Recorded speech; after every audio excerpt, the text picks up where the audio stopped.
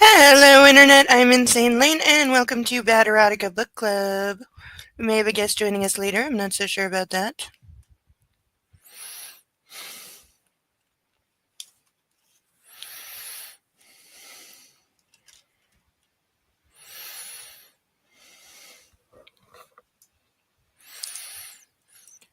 Well, let's see. What did we have last week? We finally made it to the party. I'm sure it was a very nice catered affair. We had the world's worst therapist proving that he's the world's worst when he challenged a guy that he knows is incredibly possessive and controlling and takes his anger out via violence on his female companions to a bidding war over said female companion. And that's without getting into how misogynistic and sexist it is that auctioning off women is still a thing, and that the MC was saying incredibly misogynistic and sexist things about each of the women to auction them off, similar to the pirate wench auction that Disney discontinued after realizing that it was like 2023 and they still had a pirate wench auction. So we got that.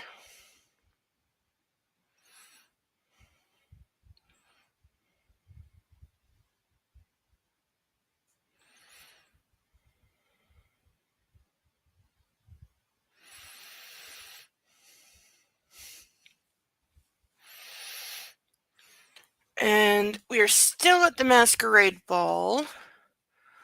I think. Yeah. I think Mrs. Robinson is not at the ball, or if she is, we haven't run into her yet. We learned therapist is married and his wife is also there. The what he's doing in an event being hosted by one of his patients is incredibly sus. But also proof that he is overpaid because he bid over $100,000. We got more of his overly annoying, perky little sister, who should be about 9 years old, but is apparently like 20. Noticeably, his brother, whose personality completely changed for the retelling, is seemingly absent because I don't think we've seen him yet. We got the parents. We got a unsatisfying sex scene in his childhood bedroom, where I think that's where they still are. I'm not sure. Or they may have gone back to the party. I think they went back to the party, like, before anybody kind of misses us kind of thing. Book still smells like burnt. Can confirm. But that's because we burned some unnecessarily large holes in it last week. That was unintentional. We'll see if we have to burn it again. Got my highlighter handy.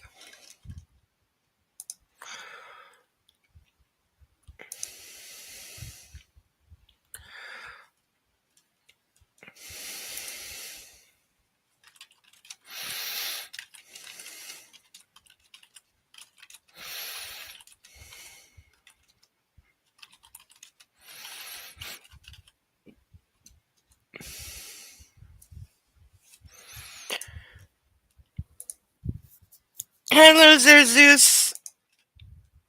Good to see you. Puppy is, for anyone expecting Puppy, I'm sure he'll be around later, but he's recovering from being held hostage by his blankie. Because his blankie is in several pieces. Because it's really, really, really, really, really old. And sometimes it's a knitted Afghan, so sometimes it comes unraveled, and then the string takes him hostage. And he has to whine and wait for me to notice and then cut him out of it. And then he gets worried that I'm cutting up his blankie, and it's like, dude, it almost strangled you. You gotta let me cut the strings. There's still plenty of pieces of it left for you to curl up on and burrow under and roll around on and, regain your disgusting smell after I give you a bath. That is what he does. The second he's done being blow dried, he dives into his crate where he left his blankie in his puppy bed and just rolls around on them to get his filthy smell back.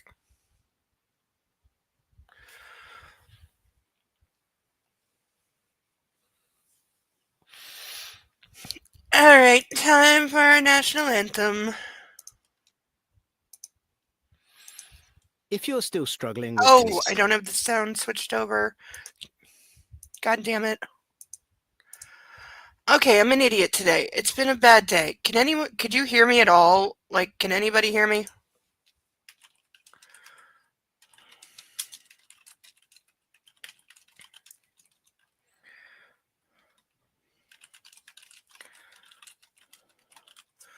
Okay, is the sound working now? I cannot believe I forgot to do that. Oh my god. There's always one thing. There's always one thing. So hopefully I can be heard now. Somebody jump up and down and tell me. You can hear me. This is good. Okay, I'm gonna hit play. Please tell me if the sound comes through. Hi, Persnickety. I'm really glad you're here. Give Sasha cuddles.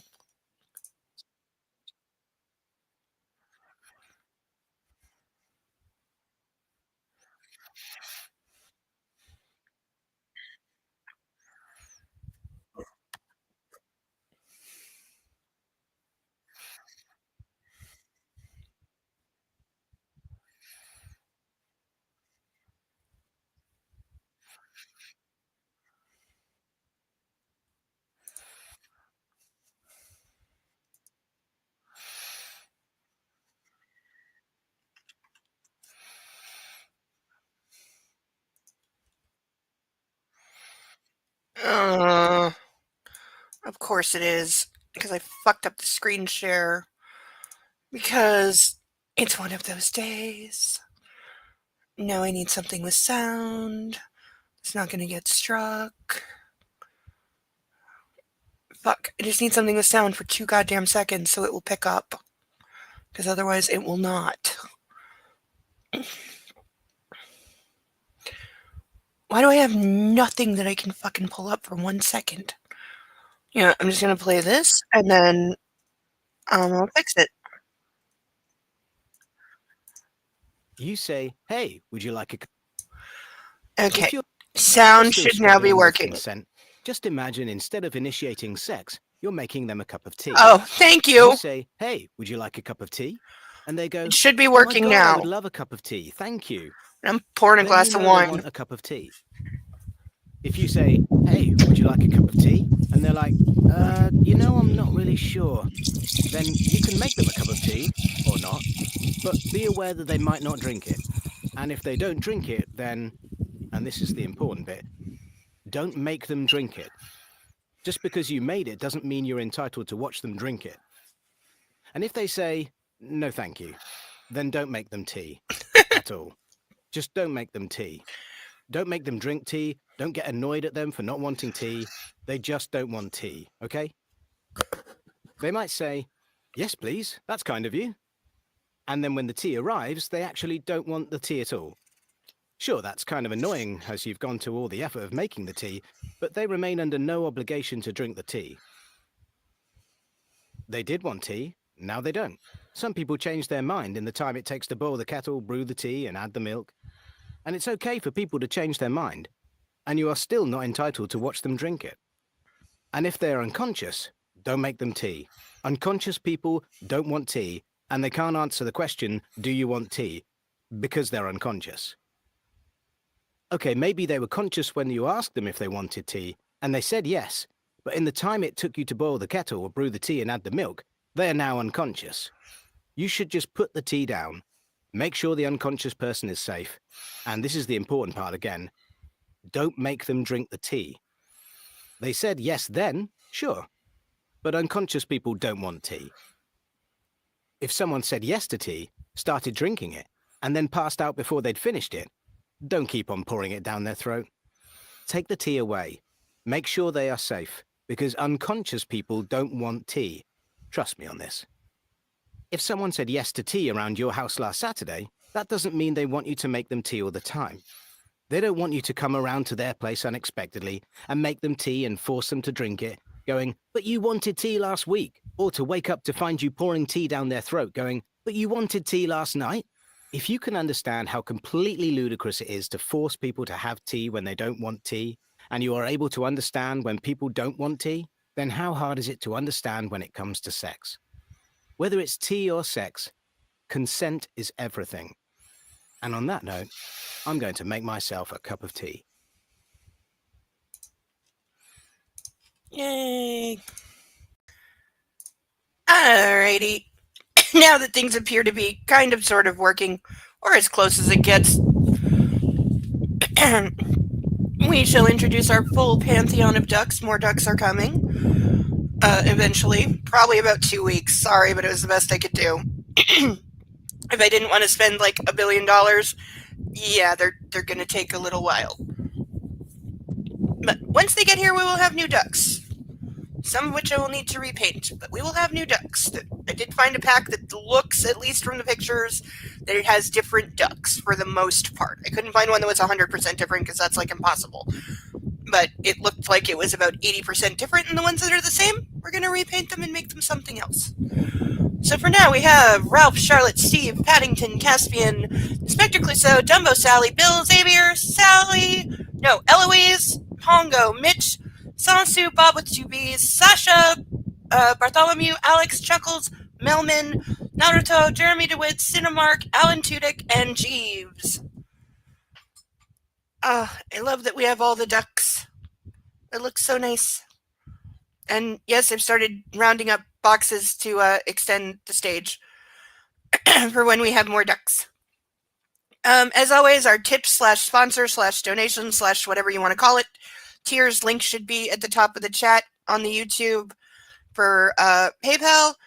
If you would like to pre-sponsor a duck, it is $10. I will write down who sponsored the duck and draw them when they get here, and you will get to name your duck. For $25, I will put on these very real non-safety handcuffs. We do have a key on a string for safety because we practice safety. And I will put these on for roughly half the book club. For $50, I'll wear it the whole time. And the tighter, the better. And I have makeup on my hand because I get makeup everywhere. I'm one of those girls that when you put on your makeup, I get makeup everywhere. I don't know why. I just do. And if you really, really love me and donate $50, I will chug a glass of wine that is filled to this point in one go, or my best attempt at one go. Usually I can do it. Just have to remember to breathe first and then drink, not breathe out and then drink because then you're going to choke. I never went to college, okay? I didn't learn how to chug things. So I do my best. I know, the video is great, right? That's from it's from the UK when I was first starting and I was looking for a video like that. A friend of mine put me onto it.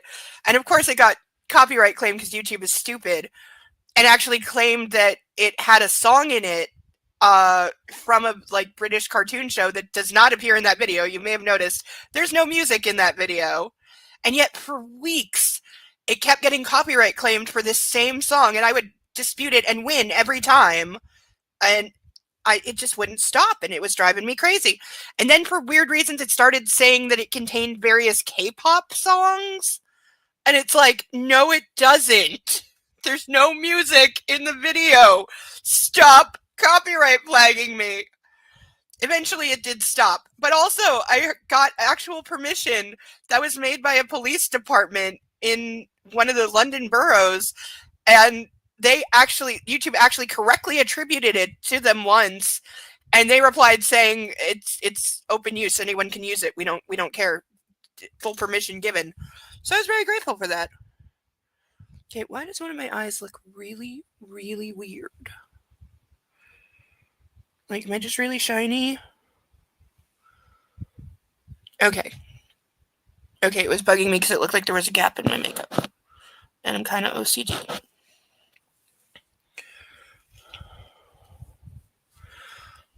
Okay, that's better. It'll all melt off soon anyway.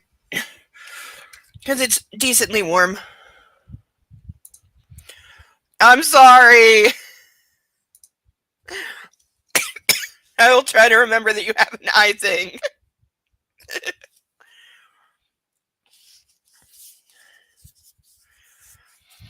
Okay, so we pick up still at the masquerade party. They've just had what seemed to be very unsatisfying sex.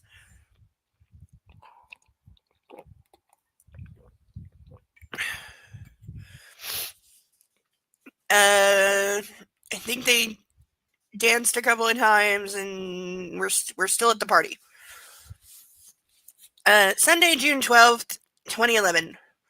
At midnight, the MC declares we can remove our masks as we stand at the banks of the bay and watch the astonishing fireworks display. Anna in front of me, cloaked in my arms, her face is lit by a kaleidoscope of colors as the fireworks explode in the sky above us. She marvels at each dazzling burst, a huge grin on her face. The display is perfectly timed to the music. Handel's Zadok the Priest. Don't know if I know that one. I might if I heard it. It's stirring. My parents have gone overboard for their guests, and it makes me feel a little less annoyed with them. I'm telling you, this guy hates every member of his family.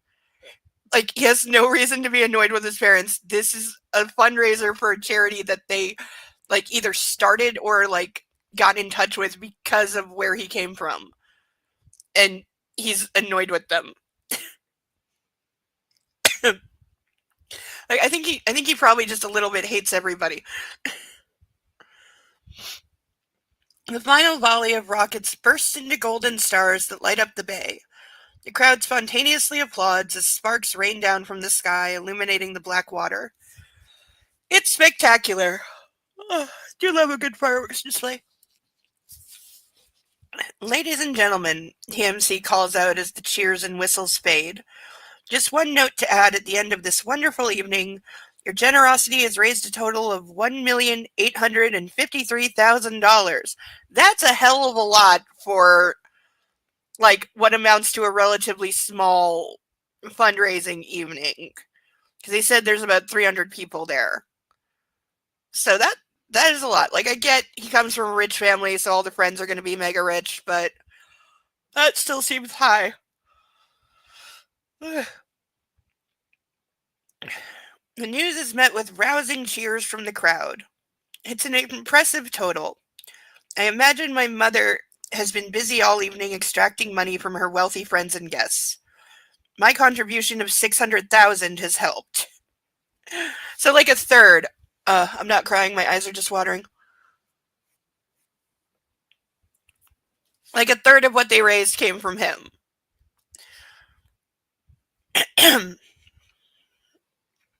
The applause is deafening, and on the pontoon where the fireworks technicians have been busy, the words "thank you" from Coping Together light up in silver sparklers and shimmer over the dark mirror of the bay.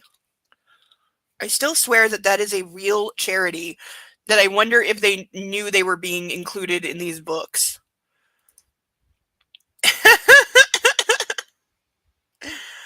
I know, right? Oh, why did I have to wrench my back today? I was literally turning over in bed and woke up screaming in pain this morning and then had to get up 2 hours before I wanted to. And it has not relented all freaking day except for when I'm laying down. This is when Advil doesn't cut it, and I wish I had the good drugs.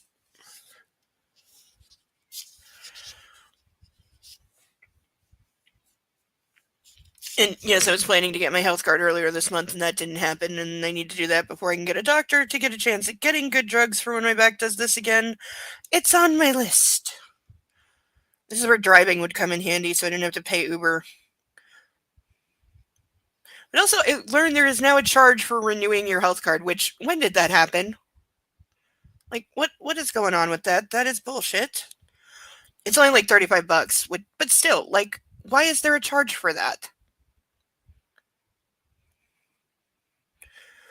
Plus, it occurs to me I better take every piece of ID I have because mine's been expired for a long time, so I'm probably going to have to prove that it's mine.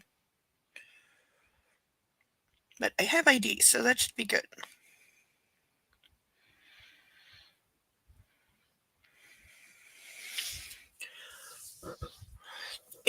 I don't think it's not a copay. It's like it's a service fee for renewing the card because it expires. I think for adults it only expires every 10 years.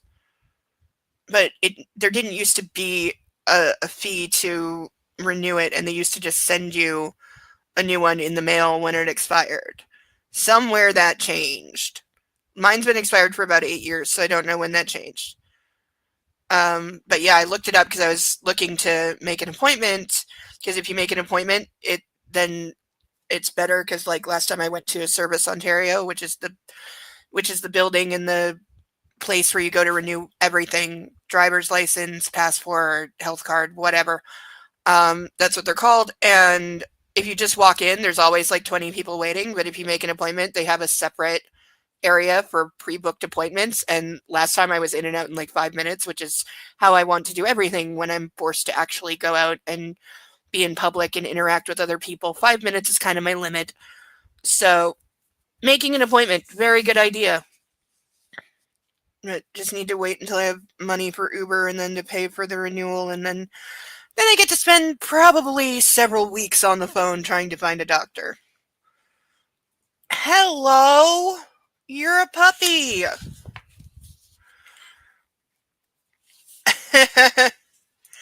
Yeah, I want to start drinking now. Okay, Bo, I'm in too much pain to lean over and rub your belly. If you want to come up, you can come up. Okay, imaginary belly, imaginary belly, imaginary belly. Come here. Come on, up. Bo, come on. No. Oh God, you little suck. Ow. The things I do for you, you brat. Come on, up. Up. There we go.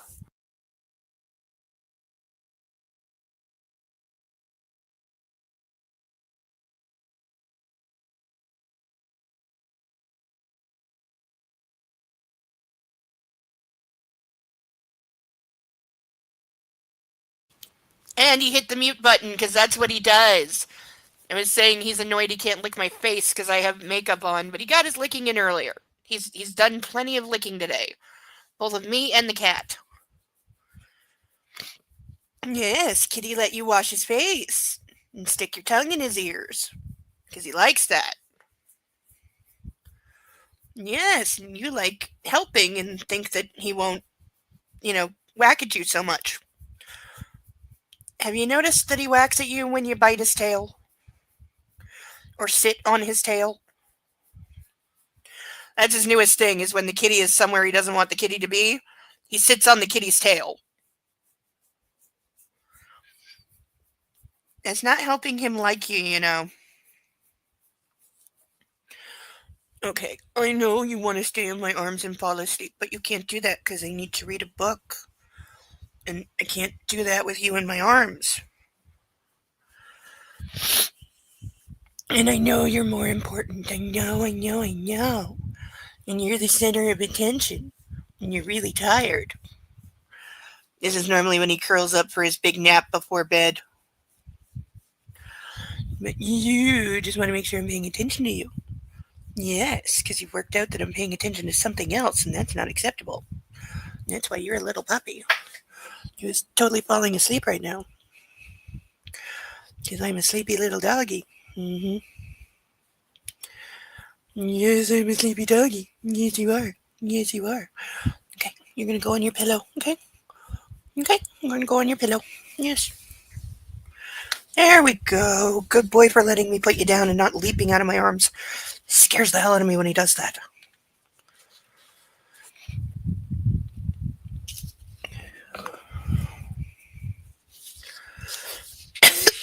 I will soon be starting to drink because I'm going to definitely be doing some drinking tonight. Oh, if I could have been sipping vodka all day, that would have helped. Oh, Christian, that was wonderful, Anna exclaims, and I kiss her. I suggest to her that it's time to go. I can't wait to get home, and this is going to be more sex. Curl up with her. It's been a long day. I'm hoping that I don't need to persuade her to stay the night. For a start, Layla is still at large. Also, in spite of everything I enjoyed today, and I want more, he definitely means sex. I want her to stay through Sunday, and maybe next week too. Tomorrow, Anna can go see Dr. Green, and depending on the weather, we could either go soaring or go sailing. I could show her the grace. So now he's going to demand that she take, extra birth control. Which, again, I haven't looked it up, but I'm pretty sure, because he's referring to the shot, which is like Depo-Provera. I'm pretty sure that is not instantaneous either. Like, I think all birth control has some amount of time that it takes before it's effective. Some are faster than others, but I'm pretty sure none of them are instant. Oh, yeah. Yeah, absolutely. Spending more time with Anna is appealing. Very appealing. Taylor approaches shaking his head, and I know he wants us to stay put until the crowd disperses. He's been vigil all evening and must be exhausted. I follow his direction and ask Anna to wait with me. So, Aspen, I ask to divert her. Oh, I haven't paid for my bid, she says. You can send a check. I have the address. You were really mad. Yes, I was. I blame you and your toys. You were quite overcome, Miss Steele. A most satisfactory outcome, if I recall. Incidentally, where are they? The silver balls? In my bag. I'd like them back. They're far too potent a device to be left in your innocent hands. Okay, if you knew she couldn't handle it, why did you use them? Also, you putting sex toys that are not clean in your purse?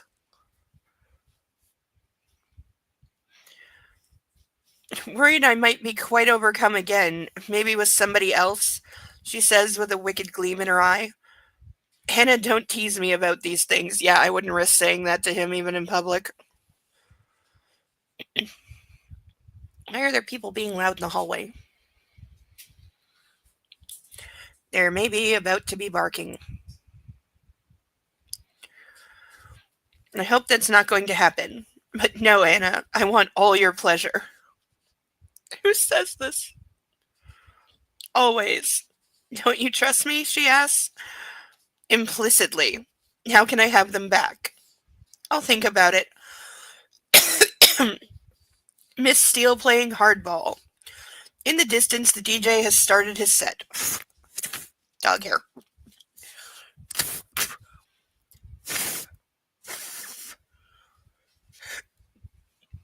Do you want to dance? I ask. I'm really tired, Christian. I'd like to go if that's okay. I motion to Taylor and he nods and talks into his sleeve microphone to the other security personnel. Why do I have hiccups? I'm not even drinking yet. And we make our way across the lawn. Mia gallops towards us with her shoes in hand. You're not going, are you? The real music's just beginning. Come on, Anna. She grabs Anna's free hand. Mia, Anastasia's tired. We're going home. Besides, we have a big day tomorrow. Anna looks at me in surprise. Mia pouts because she's not getting her way. Again, how old is the sister supposed to be? Because she acts like under 10, and yet she's supposed to like be in college.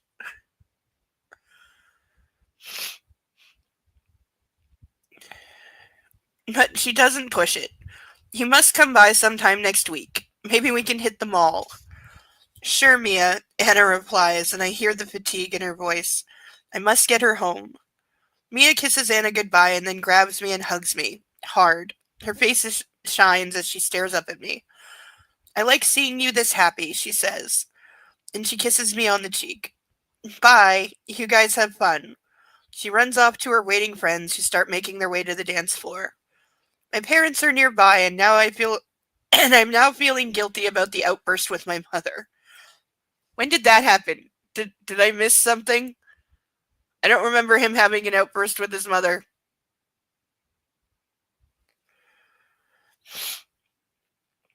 We'll say goodnight to my parents before we leave. Come. We stroll towards them. Grace's face lights up when she sees us. Reaching up, she touches my face, and I try not to scowl at her. She smiles. Thank you for coming and bringing Anastasia. It was wonderful watching the two of you together. Thanks for a great evening, Mom. I manage. I don't want to bring up our earlier conversation in front of Anna. Good night, son. Anna, says Carrick. Oh, didn't his parents, weren't they trying to warn him she might be a gold digger or something? Or something like that. Maybe. I'm not sure. Please do come again, Anastasia. It's been lovely having you here, Grace enthuses. She seems sincere, and the sting of her gold digger comments begin to fade. Yeah, that's what it was. His parents are right, though. Like, his parents are 100% right to be concerned. Because, like, wouldn't you be? Like, you're perpetually alone, like, permanent bachelor son just suddenly has a girlfriend that you've heard nothing about. He seems completely obsessed and infatuated with her. He brings her to meet the family, which he's never done before. You know, he's talking in like terms of forever with her, and he's known her for like 2 weeks. Yeah, if and you know, you come from a rich family, yeah, the parents are completely in the right to be very concerned. See, you know, here's the thing that would make more sense, more than him doing background check on her, if the parents now did a background check on her. That would make more sense because they would be, I'm not saying it's still not kind of creepy and kind of wrong, but they would be doing it out of trying to protect him to see if she really is who she says she is and not some con artist. That I could understand. I'm not saying I fully agree, but I could definitely understand it. Oh, I know. Yeah, because it is about 6 weeks before they get married. I think he's like, I can't remember how far into this he proposes, but it's coming up. Like, it is in this book that he proposes, and I'm not sure that that's at the end or not. I think it's kind of not. I think it's kind of in the middle. So, kind of waiting for that to happen. I can't remember exactly where he proposes. I still gotta wash this. I was planning to do a load of everything I missed laundry, but then the water was off again. Something went bang, so it was unexpectedly off. But given the weather we've had, there's been in the last like 10 days, there's been about 4 days in the middle of June where it has been absolutely freezing here again. And I mean, like when I'm out on my balcony, granted I'm 20 floors up, but I could see my breath. In the middle of June, I could see my breath. And it was pouring with rain that was freezing against the plastic panels on the balcony. In June. Like, don't tell me global warming ain't real.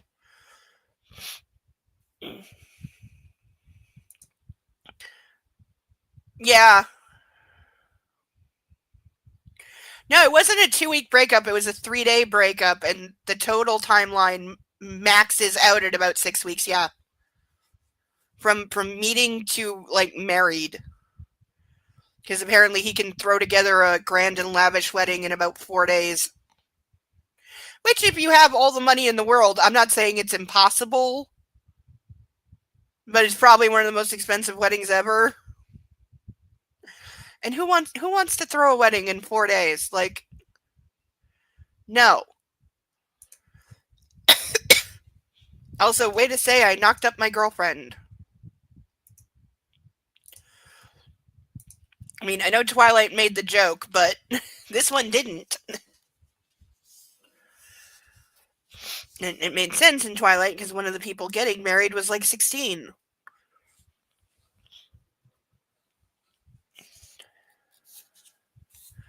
Whereas here we're supposed to go, oh, it's a whirlwind romance. No, it's just very lazy writing. Yes, he definitely phoned up his assistants. And we're like, yeah, I'm getting married in 4 days. Get me a cake, a dress, some flowers, and a place.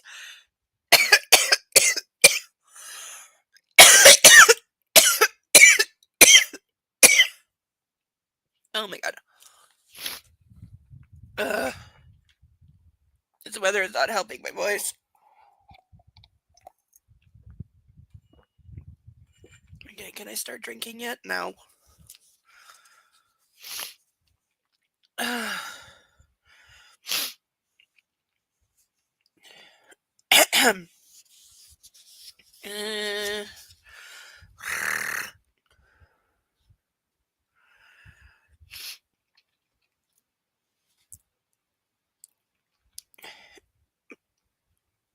Please do come again, Anastasia. It's been lovely having you here, Grace Enthuses. She seems sincere, and the sting of her gold digger comments begin to fade. Perhaps she's just looking out for me. But they don't know Anna at all. Neither do you! She's the least acquisitive woman I've ever met. Least acquisitive. There's a word. We walk around to the front of the house. Anna runs her hands up and down her arms. Are you warm enough? I ask. Yes, thank you. I really enjoyed this evening, Anastasia. Thank you. Me too. Some parts more than others. She's clearly thinking about our tryst in my childhood bedroom. Don't bite don't bite your lip, I warn. What did you mean about a big day tomorrow? She asks. I tell her that Dr. Green will make a house call and that I have a surprise for her. Nothing like telling a woman that you are demanding that she take more birth control because you're a douchebag. Dr. Green? Yes. Why? Because I hate condoms. It's my body, she grumbles. It's mine too, I whisper. No, it is not. No, it is not. No, it is not. No, it is not. Okay? I'm gonna need this so much tonight. But holy fucking hell. Like, he's getting into Handmaid's territory there. But no, it is not your body.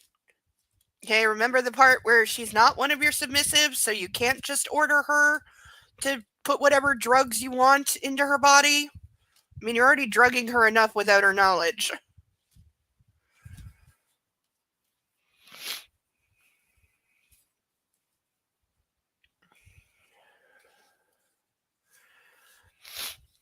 Ugh. Breathing hard.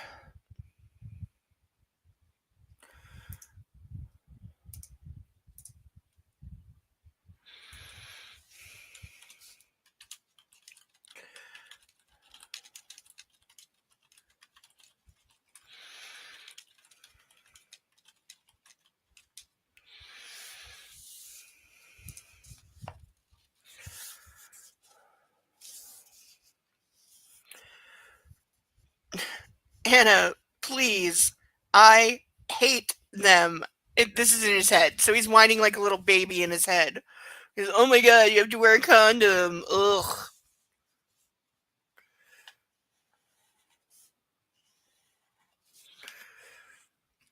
Like, seriously. You're getting laid multiple times a day. Wearing a condom, I would think, small price to pay. Her eyes shine in the soft glow of paper lanterns that are strung up over the front yard, and I wonder if she's going to continue this argument. She raises her hand, and I still. She tugs the corners of my bow tie, and it unravels. With gentle fingers, she undoes the top button of my shirt. Fascinated, I watch her and stay rooted to the ground. You look hot like this, she says quietly, surprising me. I think she's moved on from Dr. Green. I need to get you home. Come. The Q7 pulls up and the valet gets out and gives the keys to Taylor. One of our security guys, Sawyer, hands me an envelope. It's addressed to Anastasia. Where did this come from? I ask him. One of the servers gave it to me, sir. Is it from an admirer? The handwriting seems familiar. Taylor ushers Anna into the car and I slide in beside her, handing her the note. It's addressed to you. One of the staff gave it to Sawyer. No doubt from yet another ensnared heart. He really does think literally everybody wants her. And himself. Taylor follows the line of cars out of my parents' driveway. Anna rips the envelope open and casts her eyes over the note inside. You told her? She exclaims. Told who what? That I call her Mrs. Robinson. It's from Elena? This is ridiculous. I told Elena to leave Anna alone. Why is she ignoring me? He really does think he can just bark orders and dictate to literally anybody, and he fully expects to be 100% obeyed. Like, how about you don't have the right to tell other people what to do? Not everybody is your subby, dude. And what has she said to Anna? What the hell is her problem? I'll deal with her tomorrow. Or Monday. I want to read the note, but Anna doesn't give me the opportunity. She stuffs it in her purse and fishes out the Kegel balls. Until next time, she says, handing them back to me. Next time. Now that is good news. I squeeze her hand and she returns the gesture as she stares out of the window into the darkness. Midway across the 520 bridge, she's asleep. I take a moment to relax. Okay, is it kind of infantilizing her that every time they're in the car for more than like 10 minutes she falls asleep? Because that is something little kids do. Like all of my cousins were like that. If we were ever going anywhere for more than 10 minutes, they'd be completely asleep in the back. And not just when they were little, like this would be when they're like 10, they'd still fall asleep in the car. Like to the point where if it was only like a 15-minute drive, the mom would be like reaching back, shaking them, going, "Hey, don't fall asleep on me. We're not going that far." Plus, one of my cousins was infamously impossible to wake up.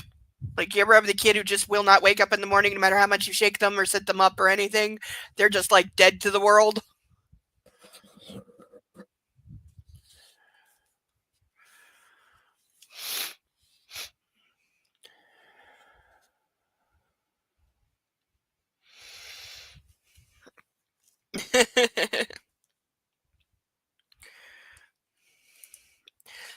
That's okay, Sir Zeus. We are good just for listening as well. But have fun arguing with an idiot. Always a fun thing to do. At least from time to time.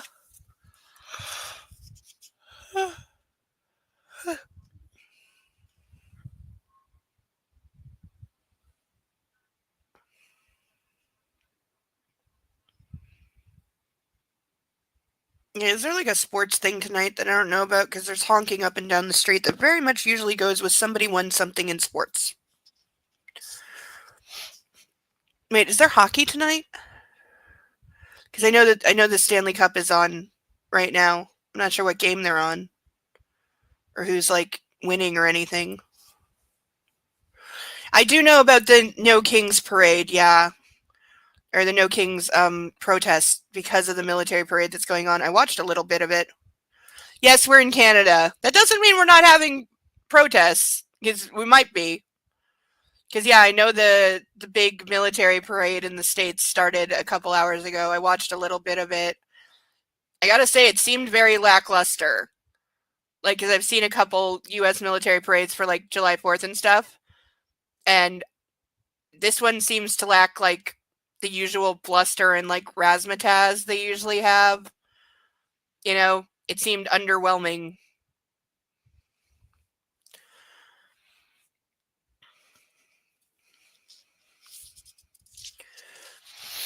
But the protests look like fun.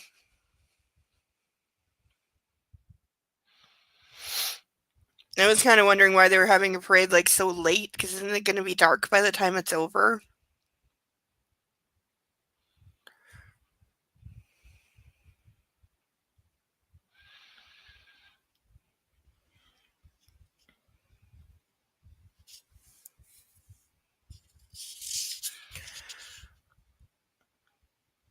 I take a moment to relax. So much has happened today.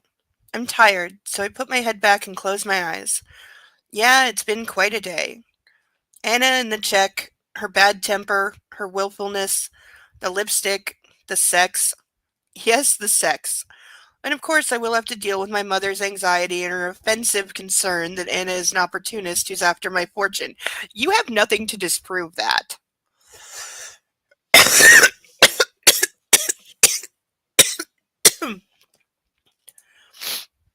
Yeah, probably. Which is kind of ironic coming from my country because we have a king, literally.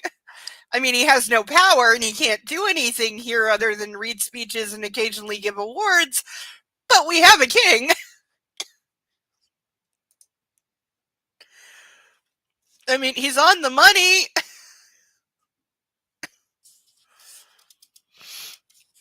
It's true, we do. We're a Commonwealth country. I mean, we didn't fight a war for our independence, we politely asked to be allowed to govern ourselves. But 100 years after the states, I think it's almost exactly 100 years. It's pretty close. But yeah, the king is technically still the head of state of this country. I mean, they were here just like last week. They came to visit the new prime minister, and also to flip the bird to Trump because that was fun. But there was a kind of a military parade in Britain today as well that the king oversaw because it is trooping the colors today, which is their version of like a military kind of celebration, but without the tanks and the guns and stuff like that because Britain.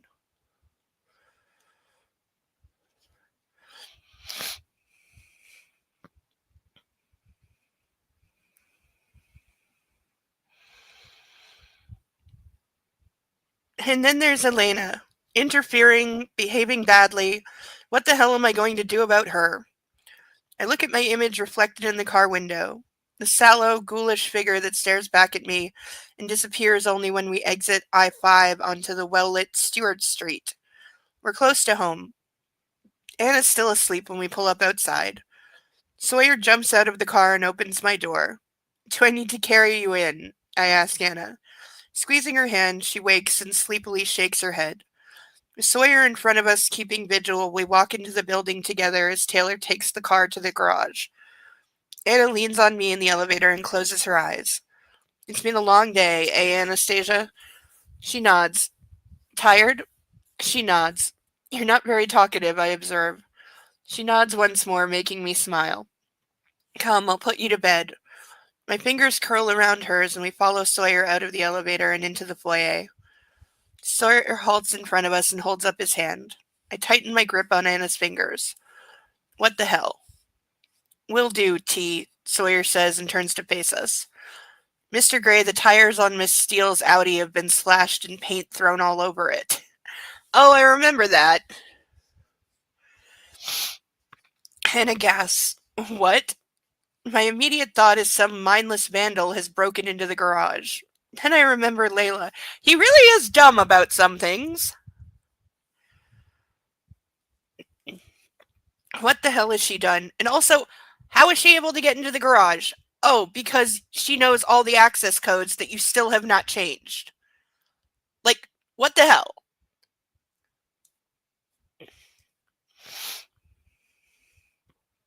Sawyer continues. Taylor's concerned the perp may have entered the apartment and may still be there. He wants to make sure.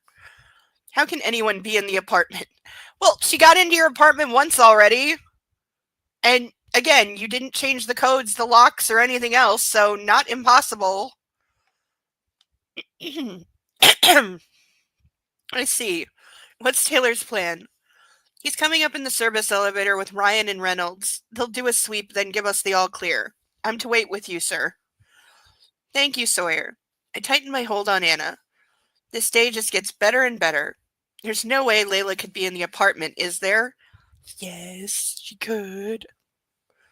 And I recall those moments when I thought I saw something move at the periphery of my vision, and when I woke because I thought someone had ruffled my hair, only to find Anastasia fast asleep beside me. A shiver of doubt runs down my spine. Yeah, no shit, Sherlock. Of course it was her. If Layla's here, I need to know. I don't think she'll hurt me.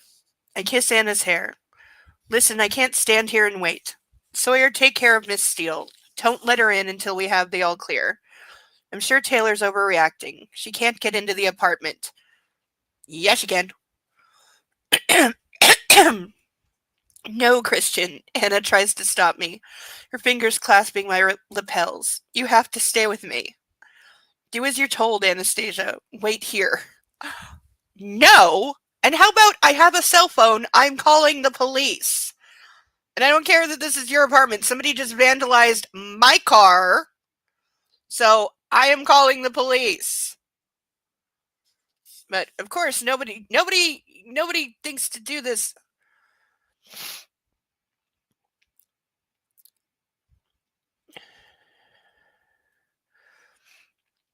I sound sterner than I mean to, and she releases me. Sawyer? He's standing in my way, uncertain.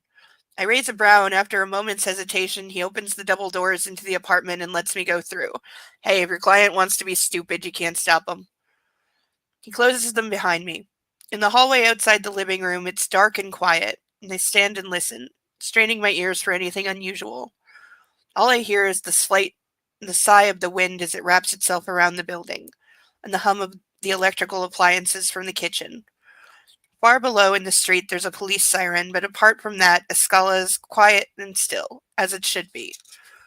If Layla were here, where would she go? My first thought is the playroom, and I'm about to dash upstairs when there's a rumble and a ping from the service elevator, and Taylor and the two other security guys spill into the corridor wielding guns, as if they're in some macho action movie. Are those strictly necessary? I asked Taylor, who's leading the charge.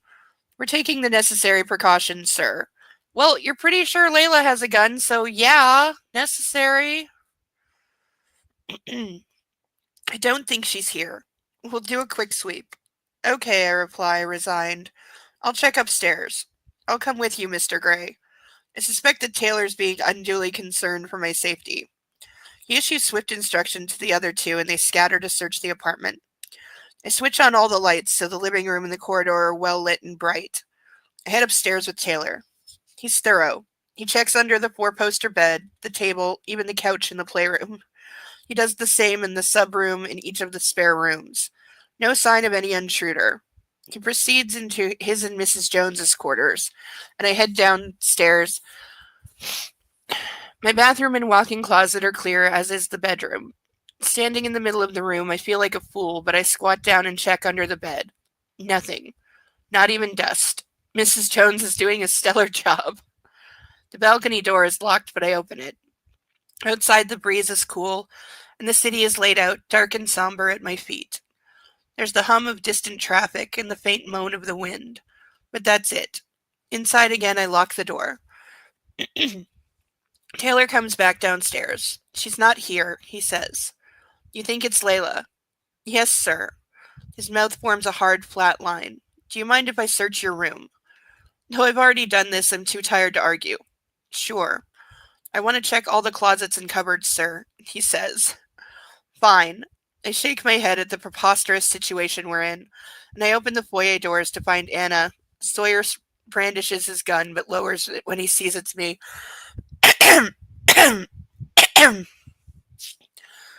All clear, I tell him. He holsters his pistol and stands aside. Taylor's overreacting, I say to Anna. She looks exhausted, and she doesn't move. She just stares at me, pale-faced, and I realize she's scared. It's all right, baby. I fold her in my arms and kiss her hair. Come on, you're tired. Bed. I was so worried, she says. I know. We're all jumpy. Sawyer's disappeared, presumably into the apartment. Honestly, your exes are proving to be very challenging, Mr. Gray, she asserts. Yes, they are. They really are. I lead her into the living room. Taylor and his crew are checking all the closets and cupboards. I don't think she's here. Why would she be here?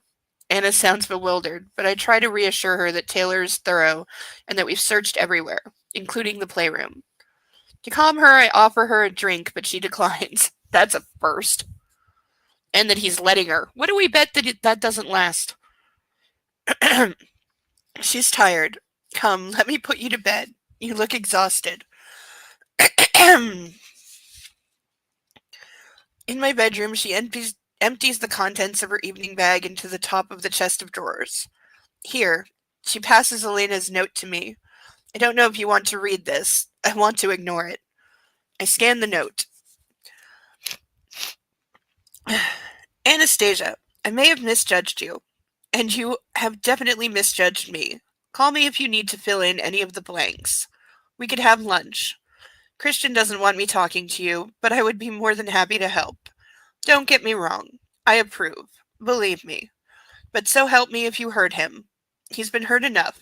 Call me. 206-279-6261. Mrs. Robinson. Now I'm curious to know what that phone number goes to. It provokes my temper. Is this one of Elena's games? I'm not sure what blanks she can fill in. I put the note in my pants pocket. I need to talk to Taylor. Let me unzip your dress. Are you going to call the police about the car? She asks as she turns around. I move her hair out of the way and pull the zipper. No. I don't want the police involved. Yeah, 'cause you're stupid. You're really stupid. Plus, you want to handle everything yourself. Layla needs help, not police intervention, and I don't want them here. We just have to double our efforts to find her. I kiss her shoulder. Go to bed. Okay, still, what is the plan to find her? Like, you don't even know what last name she is using. You know that she is using fake names, that she may have a gun. You have no idea where she's staying. Like, unless one of your minions randomly bumps into her on the street, like, what are your odds of actually finding her until she shows up to confront you?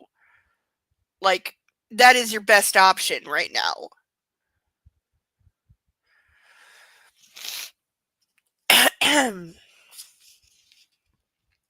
In the kitchen, I pour myself a glass of water. What the hell is going on? My world seems to be imploding, just when I'm beginning to get back on track with Anna. My past is coming back to haunt me. Layla and Elena. I wonder for a moment if they might be colluding with each other, but then I realize that I'm being paranoid. What an absurd notion. Elena's not that crazy. Never underestimate the power of a woman scorned. I rub my face. Why would Layla be targeting me? He really is stupid. Is it jealousy? She wanted more. I didn't. But I would have been happy to continue our relationship as it was. She was the one who ended it. Yeah, really knows nothing about women. Oh God, we're getting a flashback. Master, may I speak freely, Layla says. She's sitting at my right hand at the dinner table, wearing a fetching lacy La Perla one piece. Of course. I have developed feelings for you. I had hoped you would collar me and that I would stay by your side forevermore. Collar? Forevermore. I think to myself. What's this once upon a time bullshit? But I think that it's beyond my dreams, she continues. Layla, you know that's not for me. We've discussed this. But you're lonely. I can see it. Lonely? Me? I don't feel that way. I have my work, my family. I have you. But I want more, Master. I can't give you more. You know this. I see. She raises her face to look at me, her amber eyes scrutinizing me. She's broken the fourth wall. She's never looked at me without permission. But I don't scold her. I can't. It's not within me. I've always been honest with her. This is nothing that she doesn't know. It is within you, sir, but maybe I'm not the person to make you realize it. She sounds sad. She looks back down at her clean plate. I'd like to terminate our relationship. She's caught me by surprise. Are you sure? Layla, this is a big step. I'd like to continue our arrangement. I can't do this anymore, Master. Her voice cracks on the last word, and I don't know what to say. I can't, she whispers, clearing her throat. Layla, I stop, bewildered by the emotion I hear in her voice. She's been an impeccable sub. I thought we were compatible. I'll be sorry to see you go. I say because it's true. I've really enjoyed our time together. I hope you have too. I'll be sorry too, sir. I've more than enjoyed everything. I had hoped. Her voice trails off and she gives me a sad smile. I wish I felt differently, but I don't. I have no need of a permanent relationship. You've never given me an indication that you would. Her voice is quiet. I'm sorry. You're right. Let's end this as you wish. It's for the best, especially if you've developed feelings for me. God, it's like kicking a puppy. Taylor and the security team arrive back in the kitchen. There's no sign of Layla in the apartment, sir, Taylor says. I didn't think there would be, but I appreciate you checking. Thanks. We're going to monitor the cameras in turn. Ryan first, Sawyer and Reynolds are going to sleep. Good. As you should. Yes, Mr. Gray. Gentlemen. Taylor dismisses the three men. Good night. Once they've left, Taylor turns to me. The car's a mess, sir. Write off? I think so. She's done a real number on it. That's if it's Layla. Excuse me. I'll speak to the building security in the morning and check their CCTV. Oh, God. Why am I having hiccups? Why? Do you want to involve the police? Not yet. Okay, Taylor nods. See, nobody has any freaking common sense here. Nobody. I'll need to get Anna another car. Can you talk to Audi tomorrow? Yes, sir. I'll have the wreck collected in the morning. All they said was that she slashed the tires and threw paint on it.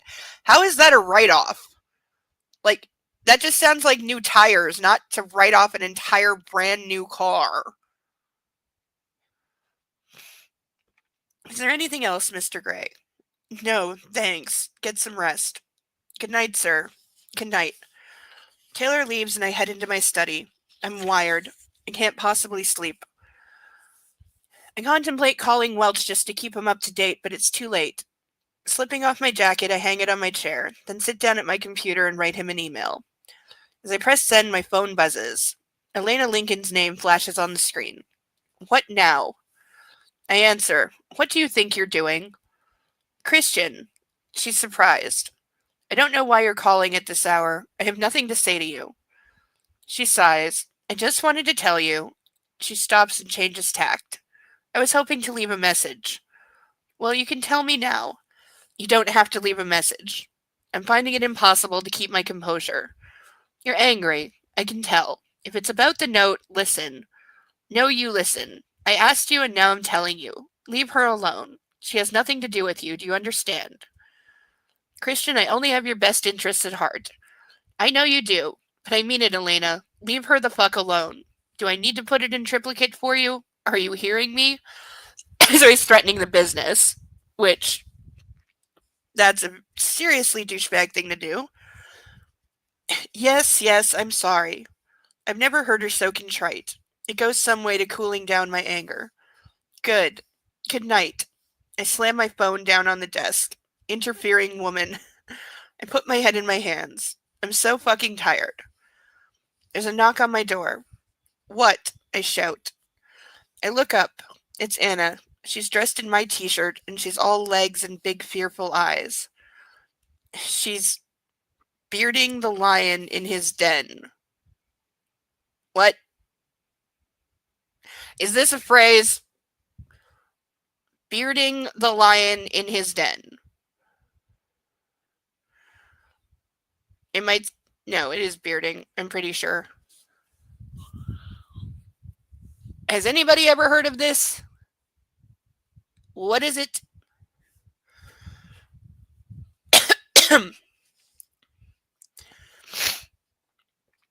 I have not heard of this. Oh, Anna. You should be in silk or satin, Anastasia. I don't know! I don't know! It's weird. Okay, let me just confirm that it does say bearding because it's one of those words that my dyslexia plays havoc with. B-E-A-R-D-I-N-G. That does say bearding, does it not?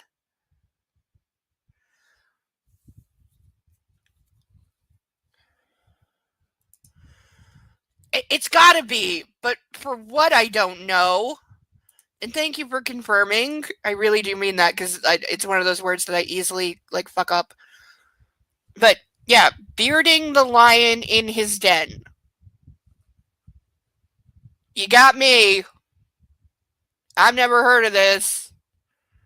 You know, I'm gonna type this to a friend who's asleep right now. But when they're awake, they might know. They actually might know. Ever heard the phrase bearding the lion in his den?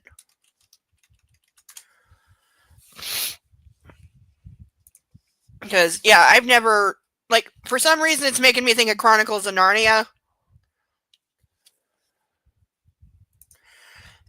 Right? Yeah, because that's what a beard is. Everybody knows this.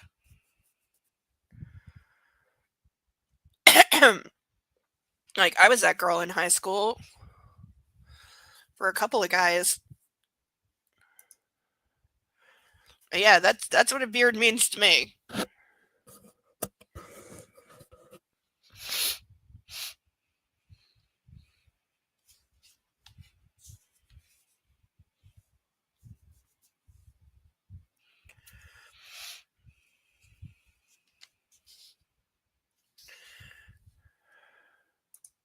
I know. I love what you got it. You looked it up. Where is it from? Yes, lions are great. We know this.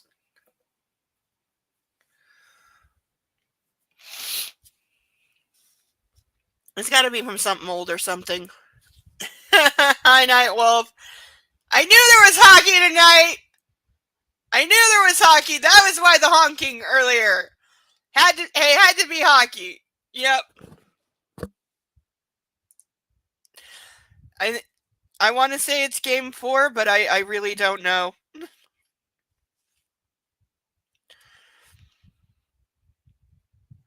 Okay, let's see. The phrase bearding the lion in its den means confronting a powerful or intimidating person in their own territory.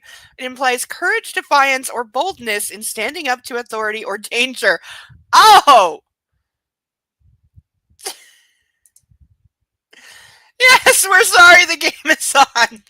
The expression originates from the idea of literally grabbing a lion by its beard in its own den, an act requiring immense bravery.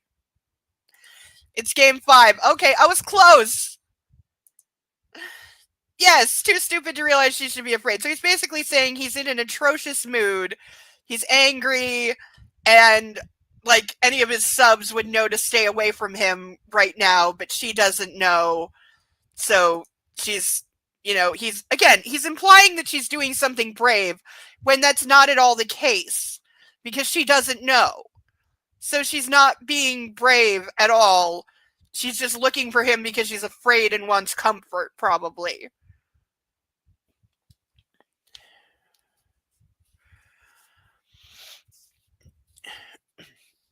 You should be in satin or silk, Anastasia, but even in my t-shirt, you look beautiful. I missed you. Come to bed.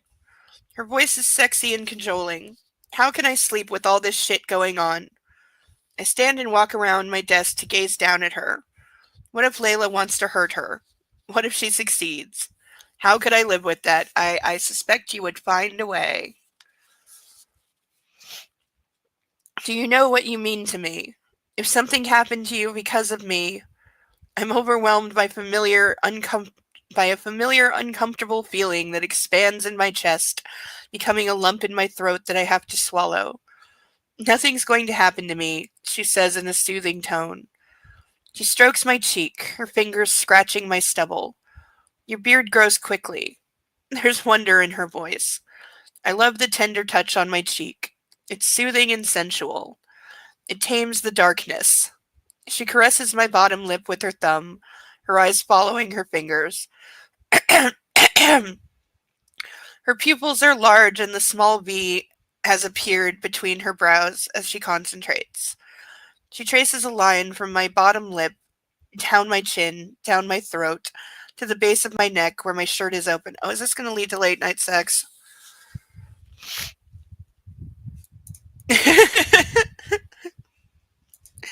Oh, that's one way. And hey, it works.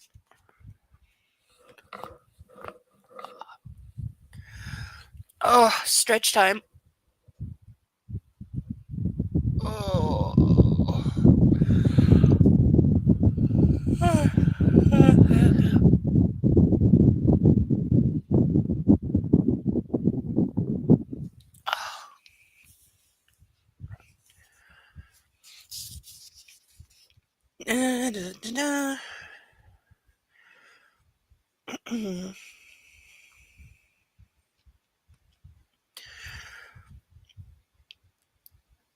Nothing's going to happen to me. Oh wait, no. What is she doing? She runs her finger along what I can only assume is the lipstick line. I close my eyes, waiting for the darkness to constrict my chest. Her finger touches my shirt. I'm not going to touch you. I just want to undo your shirt, she says. Opening my eyes, I keep my panic in check and focus on her face. I don't stop her. The material of my shirt lifts and she unfastens a second button. Fabric off my skin, her fingers move to the next button down, and she undoes that one, and then the next. I don't move. I daren't. My breathing is shallow as I suppress my fear. My whole body is tense and waiting. Don't touch me. Please, Hannah. She opens the next button down and smiles up at me. Back on home territory, she says. Her fingers trail along the line she's made much, much earlier in the day. And I tense my diaphragm as her fingers skim across my skin.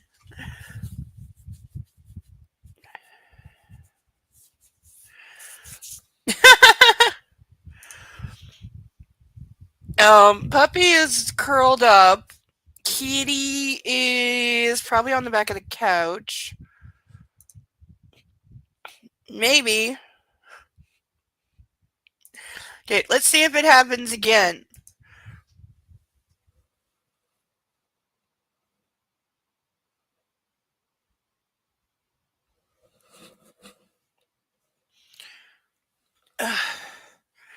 Do you live in an earthquake-prone state?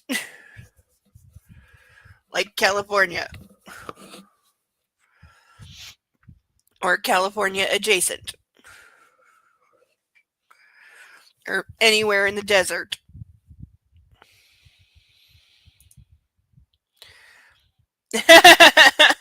It's the fan. Okay.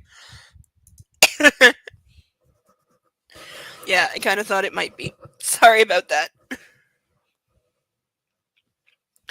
Oregon. Yeah, that's a state that gets earthquakes and is mostly forest.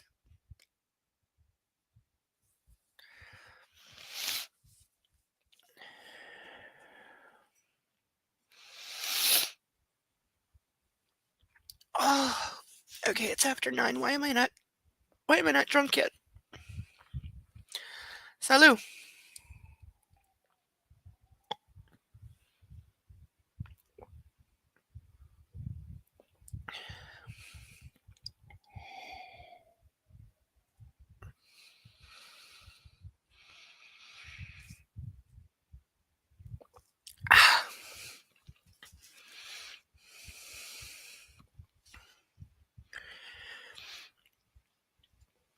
Hopefully that'll take some of the sting out of my back in a little bit.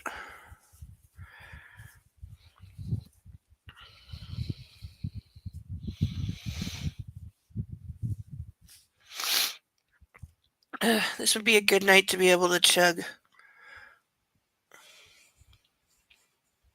Where was I?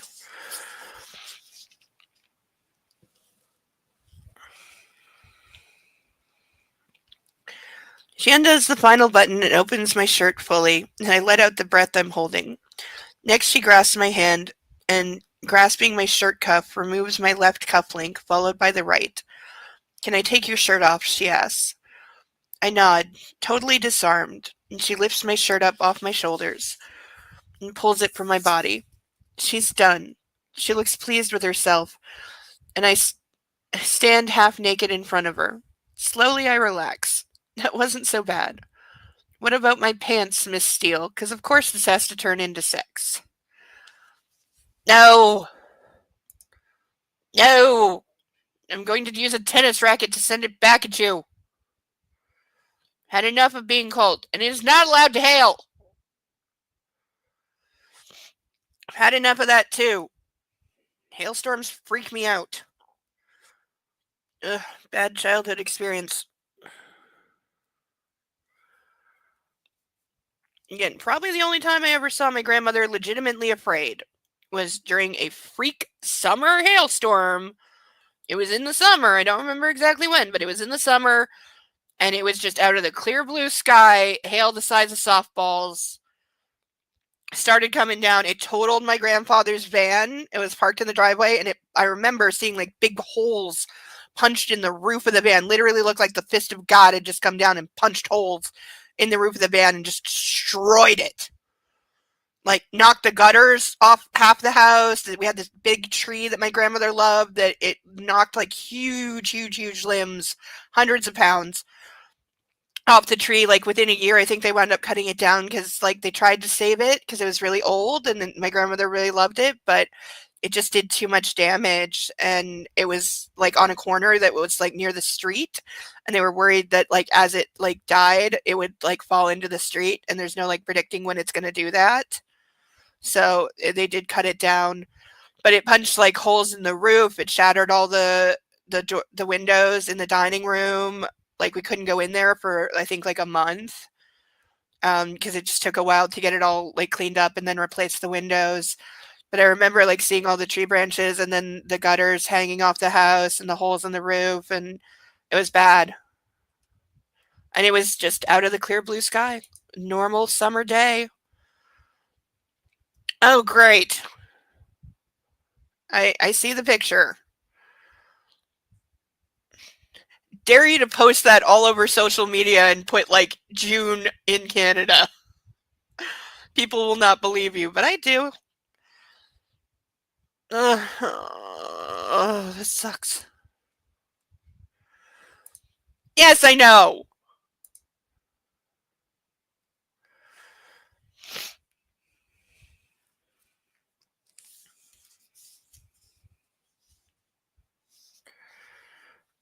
Oh, now I really want to chug a glass of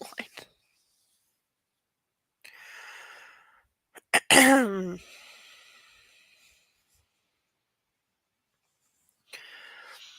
I manage a lascivious smirk. In the bedroom. I want you in your bed. Do you now, Miss Steele? You are insatiable. I can't think of why, she says, taking my hand. I let her lead me across the living room, through the corridor, and into my bedroom. It's cold. My nipples pucker in the chill in the room. You open the balcony door, I ask? No, Anna replies, looking at the open door with a bewildered expression. Then she turns to me, her face ashen. She's alarmed. What? Excuse me. What, I ask, as every hair on my body stands on end, not from cold, but from fear. When I woke, she whispers, there was someone in here. I thought it was my imagination. What? I scan the room quickly, then dash to the balcony and look outside. No one there, but I distinctly remember locking this door during the search, and I know Anna's never been on the balcony. I lock it again. Are you sure? I ask her. Who? A woman, I think. It was dark. I'd only just woken up. And you didn't mention this right away when you know that they suspected crazy stalker girl had broken into the apartment. Like, you should have been like screaming immediately, like, she's here, she's here. There's security in the apartment. They probably could have caught her. Fuck. Get dressed. Now, I order. Why the hell didn't she tell me when she came into my office? I have to get her out of here. My clothes are upstairs, she whimpers. From my chest of drawers, I pull out some sweatpants. Put these on. I toss them at her and pull out a t-shirt and dress quickly. I pick up my phone at my bedside. Mr. Gray, Taylor answers. She's still fucking here, I bark. Shit, says Taylor, and he hangs up. Moments later, he barrels into my bedroom with Ryan. Yeah, seriously, your security sucks if she was hiding on the balcony of your bedroom and they didn't check. Anna says she saw someone in the room, a woman. She came to see me in my study and neglected to tell me this. Oh, because now you need to tell security that it's her fault. Screw you. I give her a pointed look. Then when we got back here, the balcony door was open. I remember closing and locking it myself during the search. It's Layla. I know it is. How long ago? Taylor asks Anna. Maybe 10 minutes, she answers. She knows the apartment like the back of her hand. I'm taking Anastasia away now. She's hiding here somewhere. Find her. When is Gail back? Tomorrow evening, sir. She's not returned to this. She's not to return until this place is secure. Understand? Yes, sir. Will you be going to Bellevue? See, in my head from all the Law and Order watching, Bellevue is the psych ward. Or the psych hospital, psych prison hospital or something in New York. I'm not taking this problem to my parents. Book me somewhere. Yes, I'll call you. Aren't you over aren't we all overreacting slightly? Anna says. No. For once, no. Not overreacting. Psycho stalker possibly with a gun, possibly still in the apartment and managed to evade a massive search. Again. No, it's not overreacting to say we're going somewhere else. She may have a gun, I growl. Christian, she was standing at the end of the bed. She could have shot me then if that's what she wanted to do. I take a deep breath because now isn't the time to lose it. I'm not prepared to take the risk. Taylor Anastasia needs shoes. Taylor leaves, but Ryan stays to watch over Anna. I hurry into my closet, strip out of my pants, and pull on some jeans and my jacket. From my dress pants pocket, I grab the condoms I'd slipped in there earlier and stuffed them into my jeans pocket. Because fucking priorities, am I right? I didn't mean the pun there, but I'll take it. Fleeing from psycho armed stalker concerned about the life of his, captive prisoner that he wants to spend the rest of his life with, he remembers to bring the condoms. Because he's still planning to get laid tonight after all of this.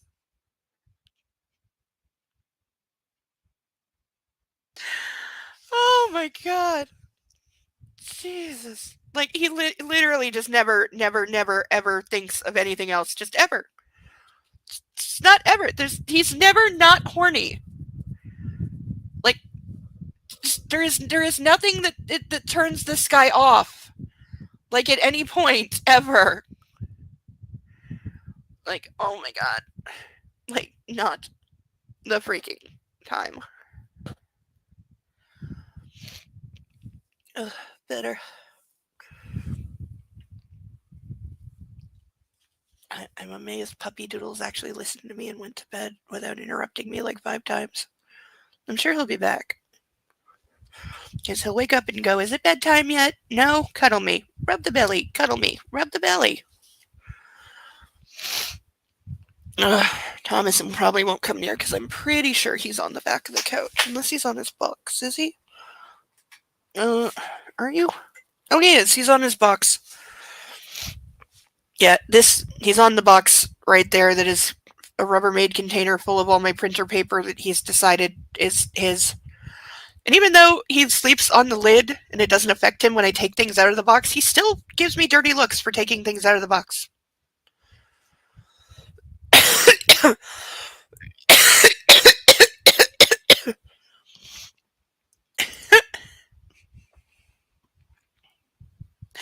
I'm not saying that you're wrong. I'm saying now is not the time to be concerned with this.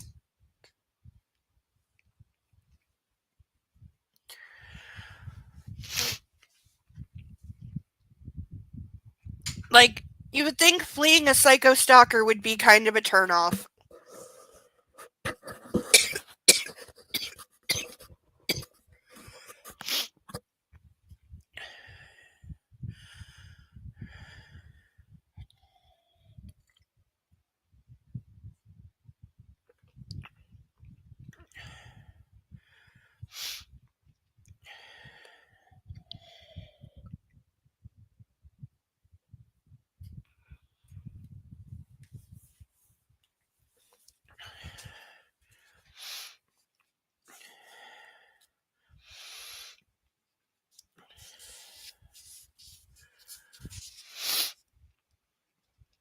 Da, da, da, da, da.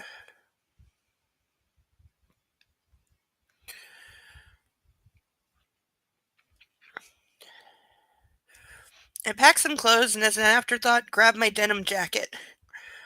Anna's where I left her, looking lost and anxious. My sweatpants are far too big on her, but there's no time for her to change.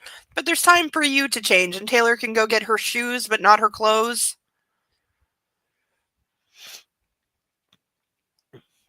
I place the denim jacket over her shoulders and grab her hand. Come. I lead her into the living room and wait for Taylor. I can't believe she could hide somewhere in here, Anna says. It's a big place. You haven't seen it all yet. Yes, the ever-expanding apartment, based on the needs of the writer.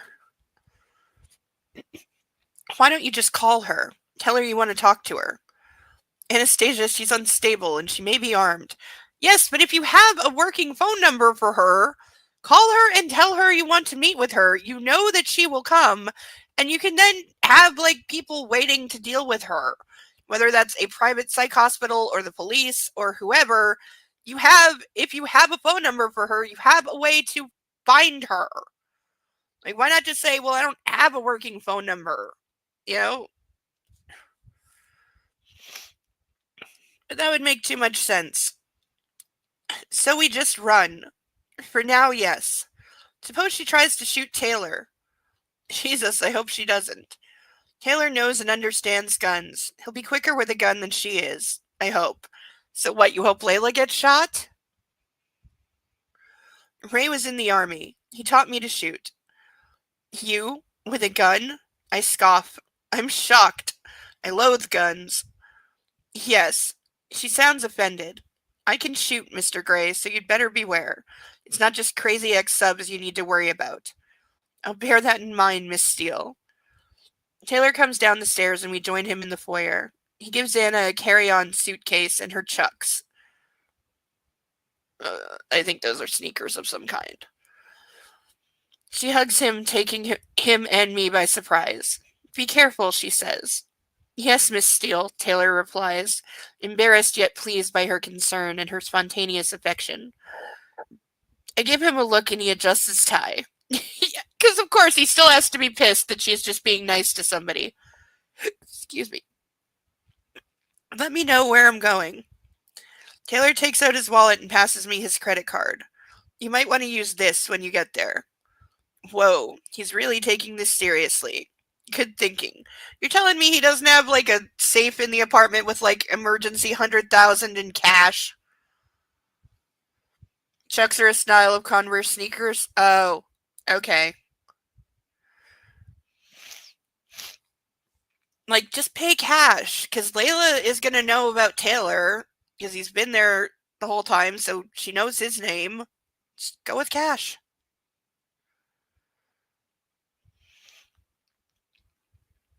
Ryan joins us. Sawyer and Reynolds found nothing, he tells Taylor. Accompany Mr. Gray and Miss Steele to the garage, Taylor says. The three of us enter the elevator.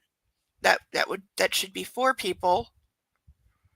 Because he just said Sawyer and Reynolds plus the 2 of them. That's 4, not 3. Where Anna has a chance to pull on her chucks. She looks a little comical in my jacket and sweatpants, but as cute as she looks, I can't find the funny in our situation. The fact is, I've placed her in harm's way. Anna blanches when she sees her car in the garage. It's a mess.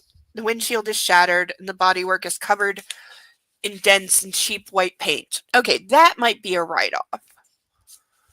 My blood boils at the sight, but for Anna's sake, I control my rage. I usher her quickly into the R8. She's staring straight ahead when I climb into the car beside her, and I know it's because she can't bear to look at her car. A replacement will arrive on Monday, I assure her, hoping that might make her feel better. No. I start the engine and put on my seatbelt. How could she have known it was my car?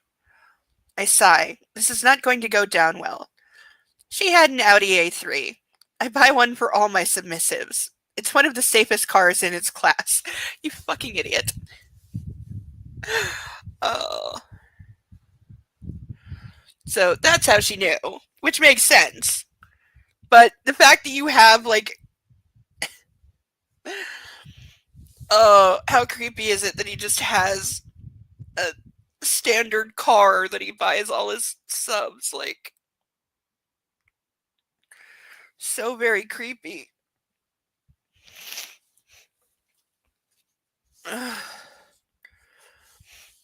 So, not so much a graduation present then. Yeah, are you starting to figure out that he's been grooming you since the second that you met? And that he's still continuing to do so? Because whether you like it or not, you are his submissive because he refuses to act any other way.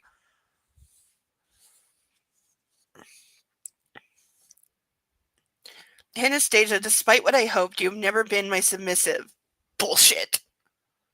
So technically it is a graduation present. Yeah, you're not winning. You're not winning this, dude. Shut up.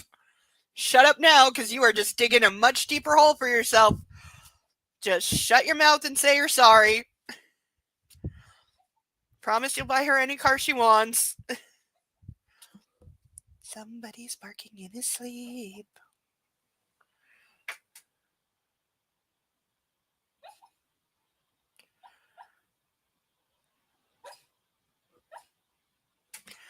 He is given something what for.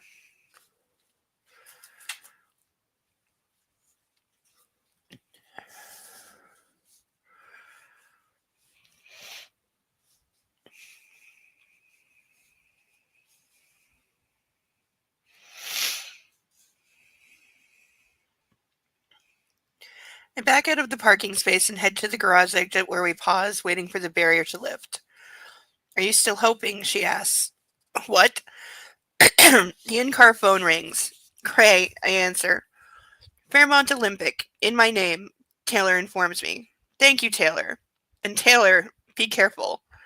Yes, sir, he says, and hangs up. It's eerily quiet in downtown Seattle. That's one of the advantages of driving at nearly 3 in the morning. I take a detour on the I-5 just in case Layla is following us. Every few minutes I check the rearview mirror, anxiety gnawing at my gut. Everything is out of control. Layla might be dangerous, yet she had the opportunity to harm Anna and didn't. She was a gentle soul when I knew her. Artistic, bright, mischievous. And when she ended our relationship, she was never destructive, not even to herself. Until she turned up at a Scala and cut herself in front of Mrs. Jones, and tonight when she vandalized Anna's car. She's not herself, and I don't trust her not to hurt Anna. He's probably right about this. How could I live with myself if that happened? Anna's swimming in my clothes, looking small and miserable, staring out of the car window. She asked me a question, and I was interrupted. She wanted to know if I'm still hoping for a submissive. How can she ask that? Because that's how you still treat her. Obviously. Reassure her, Gray. Oh, the voice in his head is back. No, it's not what I hoped for. Not anymore. I thought that was obvious. How in the fucking hell is that obvious? You still constantly bark orders at her, demand that she do this, that, and the other. You still sexually treat her like a submissive. You buy her the same gifts and clothes that you bought all of your submissives. Like, you still, like, treat her as if she has no autonomy, which, true, she doesn't. Like, dude, you promised you would, like, not behave like this if she took you back, and all you've done is behave exactly the same. And you still, like, bring up your stupid rules just without calling them that. Like, ordering her to eat and what to wear and, wear these sex toys to the party and all that stuff.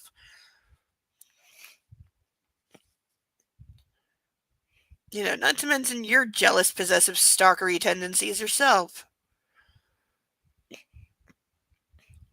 She turns to look at me, huddling down in my jacket so that she looks even smaller. I worry that, that I'm not enough. Why is she bringing this up?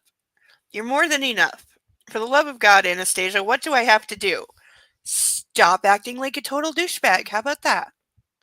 How about you treat her like a person and let her make her own decisions and stop shoving food and booze down her throat? How about that?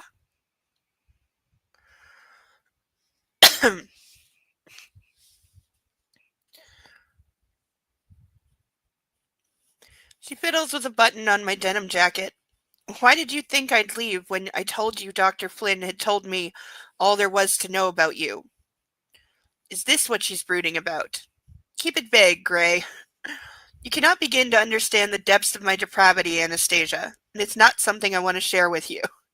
Oh, there's an encouraging sentence. Like, yeah, there's and so you're saying you can just like hand wave all your depravity away and you won't sexually need those things anymore because you've decided that you don't because you want to be with her. That's never in a million years gonna work. People are who they are. Like, he is not going to change his sexuality at this point in his life. That's not possible. So he's always going to need those things, and if she doesn't give them to him, he's going to go somewhere else to get it eventually. Probably Elena. Because that's just how that is. Like, I had a sub once where this was an issue because they were married. To be clear, I was strictly a dominatrix. We did not have a sexual relationship. But he was married to someone who did not like BDSM. She was very religious and thought it was like of the devil, which is bullshit. But that's how his wife was. His particular thing was he liked to be hit, like spanked, but then all down his legs with like whips, canes. He liked a lot of pain. That was his thing. Perfectly fine by me. I have no problem with this. However, his bent, because his wife didn't approve and didn't know that he's seeing a dominatrix on the side, he wanted no bruises, which, I'm sorry, BDSM comes with bruises. That's it. Every profession has its thing. Every kink has its thing. With BDSM, you're going to have ligature marks, you're going to have bruises. That's just the nature of it. And as much as I tried to oblige, it's impossible for me to know of somebody else, like, what level of force is going to make them bruise or not bruise. I'm not psychic. I can't predict that. And so we had a session where I was hitting him medium hard because I was trying to go lighter, because also we'd only met like 2-3 times, so I didn't know his tolerances, so I was taking it easy. And I was checking in, because I always check in. I was checking in like every couple minutes, asking him, is this too much? Do you want me to go lighter? And he kept telling me to go harder and harder and harder. So I obliged, because that is what it is. And I enjoy going harder, so I was having a good time too. Then I get a whiny little bitch call from him, which I warned him not to do this. I said, like, if there's any issues between you and the wife or whatever, that is a you problem. I don't want to hear about it. It's nothing to do with me. And never, ever, ever make your problem my problem. I will not tolerate that, ever. But he calls me, like, whispering on the phone, saying his wife is getting suspicious because he's been wearing long PJ pants to bed, and I guess he usually sleeps naked, because he did have bruises on his legs, and he was hiding them from his wife, because I guess that's how he'd gotten busted before, because I wasn't the first dominatrix that he was seeing without his wife's knowledge. I was like the 5th. And I told him, like, dude, just tell her. We're not having sex, so you're not cheating. I mean, you are in a way, but you're not cheating. And his thing was like, no, she'll leave me if I get caught again. Dude, she's caught you like 4 times, and she hasn't left yet. Newsflash, she's not going anywhere. And, like, how about you take some ownership in your relationship and, like, discuss things or be an adult? But he was literally calling me to blame me for his wife being suspicious, to which he got told, go to hell. That is not my fault. I warned you, like, that there would be marks if I kept going harder. You told me to keep going harder. I did what you wanted. It is not my fault. You are a whiny little baby that can't stand up to your fucking conservative, ignorant, backwards wife and say, hey, this is a need I have. If you won't fulfill it, I'm going to find someone who is. You can walk out the door if you want, but I think we both know you're not going to. So grow the hell up.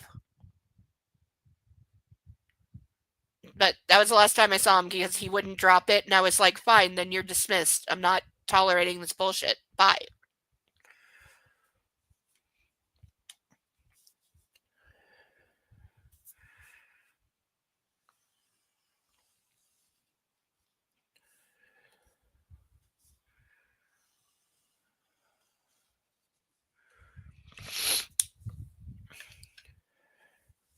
Which was kind of a shame, because he was kind of fun.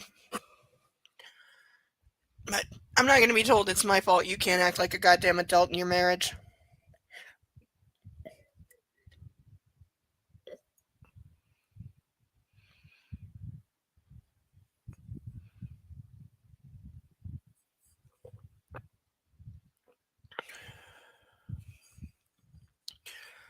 Oh my god, for a second I thought there was a huge crack in the glass.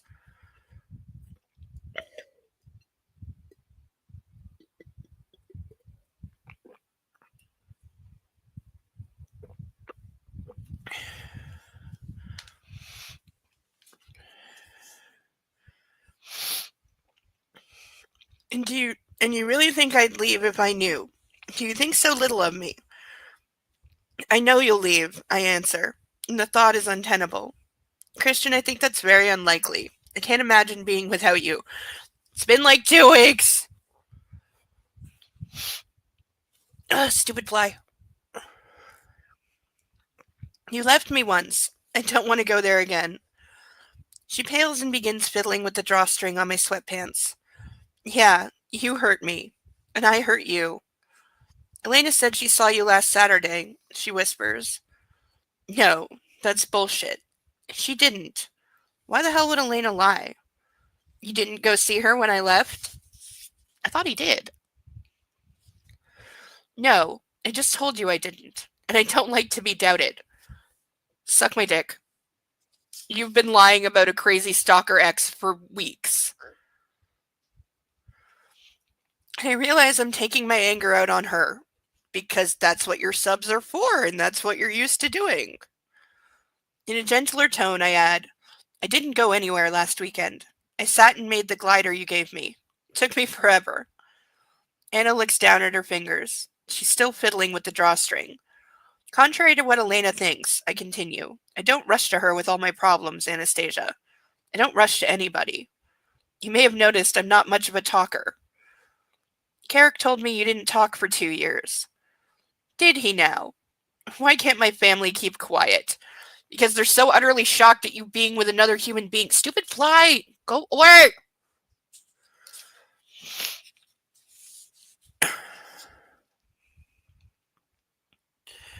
I kind of pumped him for information, she confesses. So what else did Daddy say? He said your mom was the doctor who examined you when you were brought into the hospital, after you were discovered in your apartment. He said learning the piano helped. And Mia. A vision of Mia as a baby, a shock of black hair and a gurgling smile comes to mind. She was someone I could take care of, someone I could protect. She was about 6 months old when she arrived. I was thrilled. Elliot less so. He'd already had to contend with my arrival. She was perfect. Less so now, of course. Oh, yeah, that's a great thing to say about your sister. Anna giggles, and it's so unexpected I immediately feel more at ease. You find that amusing, Miss Steele. You seem determined to keep us apart. Yes, she's quite accomplished. And annoying. She is Mia, the baby sister. I squeeze Anna's knee, but we got there in the end. I offer her a brief smile and then check the rearview mirror. I don't think we've been followed. I take the next off ramp and head back to downtown Seattle. Can I ask you something about Elena? Anna asks, when we're stopped at a red light. If you must, but I really wish she wouldn't. You told me ages ago that she loved you in a way you found unacceptable. What does that mean? Yeah, that's a long conversation. Isn't it obvious? Not to me. I was out of control. I couldn't bear to be touched. I can't bear it now. For a 14, 15-year-old adolescent boy with hormones raging, it was a difficult time. She showed me a way to let off steam. She gave you sex.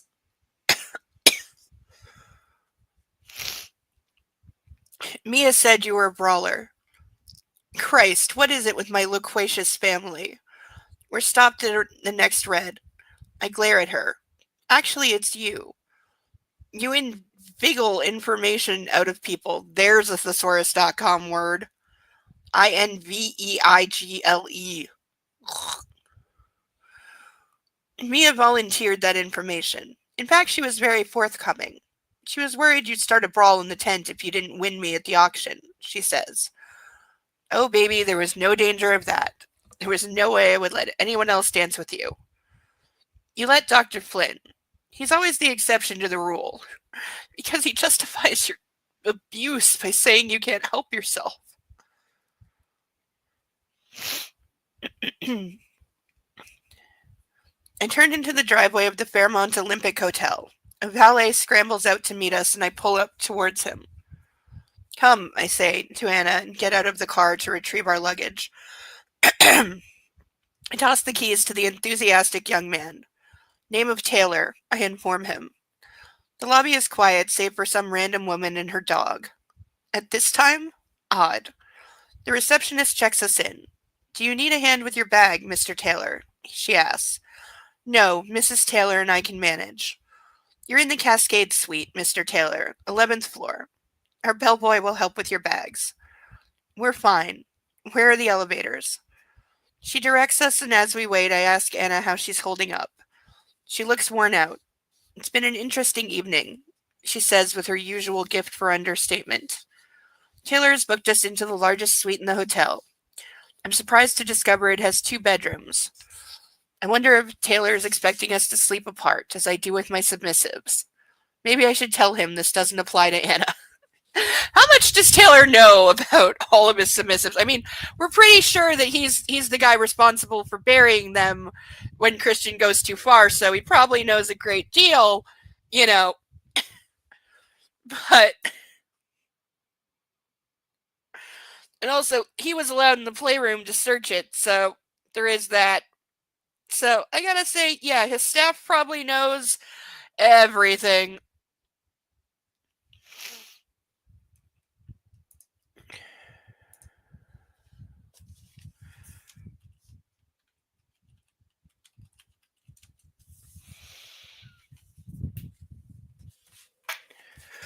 Oh.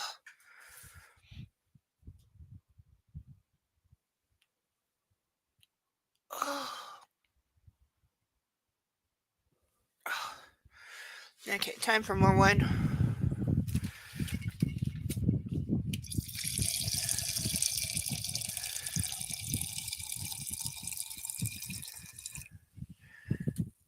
There we go. Much better.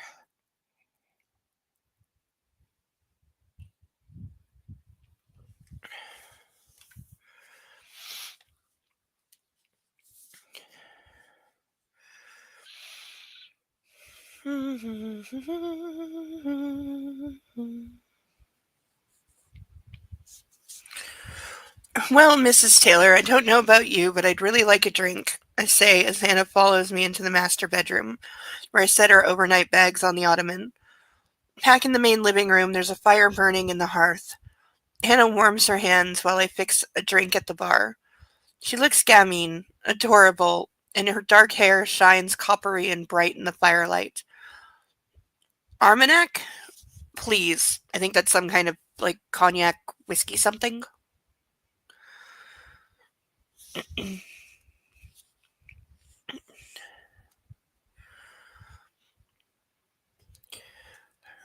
By the fire, by the fire, I hand her a brandy glass. Oh, maybe it's brandy. Yeah, Armagnac. I've heard of it. I think it's like pricey. It's been quite a day, huh? I gauge her reaction. I'm amazed, given all the drama of the evening, that she hasn't broken down and wept by now. I'm okay, she says. How about you? I'm wired, anxious, angry. I know of one thing that will give me relief. Of course!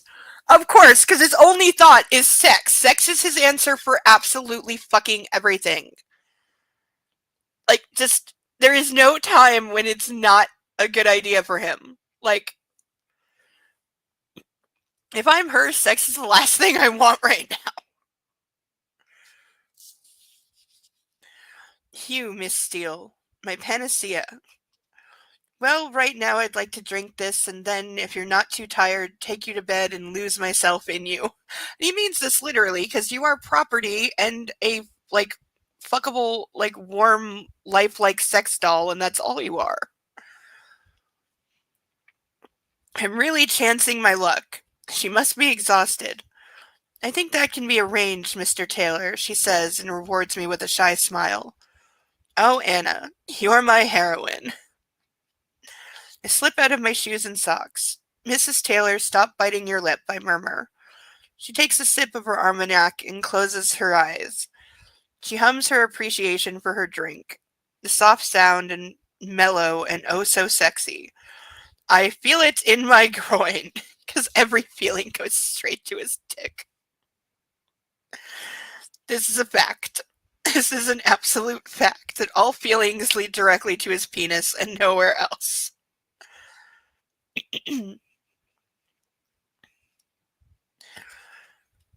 She really is something else. Yes, incredibly stupid.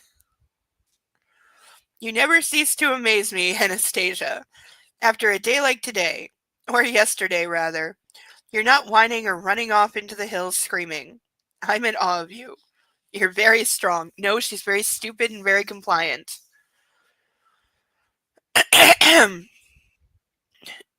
You're a very good reason to stay, she whispers. Him and his bank account.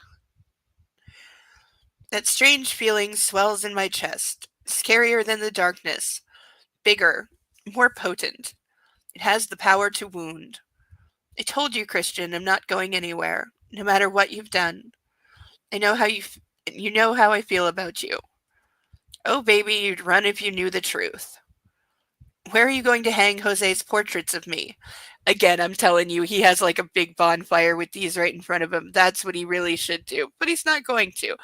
But he should, because that would be entirely within his character. She asks, throwing me for a loop. That depends, I respond, bemused that she can change tacks so quickly. On what? Circumstances. It'll depend on whether she stays. I don't think I could bear to look at them when she's no longer mine. If. If she's no longer mine. He show His show's not over yet, so I don't have to decide straight away. I still don't know when the gallery will deliver them, in spite of my request. She narrows her eyes, studying me, as if I'm hiding something. Yeah, my fear. That's what I'm hiding. You can look as sternly as you like, Mrs. Taylor. I'm not saying nothing. I'm saying nothing. I tease. I may torture the truth from you. Really, Anastasia, I don't think you should make promises you can't fulfill. She narrows her eyes once more, but this time she's amused. She places her glass on the mantelpiece and takes mine and sets it beside hers. We'll just have to see about that, she says with cool determination in her voice. Grasping my hand, she guides me into the bedroom. Anna's taking the lead. This hasn't happened since the time in my study when she jumped me. Go with it, Gray. Yeah, you're not one to be choosy right now. At the foot of the bed, she stops. Now that you have me in here, Anastasia, what are you going to do with me? See, that would be cute if he wasn't a monster. Plus, I'm willing to bet he regains the upper hand within like 10 lines. She looks up at me, eyes shining, full of love, and I swallow, awed at the sight of her. I'm going to start by undressing you. I want to finish what I started earlier. All the breath leaves my body. She grasps the lapels of my jacket and gently eases it off my shoulders, and turns and places it on the ottoman, and I catch a trace of her fragrance. Anna. Now your t-shirt, she says. I feel bolder. I know she won't touch me. Her roadmap idea was a good one, and I still have the smudged remnants of lipstick on my chest and back, because it's the world's most, like, water and sweat-resistant lipstick that should totally have, like, stained through his shirt.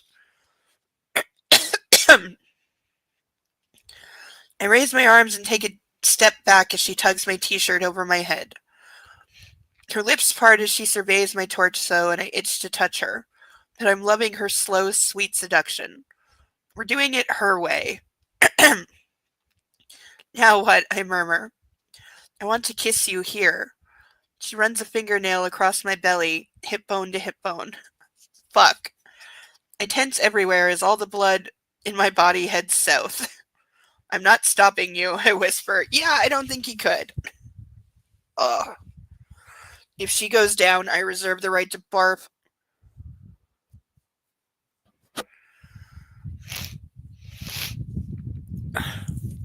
That would be so far from anything in my head.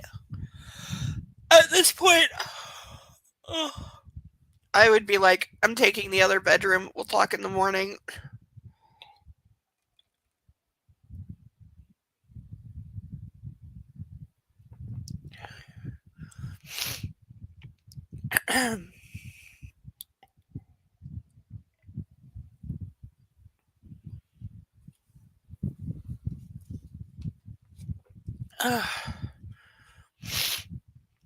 Hey, no advertising in here.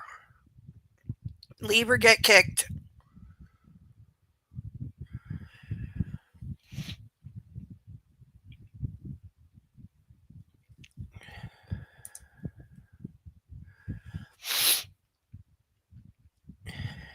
Like, do not make me have to go on Twitch and actually throw you out, please, but I will if I have to.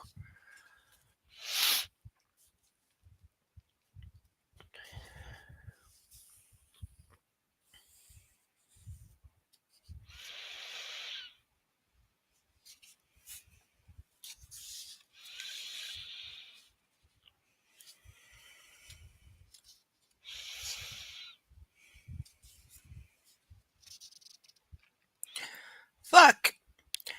I tense everywhere as all the blood in my body heads south. I'm not stopping you, I whisper. Grabbing my hand, she instructs me to lie down. With my pants on? Okay. I remove the covers on the bed and sit down, my eyes on Anna, waiting to see what she'll do next. She shrugs out of my denim jacket and lets it fall to the floor. My sweatpants follow, and it takes all my self control not to grab her and toss her onto the bed. Squaring my shoulders, her gaze fixed on mine, she grips the hem of my t shirt and tugs it over her head, wiggling to get free. I am not so.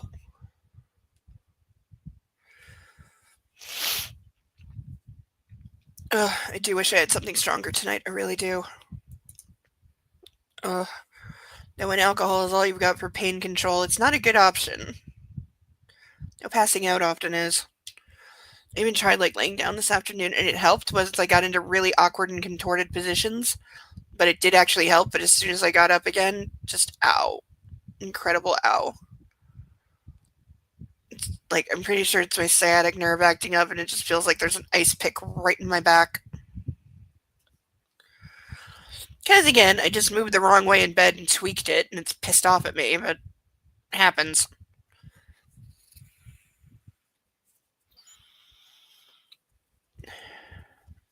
And of course, Bo tried licking my face to make it all better. And at least my laying down in the afternoon let him and Kitty have some I don't hate you time. Because Thomas has a blanket at the end of the bed because Bo gets the patch that's close to Mommy, where he has his blanket. So Thomas was doing his kitty kneading thing while pretending that he's not purring and closing his eyes and being a happy kitty while he needs his blanket. And Bo just went up and started doing big sloppy licks all over his fuzzy face. And Kitty let him, which makes Bo feel very happy.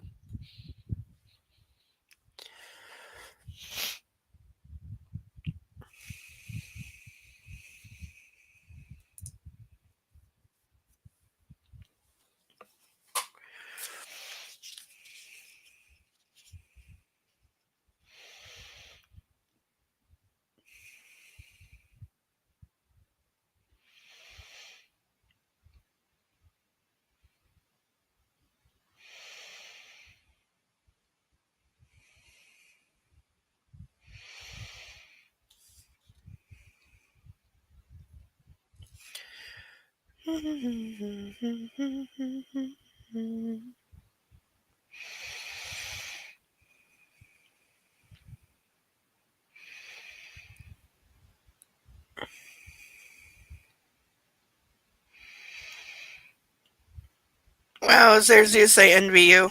I wish I was like that.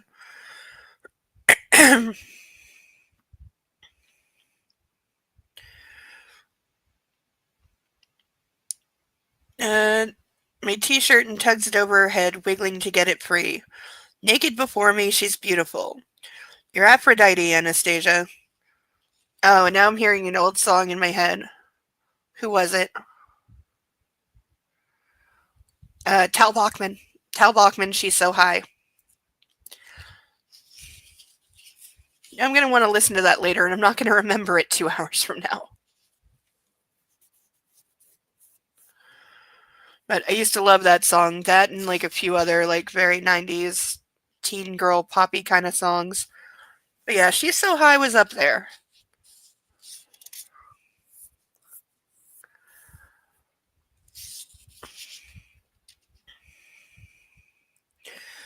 She cradles my face in her hand and stoops to kiss me, and I can resist her no more. When her lips touch mine, I reach for her hips and pull her onto the bed so that she's beneath me. See, I told you! I told you he was going to take back control. I told you. It took more than 10 lines, but I was right. As we kiss, I push her legs apart, so I'm resting at the juncture of her thighs. My favorite place, because he's so fucking immature. She kisses me back with a ferocity that fires up my blood. Her mouth voracious, her tongue wrestling with mine. Wow, we roofied her good.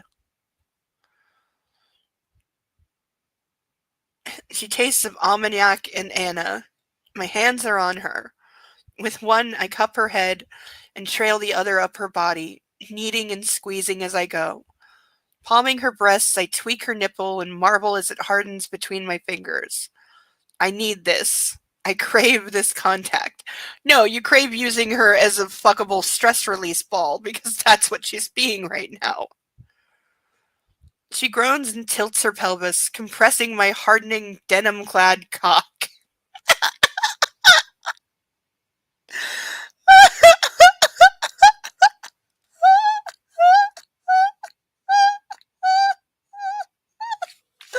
Okay, that's not getting away without punishment. No, no, no. That is too bad of a line. That gets you're getting my silicone paddle for that. That is a bad line. Bad.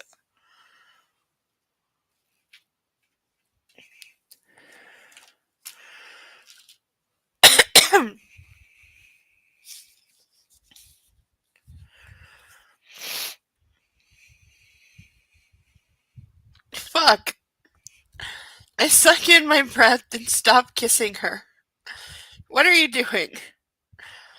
She's panting, gazing up at me with a scorching, imploring expression. She wants more. I flex my hips, pushing my erection against her while watching her reaction. Actually, you're pushing denim and a zipper against her, which makes me think, ow. She closes her eyes and moans with carnal appreciation and tugs at my hair. I do it again, and this time she slides against me. Whoa. The feeling is exquisite. How much could you really feel? You're wearing jeans, dude.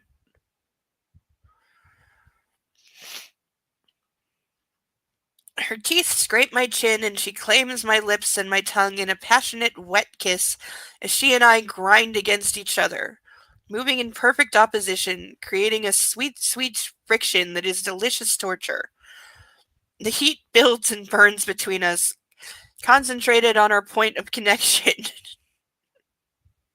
How long do we think it took her to come up with that? Because, dear God.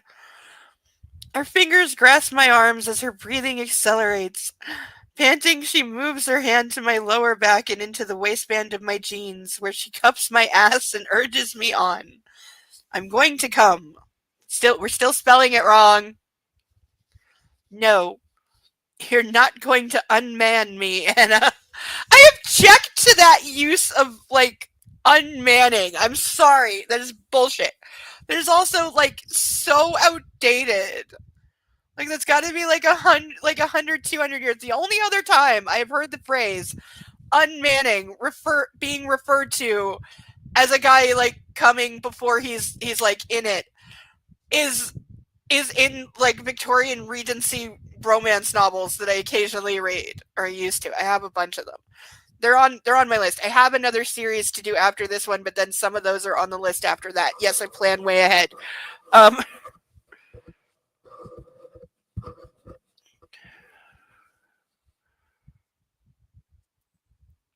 But yeah, that's the only other time, and these are books that are set in 1860 ish, and that is where I have heard men refer to premature ejaculation basically as being unmanned. I'm pretty sure that's the last time it was a relevant thing to say. Very different circumstances. I need to turn my camera off for 2 seconds.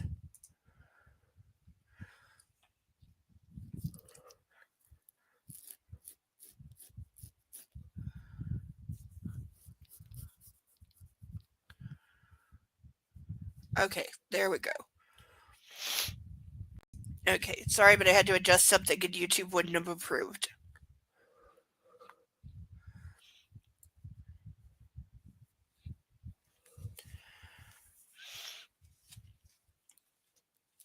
Because they get picky about some things.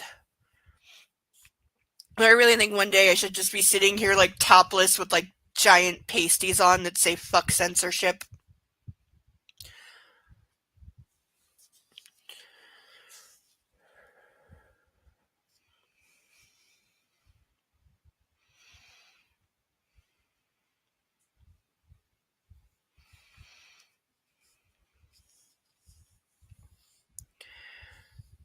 I kneel up and tug down my pants, freeing my erection, and grab a condom from my pocket.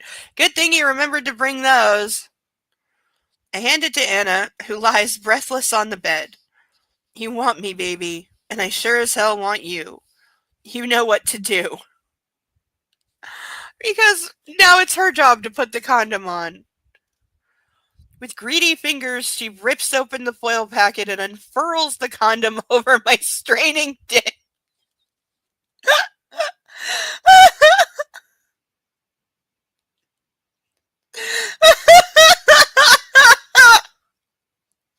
You can get why people are reading this at cons and just laughing their asses off. If you have not seen the video of Doug Walker, aka Nostalgia Critic, and many other YouTube personalities that all met up at a con and got in a giant bed together and were taking turns reading lines in cartoon voices, you have not lived, because that is some of the funniest shit in the history of ever. Walker himself does a very impressive Mickey Mouse. But there are others as well. And dear God, does it deserve it? Also, the BuzzFeed video of couples reading the first reverse book, not this one, but the one that's just called Gray, to each other, being like, what the actual hell? If you said this in a real relationship, you would no longer be in one.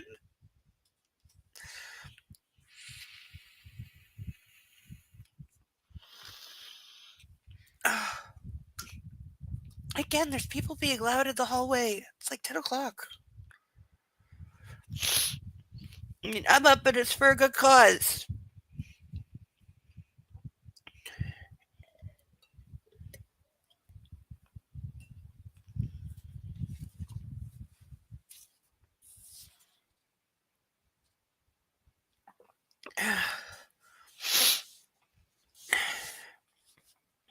Ugh.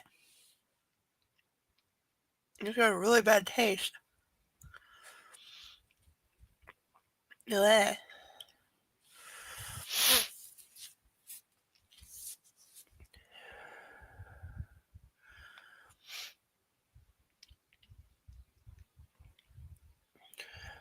Ugh. She's so keen. I grab at her when she lies back down.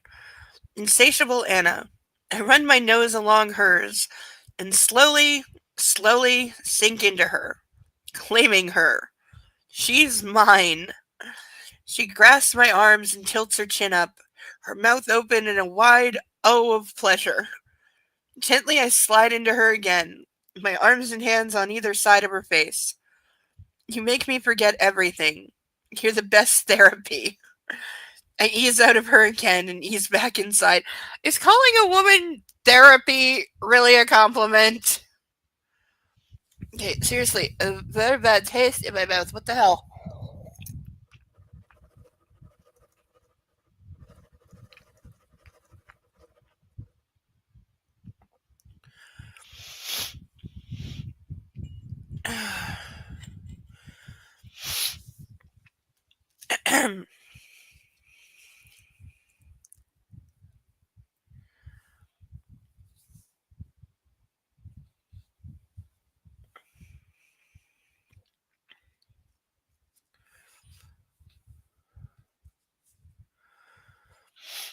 uh,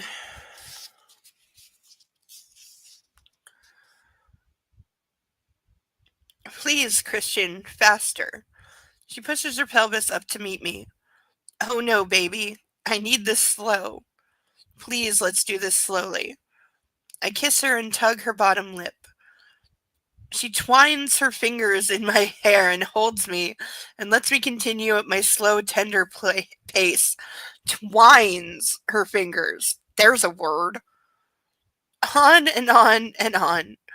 She begins to build, her legs stiffening, and she throws her head back as she comes, taking me with her. Oh, Anna, I call, and her name is a prayer on my lips. Stop using that line.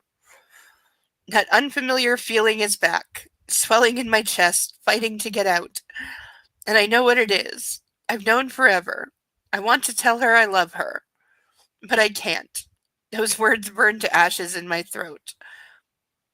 I swallow and rest my head on her belly, my arms coiled around her. Her fingers tangle in my hair. I will never get enough of you. Don't leave me. I kiss her belly. I'm not going anywhere, Christian, and I seem to remember that I wanted to kiss your belly, she says, and she sounds a little grumpy. Nothing's stopping you now, baby. I don't think I can move. I'm so tired. I stretch out beside her and pull the comforter over us. She looks radiant, but exhausted. Let her sleep, Gray. Yeah, isn't it like 5 in the morning by now? Sleep now, sweet Anna. I kiss her hair and hold her. I never want to let her go. We've established this. Ugh.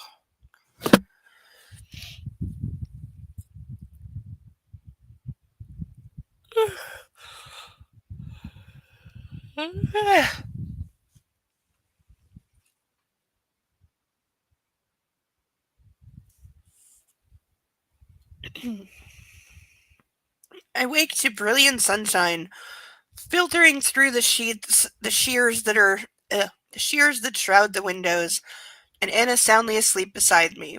In spite of our late night, I feel refreshed. I sleep well when I'm with her. I climb out of bed, grab my jeans and my t-shirt, and drag them on. If I stay in bed, I know I'll wake her. She's too tempting to leave alone, and I know she needs sleep. In other words, I am so horny I cannot control myself even when a person is asleep. In the main room, I sit down at the es, escritor, French word for desk, and I take my laptop out of the bag. My first job is to email Dr. Green. I ask her if she can come to the hotel and attend to Anna. She responds that the only time she can do is 10:15. Okay, again, this is not one of the best OBGYNs in the country. If she can literally, in the middle of her day, drop everything, leave her office, and come to some random hotel to give birth control injections to your slave. Like, and seriously, how much is he overpaying? Because I suspect it's like cash or like a wire transfer to a Cayman's account.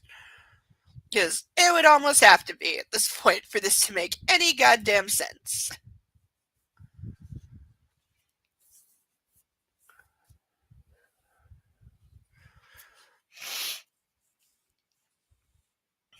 Right.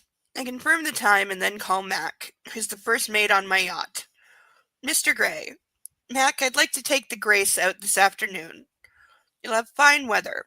Yes. I'd like to head out to Bainbridge Island. I'll get her ready, sir. Great. We'll see you around lunchtime. We?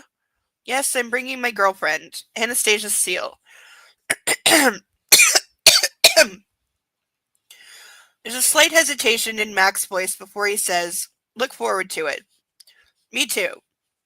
I hang up, excited that I can show the Grace to Anna. I think she'll love sailing. She loved the soaring and the flight in Charlie Tango.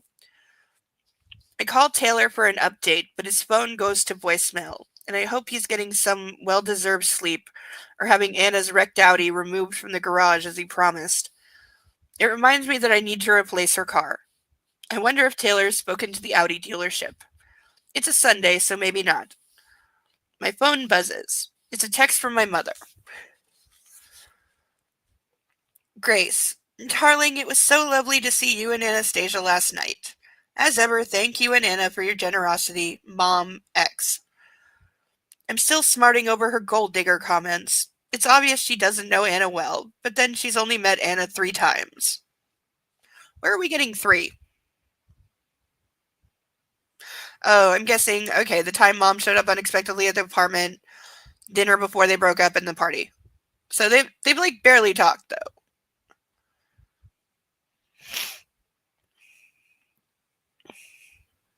It was Elliot who was always bringing girls around, not me. Grace couldn't keep up. Elliot, darling, we get attached to them and then their history. It's heartbreaking. Don't get attached, he shrugs, chewing with his mouth open. I don't. He mutters so only I can hear him. One day someone will break your heart, Elliot, Grace says as she hands me a plate of mac and cheese. Whatever, Mom. At least I bring girls home. He eyes me with disdain. Lots of my friends want to marry Christian. Ask them. Mia pipes up in my defense. Ugh, what an unpleasant thought. Her poisonous little 8th grade friends. What? Okay, this has to be a while ago because I swear that Mia is like in college now. Or did we retcon her age in these books? Because why not? We've retconned and changed so many other things with no regard for what was said in the actual first series, that this is supposed to be at the same exact time, just his point of view. What does it matter if we drastically change somebody's age by over a decade? Like, don't you have exams to study for, douchebag? I give Elliot the finger. Study? Not me, dickless. I'm out tonight, he brags. Boys, enough.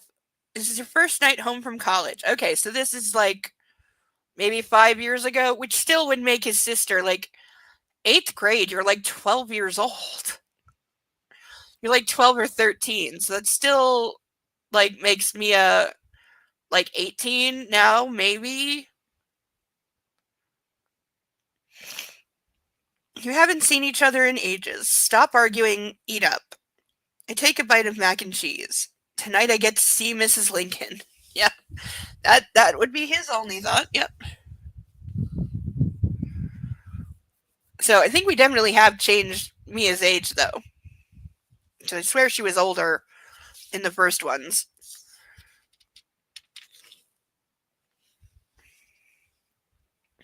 It's 9:40, so I order breakfast for Anna and me, knowing it will take at least 20 minutes. I turn back to my emails and decide to ignore my mother's text for now. Room service arrives just after 10, and I ask the young man to keep everything in the cart's warming drawers, and after he's set the table, I dismiss him. Excuse me. Why am I having hiccups? God damn it. It's time to wake Anna. God, we are reading way too fast tonight. That's because I was supposed to have company. I was supposed to have a co-pilot to bounce things off of, but they could not make it.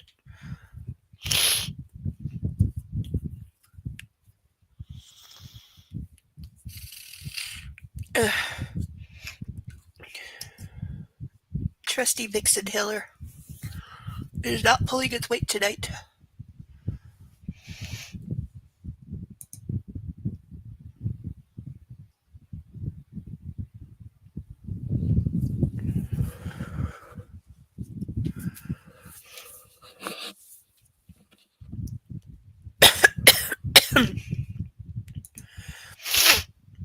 Ow. Ugh. Ever sniff really hard that it feels like you got pool water up your nose? Reminder that we still have Future Ducks handcuffs and Making Me Chug available via donation. 10, 25, and 50 respectively. I'm especially feeling the handcuffs right now because they help. Don't ask me why, they just help.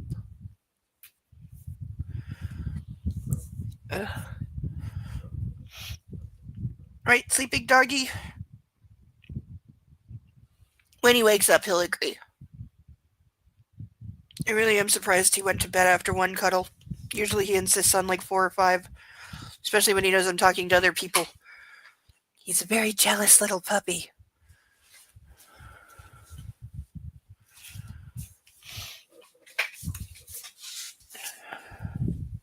Oh, that's slightly better.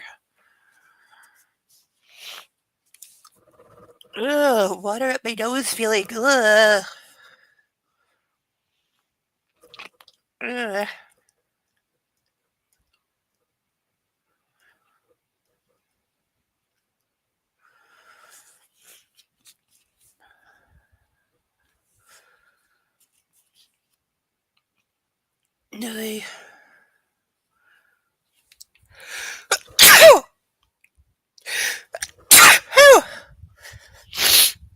Ugh. Okay, maybe that's what I needed.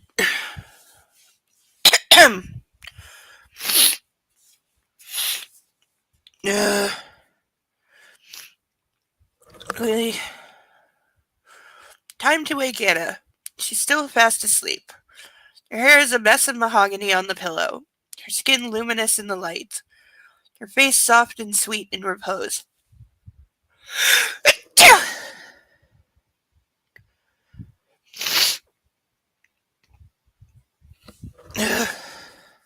Allergies suck.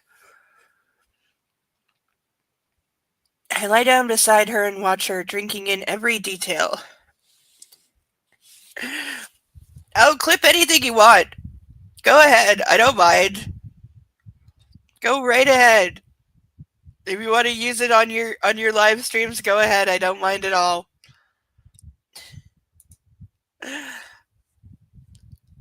It'd be funny.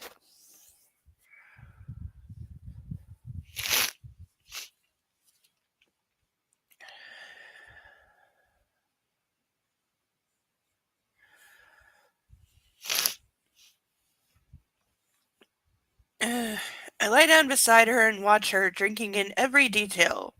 She blinks and opens her eyes. Hi. Keep in mind they've both gotten like 4 hours of sleep. Maybe. Oh, my. Yeah. Nightwolf usually says I look like Samantha from Bewitched.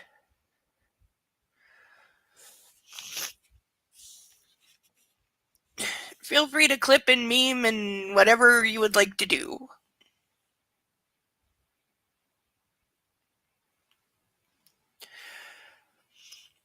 She tugs the comforter up to her chin as her cheeks turn rosy. How long have you been watching me? I could watch you sleep for hours, Anastasia, but I've only been here about 5 minutes. I kiss her temple. Dr. Green will be here shortly. Oh, did you sleep well? I ask. Certainly seemed like it to me with all that snoring. I do not snore. I put her out of her misery, grinning. No, you don't. Did you shower? She asks. No, waiting for you. Oh, okay. What time is it? 10:15. I didn't have the heart to wake you earlier. You told me you didn't have a heart at all. That at least is true, but I ignore her comment. Breakfast is here. Pancakes and bacon for you. Come, get up. I'm getting lonely out here. I swat her behind, clamber off the bed, and leave her to get up. In the dining room, I remove the dishes from the cart and lay out the plates. I sit down, and within moments, my toast and scrambled eggs are history. I pour myself some coffee, wondering whether to hurry Anna along, but decide against it and open the Seattle Times. She shuffles into the dining room wearing an oversized robe and sits down beside me. Eat up. You're going to need your strength today, I say. See, coming from him, that would be usually like a terrifying comment. And why is that? You're going to lock me in the bedroom? She teases. Appealing as that idea is, I thought we'd go out today. Get some fresh air. I'm excited about the Grace. Is it safe? She quips. Where we're going, it is. I murmur, unamused by her comment. And it's not a joking matter, I add. I want to keep you safe, baby. Her mouth sets in that stubborn way she has as she stares down at her breakfast. Eat, Anna. As if she can read my mind, she grabs her fork and starts picking at her breakfast, allowing me to relax a little.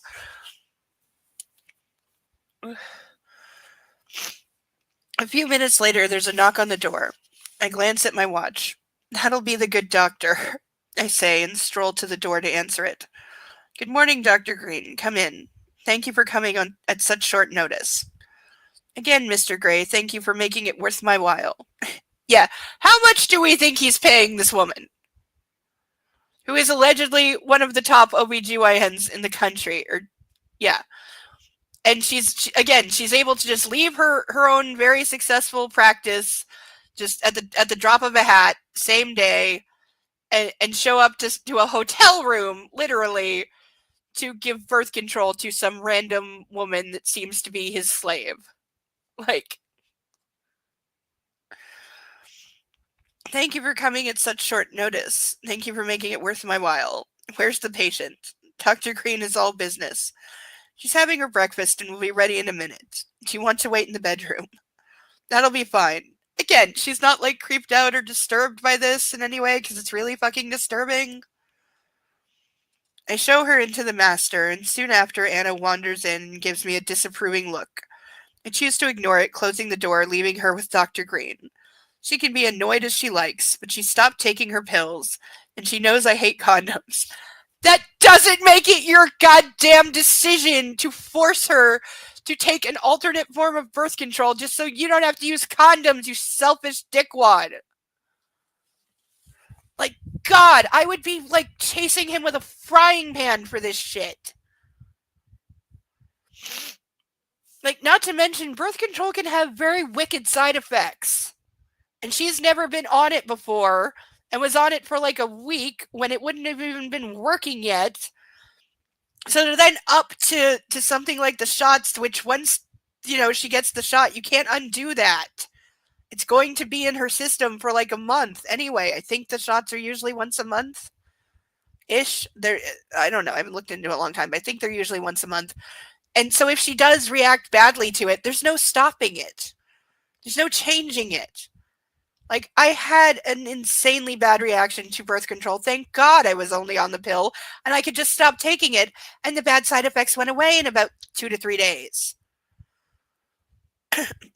But that is why you should always, if you are starting birth control for the first time, you should always start with some version of the pill, because it is the easiest to stop and it gets out of your system the quickest if you do have a bad reaction. God, I will never forget arguing with my cousin for 4 months because she started dating, wanted to be on birth control for safety, of course, but an idiot friend of hers had gotten an IUD. And so she was thinking about doing that. The problem is several things. One, my cousin does not understand the risks of something like that.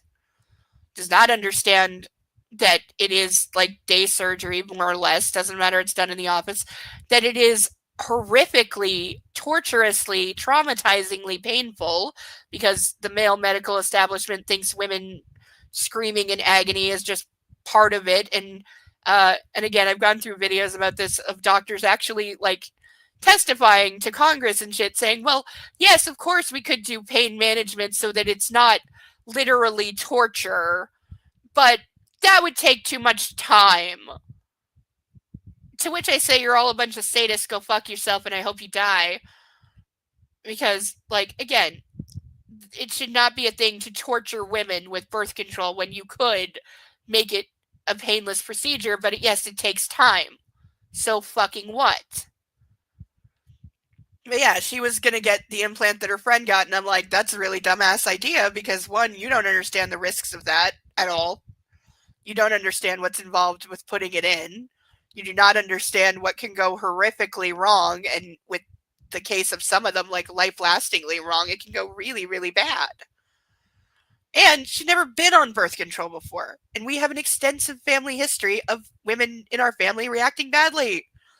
So I was like, please do not do that. For the love of God, just take the pill for 3 months. That's all I'm asking, because it doesn't work for the first month.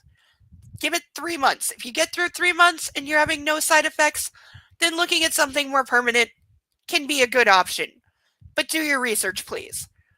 But please try something you can stop in the short term before doing something that is very, very difficult to reverse.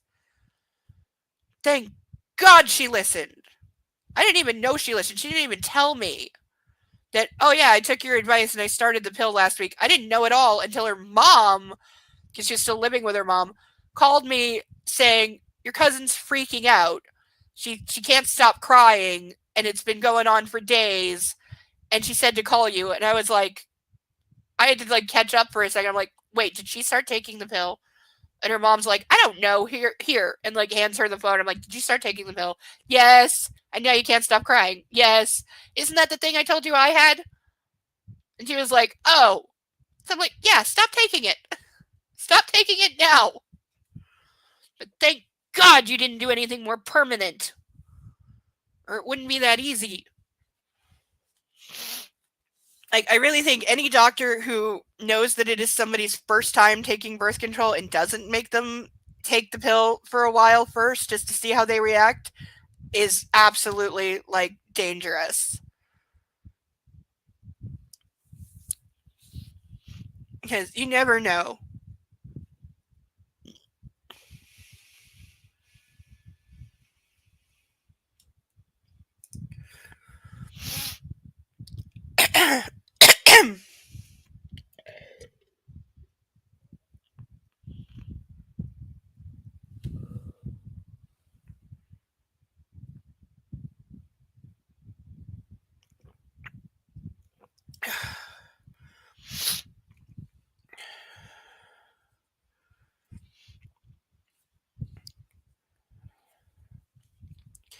Kitty hair gets everywhere.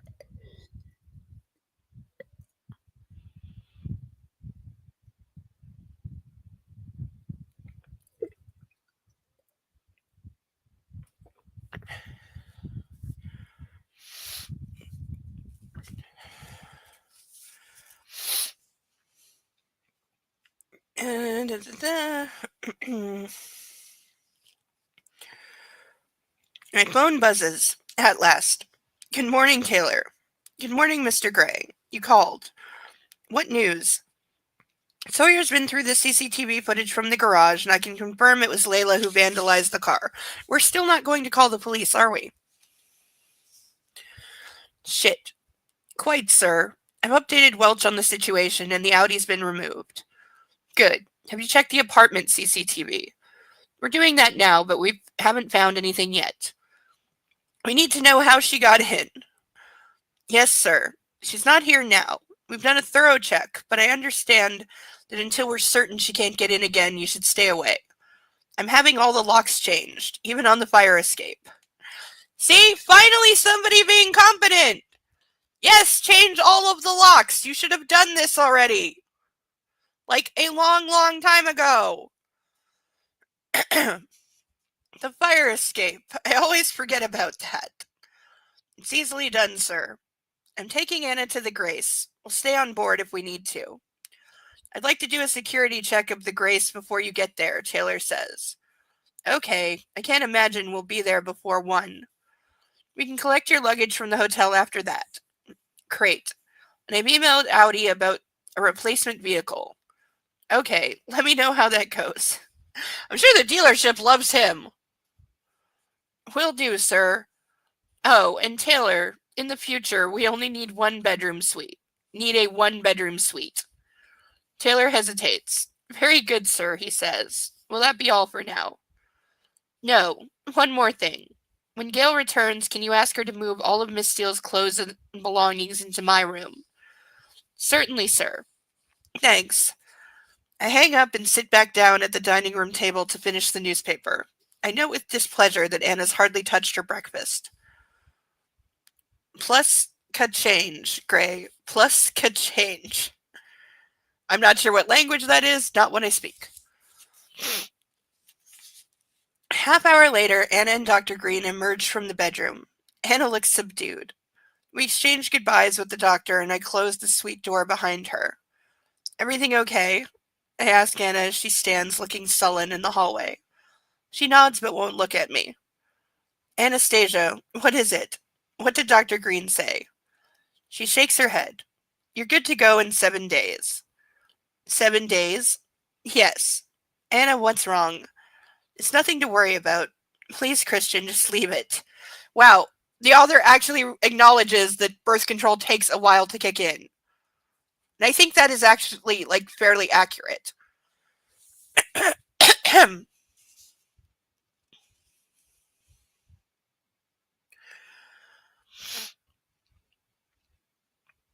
Normally, I have no idea what she's thinking, but something's troubling her. And because it's troubling her, it's troubling me. Maybe Dr. Green warned her away from me. I tilt her chin back so we're eye to eye. Tell me, I persist. There's nothing to tell. I'd like to get dressed. She jerks her chin out of my hand. Fuck, what's wrong? Well, where do you want to start? Because that could be quite the long list. Like, what the hell do you think? There's so much wrong with this entire situation.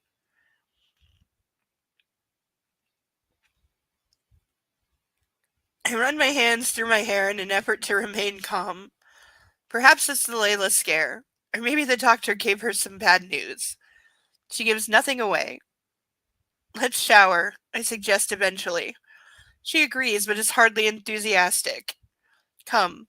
I take her hand and move into the bathroom with the reluctant Anna trailing behind me. I turn on the shower and strip out of my clothes while she stands in the middle of the bathroom sulking. Anna, what the hell is wrong? I don't know what's upset you, or if you're just bad-tempered through lack of sleep, I say quietly as I unfasten her robe. But I want you to tell me. My imagination's running away with me, and I don't like it. In other words, I'm a toddler who can't give you any space emotionally or personally to deal with whatever. If I recall, in the other series that's from her point of view, she's had like an oh my god, you could be pregnant scare because the doctor's a fucking idiot. She's not at this time, or she wouldn't have given her birth control, obviously.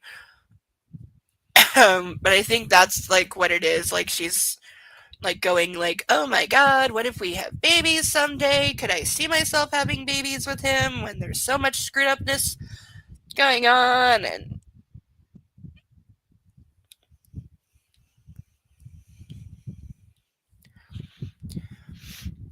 and he's got such a past, and what if this isn't the only one, and what if more of his subs come out of the woodwork, and like none of which are unreasonable thoughts.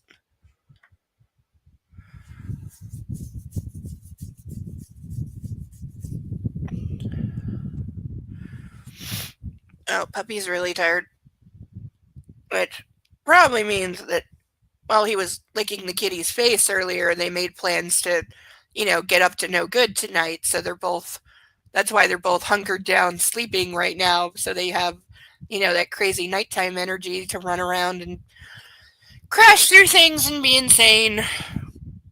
Kitty's done enough crashing this week. Oh, one thing that he gets obsessed with is if he sees a fly, he's like,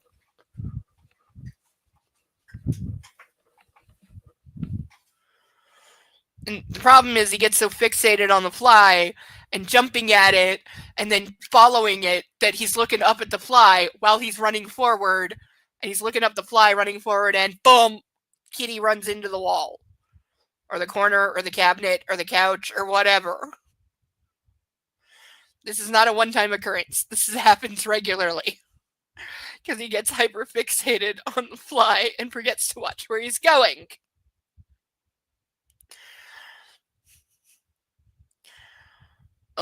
He's kind of a defective kitty.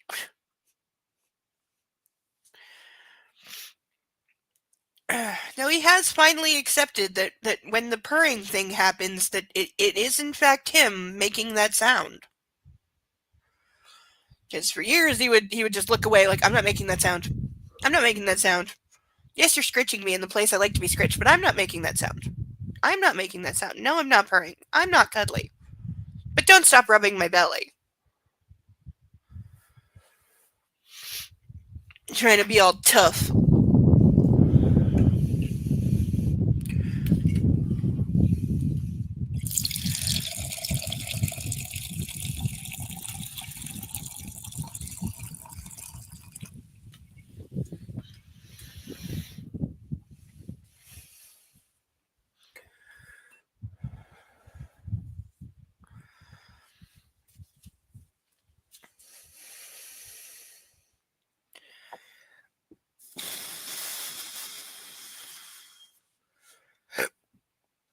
Excuse me. I'm getting hungry. What I wouldn't give for really, really cheesy, salty pizza. Like double cheese, pepperoni, and feta. Lots of feta, but the feta has to be like charred on top. I don't like it when it's still cold.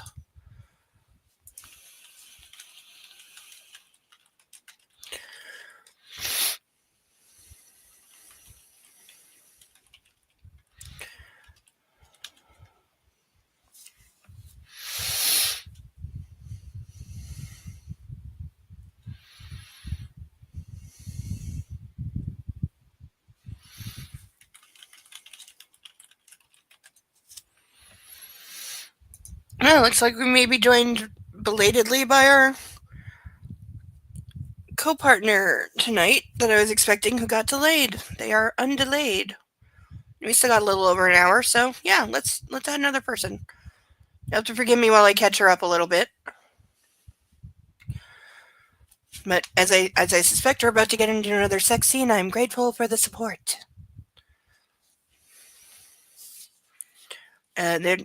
They're logging in. It'll take a minute, so.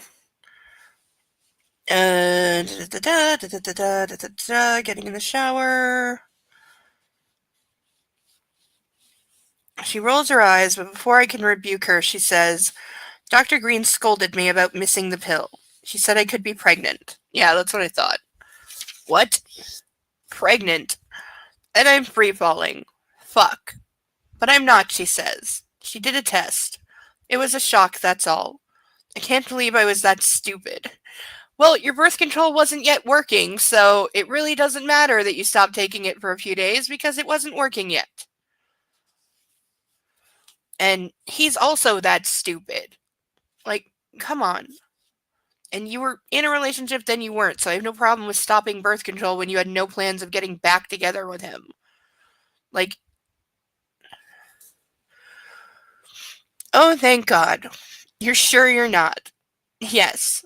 I exhale. Good. Yes, I can see that news like that would be very upsetting. Also, peeing on a stick, not 100% reliable. I gotta say. I am, as somebody who went through a couple of pregnancy scares, and yes, I went to the pharmacy and bought the pregnancy test, and bitched about how expensive they are, because why are they that expensive? Why is a pregnancy test at the pharmacy $30? And this was a long time ago. This is when I'm like 18. Well, like 18, like between 18 and like 20. So this is almost 20 years ago. Why are they $30? Why? Like, I don't understand. Again, something that should be free, but like so many of women's products should be free. Like ovulation tests, pregnancy test, pads and tampons definitely should all be free. Whatever kind you want.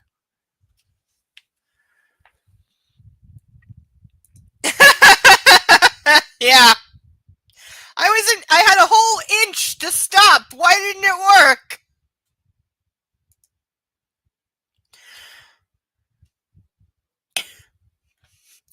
Though I think the dumbest maybe, for anyone who knows the show Heavy Rescue 401, there was an episode where some idiot was driving a dump truck that was malfunctioning, so the bed, instead of being level, was raised all the way up, and they couldn't put it down because it was broken.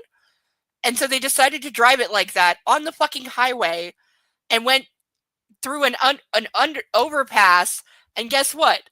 The bed was up too high, smacked into the overpass, ripped the truck in two, broke the overpass, and caused a massive car accident that fortunately like nobody was hurt in, but it damaged the overpass and shut down part of the 401 for like 5 days because it was stuck in the overpass and they had trouble getting it out.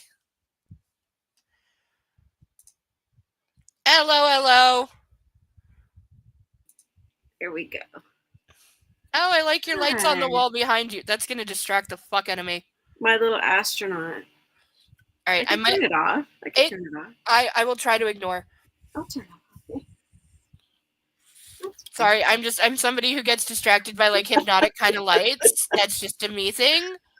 That's fine. when I was living with a roommate, I had one of those little fiber optic trees where you would turn on and they would all Yep. like glow different rainbow colors. Yep. And I would literally like a child, like an absolute child, I would sit there and just stare at it, and she'd be talking to me, and she'd have to turn it off to get me to pay attention because I couldn't. We used to have one of those. I think I still have it. Those are so retro. They're so great. I loved it so much, but literally you could not. I would just sit there and stare at it like a tiny child because it's part of my it's part of my like neurodivergent stuff that I get. Yes. Yeah, very much so. I will never forget my one of my baby cousins long before we knew that he was autistic as hell because he was only like 3. But he didn't talk. He didn't talk till he was about 5. At all. And he would sometimes whisper in mommy's ear, but that was about it. But he also would get very distracted, and one Christmas he got possibly the best gift he could have gotten. It was a necklace with a little plastic bell with a battery, and when you smacked it on your hand, it lit up red and green and flashed. And so all day he would just smack, stare at the thing. That's cute. Smack, stare at the thing. We use those for our cats. That's just all he would do all day, to the point where mommy like tried to take it away, which led to a massive like screaming fit. So she gave it back. Yeah. And I have a picture because we were trying to take the family picture of everyone together, and he's in her arms. And what is he doing? He's turned to the side, and he's got the bell in his hand, staring at it. Yes, that was that. It was like, nope, you're screwed. You bought him the thing. You're screwed now. You have to live with it now. That's right. Okay, so to catch you up, we got through the rest of the ball. We left the party. They got home, and this is when they discovered that the stalker ex-sub has trashed Anastasia's car. Trashed the car. Right. And then his crack security team, with their guns drawn, searched the entire apartment and declared that it was all clear and it's safe now. So they went to bed, had sex, went to bed, and then Anastasia woke up, saw a woman in the room with her. That's better. And didn't tell Christian, but then went to his office and started to undress him. And only when they went back to the bedroom did she say, oh yeah, I saw a woman in here and now the balcony is open. So that's where she was. Even though his personal bodyguard searched the bedroom, but apparently not the balcony. And Anastasia's just too stupid to say, oh yeah, when I woke up, there was a woman standing at the end of the bed who then just disappeared. So then he took her away. They left in the middle of the night, went to a hotel. Right. Had more sex. And they got it on there too.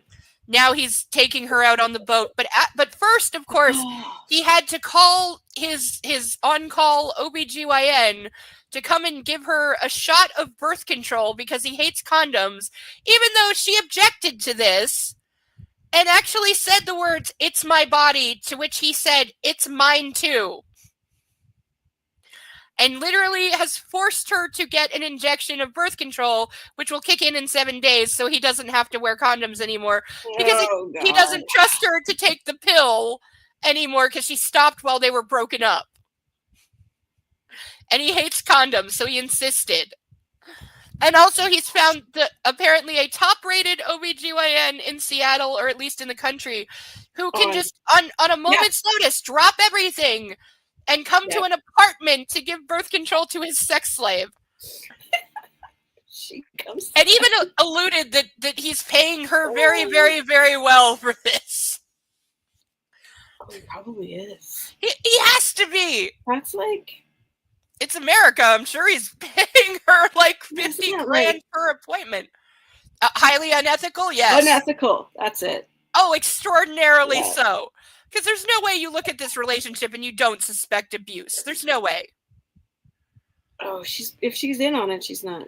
I mean, he pays really well, and probably to an offshore Cayman's account is what I'm guessing. It's paying for his silence. What?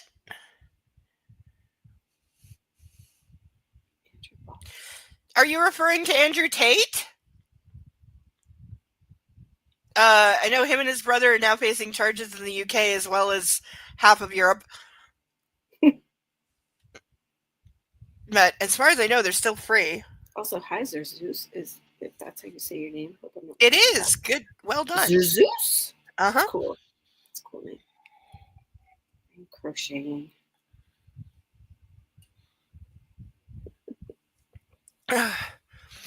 So where are they now? They're on the boat.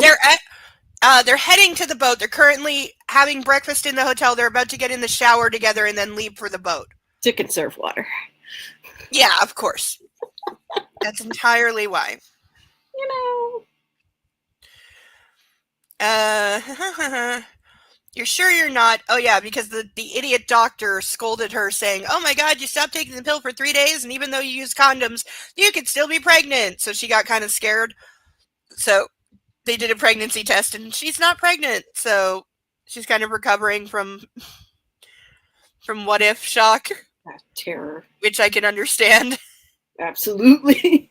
Can understand the what if shock. Been there, done that, didn't like it. Oh my God. No, but I actually went one further. When I was about 17, I definitely had pseudocyesis. If you know what that is. I don't. It's imagined pregnancy, basically. Oh. It's where you think that you might be pregnant and a kind of psychosis develops. Right. Where you start showing literally all the signs and symptoms of being pregnant, despite the fact that you are not. I believe that. And it can go on for months, even years. Sure. And like it can literally, your stomach like gets round and hard, your breasts get bigger, you can even lactate, all the symptoms. And medical science still has no idea what causes quite all of the physiological changes, other than the brain controls the body. The brain. That's my answer. The brain controls the body and tells it what to do. So if your brain is saying like your right arm is cold, even though it's in a fire, you're going to feel cold. Well, imagine like phantom limb syndrome. Yes, that's where I was going. That's where I was going as well. Phantom limb syndrome, right up there. Your brain is like, yeah, it's still there. Or people who, I forget what it's called, but people who have a disorder, it's kind of like phantom limb, but reverse. It's people who have like both arms, both legs, but they feel like my left leg doesn't belong to me. I want to amputate it. And they often do. Like, these are the people who will take a chainsaw and cut off their own leg. I've heard of that. It's true. I forget what it's called, but it's true. Yeah. And again, it's a brain disorder. It's your brain screwing up is what it is, but it's real. Yeah. Yeah. And like your brain thinks it's real. Yeah. Yes. That's the thing a lot of people don't understand about those kind of mental illnesses. It's not just in your head. It is real. There are physical, real symptoms that are real, and you have to deal. Like, everybody lives in their own reality. Like, that's the thing. That's why there's so much not understanding of people in the world, because we all live in our own version of reality. Yeah. And however you see things is not how other people see things, and we don't always understand or remember that about each other. And then you throw in stuff you're taught or told. Or influence. I take it this means the Oilers lost? Oh, no. I don't even know who they're playing. Are they playing the Panthers? It is? The series was tied 2-2. Okay, so that makes it tied. This was game 5, though, so what does that make it? If it's over, it's 3-2 Panthers. Okay, so they've got 2 games left, and they're going to have to play them both now. They're going to have to win them both. Yeah, the Oilers will have to win them both. Yeah. Okay. But if the Panthers win game 6, does that cancel game 7? That means okay. Won. Okay, so they... Yeah. So next game could decide it. We'll see. Yeah. Yes, you will have to DM me who that is, because I don't know.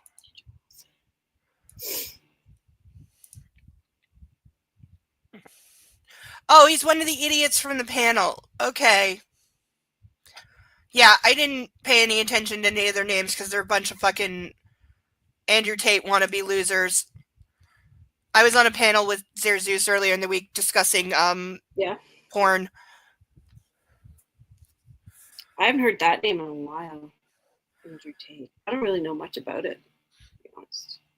Oh, well, I'm waiting till him and his jagoff brother actually get arrested and held somewhere. Why Romania let them go, I don't know. Because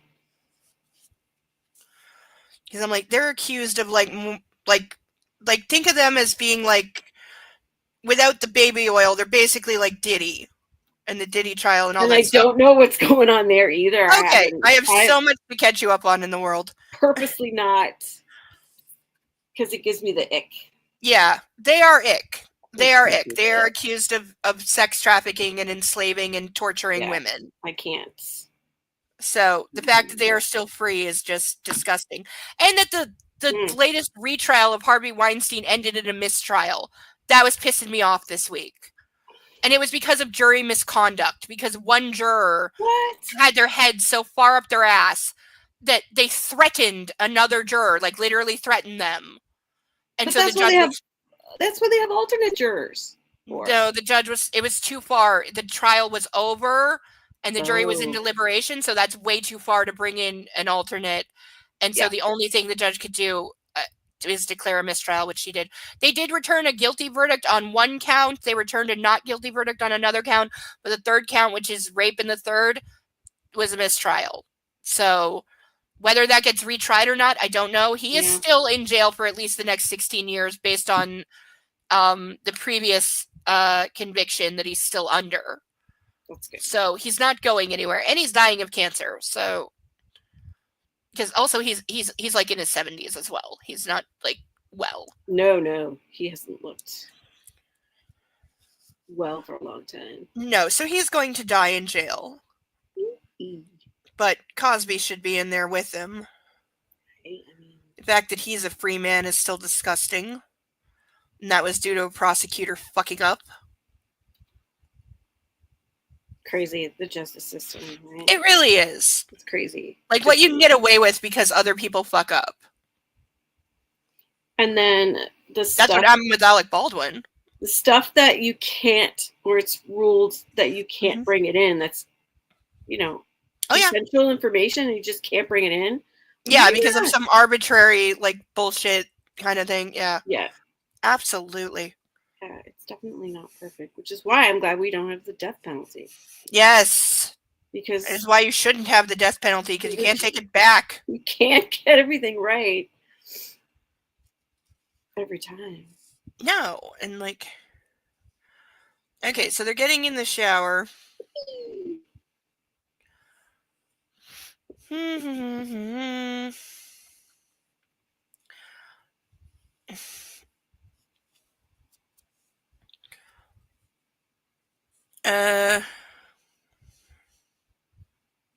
You're sure you're not?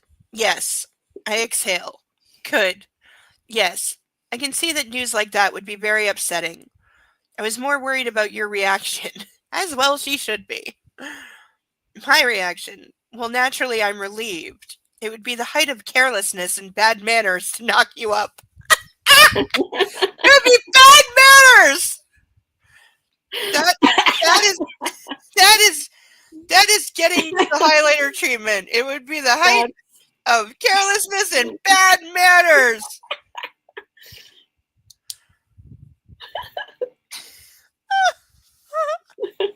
That's funny. Oh, dear God. Then maybe we should abstain, she snaps. What the hell? Yeah, because that doesn't occur to him. Ew. You are in a bad temper this morning. It was just a shock, that's all, she says, sullen again. I haul her into my embrace. She's tense and stiff with indignation. Then maybe let her go. I kiss her hair and hold her. Anna, I'm not used to this, I whisper. My natural inclination is to beat it out of you. But I seriously doubt you want that. That's how he says it. My natural inclination is to beat it out of you. I can't believe who read these books. I didn't read these ones, but I can't believe I voluntarily read the first ones. Did you read all three of them? Yeah. I never actually finished the last one originally. I have now because I read it for this. But I moved in the middle of reading it and I lost it. Oh, shit. Yeah. So it was like several years later when I read it for book club that I finally finished. Well, I hope you got it for dirt cheap because these books were like everywhere. Oh yeah. I And just people couldn't get rid recently I recently had to buy the next one of this, the reverse, the third one, Yeah. secondhand. And I actually had a hard time finding it cheap. But look how goddamn thick this thing It's is. massive. It's What 754 are we pages. doing? And I just noticed recently, the font is smaller than this one. They made the font smaller. Oh, Jesus Christ. So now I'm really afraid of this. Because All right. what could take up so much room? It'll be a lot of his thinking. Yeah, it'll be flashbacks. Just thinking. And like him with Elena. God. She could cry out if I did. In my experience, women feel better after a good cry.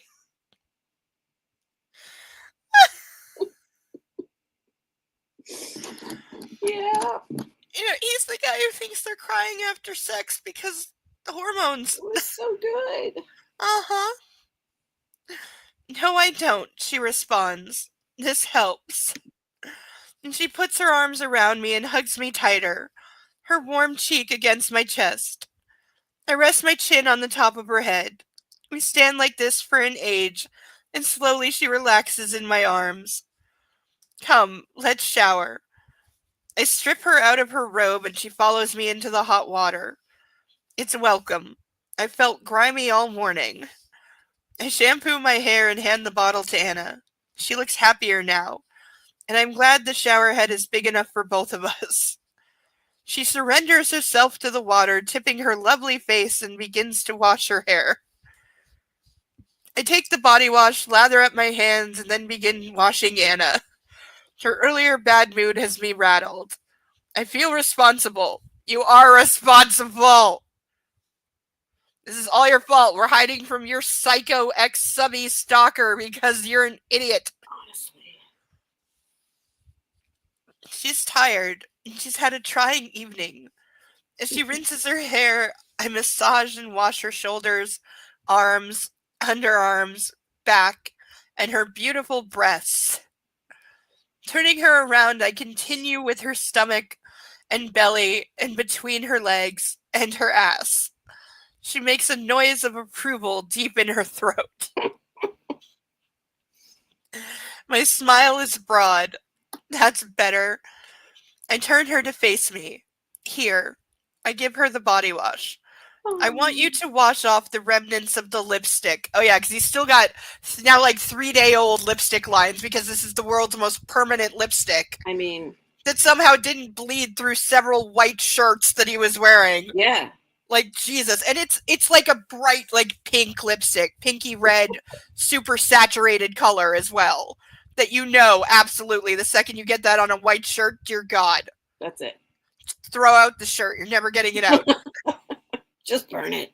Yeah, burn it. You can afford it. Just throw it out and get a new shirt. You're never getting it out. What he called those, the border where she couldn't cross the border. Yes, it was his boundary line. Boundaries, that's it. It was a B word.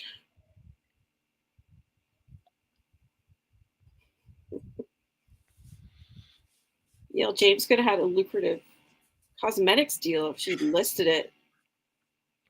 Seriously, right? She had the exact brand and color. Yes, the Christian Grey shade of red. Yep. Her eyes flicker open and her expression is serious and earnest. Don't stray far from the line, please, I add. Okay. She squeezes soap onto her palm and rubs her hands together to make a frothy lather. Placing her hands on my shoulders, she begins to wash away the line with a gentle circular motion. I close my eyes and take a deep breath. Can I do this? My breathing shallows and panic wells in my throat.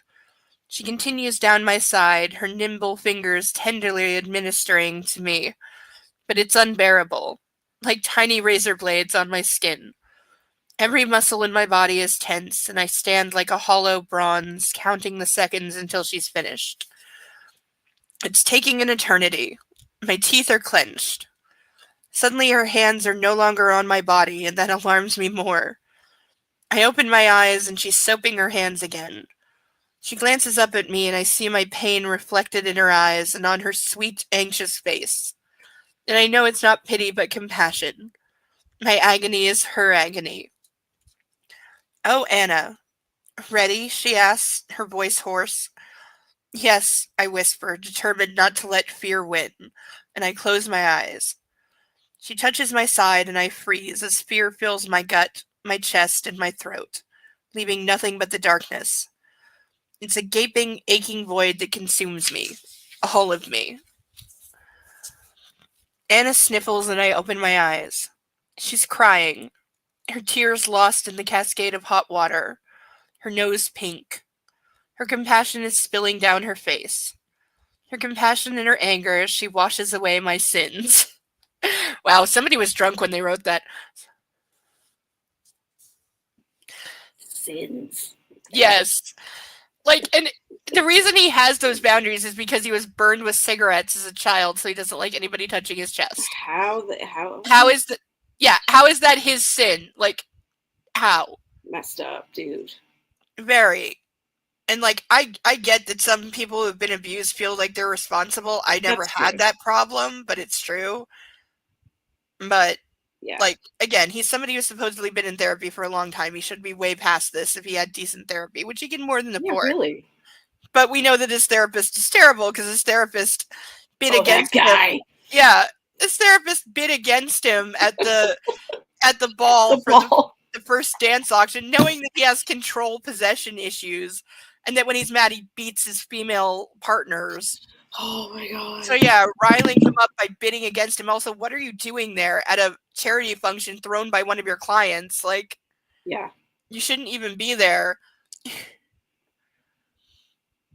Nope. No, don't cry, Anna. I'm just a fucked up man. Her lips tremble. No, please don't cry.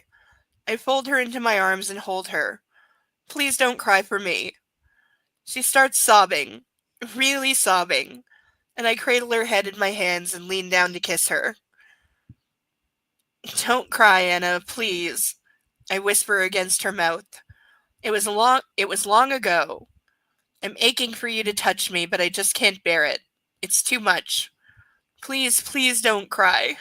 Just telling a woman not to cry, that totally works. No, it's like telling us to calm down. I know! That's why I always hate when I see like either trained therapists or cops telling someone to calm down. I'm like, okay, so you paid no attention in training because telling someone who's upset to calm down is one of the worst things you can do. The other one is relax. Yes! This is why I like... I'm going to randomly shout out another channel that I like. This is why I like the channel called Only Cops, because they're all retired cops. Oh, that's right. Yeah, they're retired cops that react to police body cam videos. One of them's actually in the process of becoming a police officer again. He retired, then he moved, and so now he's joining the force where he is now. He's in the process of doing it. It's a lengthy process because he has to recertify on all of his things because it's been like 5 years. So he's got to like recertify on. He's got to go through their training. He's got to recertify like shooting qualifications, all that stuff. But he's getting there, and one of the reasons I like them is they will say, like, when they see cops doing the calm down thing, they're like, no, dude, don't do that. Don't do that. That's the worst thing you can do. Don't do it. Honestly. Let somebody be upset. Why do you need her calm? She's talking to you. She's telling you what's going on. Stop telling somebody to calm down. Just listen. Shut your mouth and listen. Yeah. It doesn't work anyway. No, it doesn't. It can piss people off. They can go from crying to fuck you in a second because you're not being understanding. No, they could. I mean, I know that there's people out there who have no empathy, but a little bit more. Yes. Mental health geared training, and I actually heard a cop say that one time. I have as well. Yeah. To another cop, I think they were in a situation where there was a guy up the road in a vehicle and he was armed. So they were all around him trying to get him to come out. And one cop said to the other cop, have you had this blah, blah, blah training? And the other cop said no. And he said, well, I'll do it then. And he tried. He was like doing it right. You know what I mean? Yes, and But it is. he spoke to him in a way that was, Yeah. you know what I mean? Yes, I completely do. And that is the one thing that I advocate cops need so much more training in dealing with mental health, because Definitely. you're going to encounter it every day, all day. It's so useful though in every Yes, situation. absolutely. Knowing how to My like opinion. talk to people, de-escalate. Yeah. Like, Yeah. don't take sides, don't pass judgment. Meet people at their level. And stuff like that. Exactly. I've said that so many times before. You got to meet people where they are. Yeah. Yeah. And like, don't judge, don't lecture. Cops lecturing is one of the things I hate the most. I know.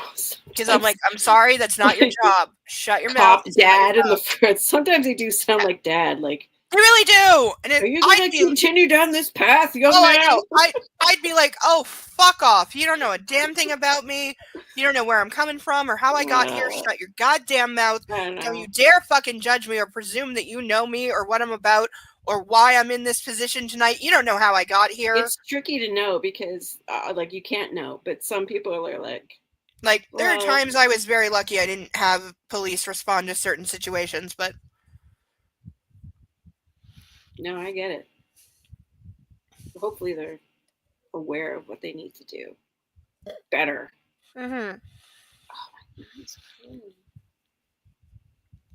Yeah, like post George Floyd, when there was the whole defund the police movement, I was like, no, don't defund the police, but reallocate those funds. Stop buying them fucking Bradley armored vehicles that you don't need in small town fucking Minnesota. Oh yeah, I have no doubt that there's waste. Oh god, yeah, because W wanted to recoup some of the money from the fucking fucked up war on terror that went nowhere for 20 years and just cost like $8 trillion and solved absolutely nothing. Ooh. And just killed a lot of people for no reason, mostly innocent people. That was ugly. So he decided that local police departments could buy used military equipment. I'm sorry, they don't need military equipment. They don't need that shit. I can't imagine then you have without police forces, but oh yeah, but some police forces are more like well armed than the National fucking Guard. I can imagine because they bought army surplus crap, and it's like, and it's a bunch of boys and their toys. That's what it is. Yeah. So much boys and their toys. Yeah, you want toys? Join the military. Yeah, join the military. Learn how to use them properly. Go fight an actual enemy. You'll be more useful. But like, stop buying fucking like tanks and like 50 cal guns that you don't fucking need where you are, and use that money to train your officers how to deal with mental health, how to deal with domestic violence incidents properly. Because about half the time they wind up arresting the victim because of fucked up laws and lack of understanding and lack of patience. Yeah, like I see too many times when I see cops make mistakes, it's out of like, oh, I don't have time for this. I don't have time to listen to you for an hour and figure out what actually happened. You're the loudest person. You're the one screaming. I'm arresting you because I'm deciding you're the problem because you're the loudest person right now. You just need to separate them. But if you need to separate them, why does one of them have to go to jail? Yeah, well, because a lot of states now have must arrest on domestic violence. It is, yeah. Which I'm not saying that's bad, but I'm saying it's misapplied because cops don't take the time to figure out what actually happened. Well, they don't have to anymore. If they decide that it's DV, no, but that's why, like, Gabby Petito and Brian, whatever his name is, are both dead because cops failed to do their job on a domestic violence. They should have separated them. They didn't. They should have arrested him, and they didn't. Mm-hmm. And then 2 people are dead the next day. And it's like, that was awful. Yeah, that is your fault, police. That's your fault. 100%. You let that happen. You were there. You could have stopped it. The other thing. You let that happen. But now that they have body cams, I think they can be a bit more, not aggressive, but like, let's move this along a little bit here. If it's like they coddle people too much too. Sometimes. No, I do wish my number one request, especially for police in America, is please do more talking and less physical grabbing at people. And the right kind of talking, though. Mm-hmm. You gotta... Mm-hmm. Yep. Okay, where... I want to touch you too, she stutters between sobs. More than you'll ever know. To see you like this, so hurt and afraid, Christian. It wounds me deeply. I love you so much. Person I've known for 2.5 weeks. I was gonna say, what point are we in the? We're at about 2.5 weeks at this point. Yeah. I run my thumb across her bottom lip. I know. And she squints at me with a look of dismay because she knows my words have no conviction. This is true, because you don't know. You're very easy to love. Don't you see that? No, he's not easy to love. He's annoying. He's, like, controlling. He's a stalker. He barks orders. He ignores your free will or independence. He doesn't care what you want or what your opinion is. He uses your body as a fuck doll stress ball whenever he wants. Yeah, but She is. Cute. She is just a fuck doll. No, That's all. But he's cute. That's all any of his submissives are. They're just fuck dolls. Oh yeah. Yep. And he still treats her like a submissive, despite one of the conditions of her getting back with him is that he doesn't. And doesn't hold her to his stupid rules. But he still does that. He hasn't changed at all. No. That's the funniest part about these books. Is he never changes at all. Whatsoever. I mean, he doesn't really. Yeah. She does. She does, yeah. She completely stops having any shred of personality or self-determination that she may have ever had and just becomes a brain-dead, mindless piece of ass for him. She says as the water falls around us. No, baby, I don't. You are, and I do, she stresses. And so does your family. So do Elena and Layla. They have a strange way of showing it, but they do. You are worthy. Stop. I can't bear it. I pull my finger over her lips and shake my head. I can't hear this. I'm nothing, Anastasia. I'm a lost boy standing before you. Unloved, abandoned by the one person who was supposed to protect me because I'm a monster. This is all in his head. He's not saying any of this out loud. Oh, okay. Yeah, that's the thing. He has a remarkable amount of insight because we get that in his internal monologue, but he never actually uses it. Just say it, man. I know, exactly. There's so many times reading this, I've been like, just say that to her. Then just say it. Say it, you fucking coward. That's me, Anna. That's all I am. This is out loud. I'm a husk of a man. I don't have a heart. Yes, you do, she cries passionately. And I want it. All of it. You're a good man, Christian. A really good man. Don't ever doubt that. No, he's not. 50 Shades of fucked up. Look at what you've done, what you've achieved. Okay, being successful doesn't make him a good person. Most people who are 24 and run a $1 billion company are fucked up, evil, shady, criminal, malicious going people. On. Yeah, no. Something's going that on. Does not come naturally. He did some fucked up shit to get there, girl. Or it was handed to him. In his case, it was handed to him, but she continues to sob. Look at what you've done for me. What you've turned your back on for me. That would be nothing because he hasn't stopped any of it. What? He just said he won't beat you past the point you can handle. That's all of it. Oh, thanks. Yeah, you won't beat me until I break down sobbing anymore. Thanks. But you still want to spank me and use toys and tie me up and not let me touch you and demand sex whenever you want and order me to take birth control and eat whenever and wear whatever you bought for me. And I know how you feel about me. Her blue eyes filled with love, filled with compassion, leave me as raw and exposed as they did the first time I met her. She sees me. She thinks she knows me. You love me, she says. Every ounce of oxygen evaporates from my lungs. See, this is where you can totally make her out to be the gold-digging con artist that his mother thinks that she is. Because she's playing him like a fiddle right now. But she's so naive. Only that's the way she appears, but her mommy dearest has been married 5 times, all to very successful rich men. True. So who's to say that mommy didn't groom her little girl to go out and catch the big fish that is Christian Grey and targeted him? Like, in my headcanon, that's it. I've never heard that theory, but it fits so perfectly. It totally fits. Oh yeah, no, in my headcanon, because we know that she eventually gets pregnant. Yep. In my headcanon, Dr. Green is in on it with Anastasia. Anastasia roped her in. Her and Andrea, the assistant that he torments. And they together stage the kidnapping of his sister at the end and the $5 million that disappears because it goes to the money just disappears. And it goes to Andrea and Dr. Green for helping her land Christian because once she's married and pregnant, he'll never leave her. So she's set for life. And when she decides to leave him, she'll take half his money and half his company. And so that's their payment for it. And that's the whole plan, that these 3 women like ganged up on him. It's better than the book. Why hasn't that book been written? I know, right? Get on it. Get on it. I'm in the middle of a fanfic right now. All right.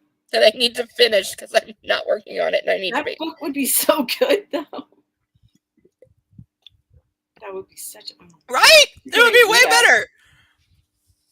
That would be way better. Oh yeah. I like that theory. Thank you. Time suspends and all I can hear is my own blood thrumming in my ears and the splash of water as it washes the darkness away.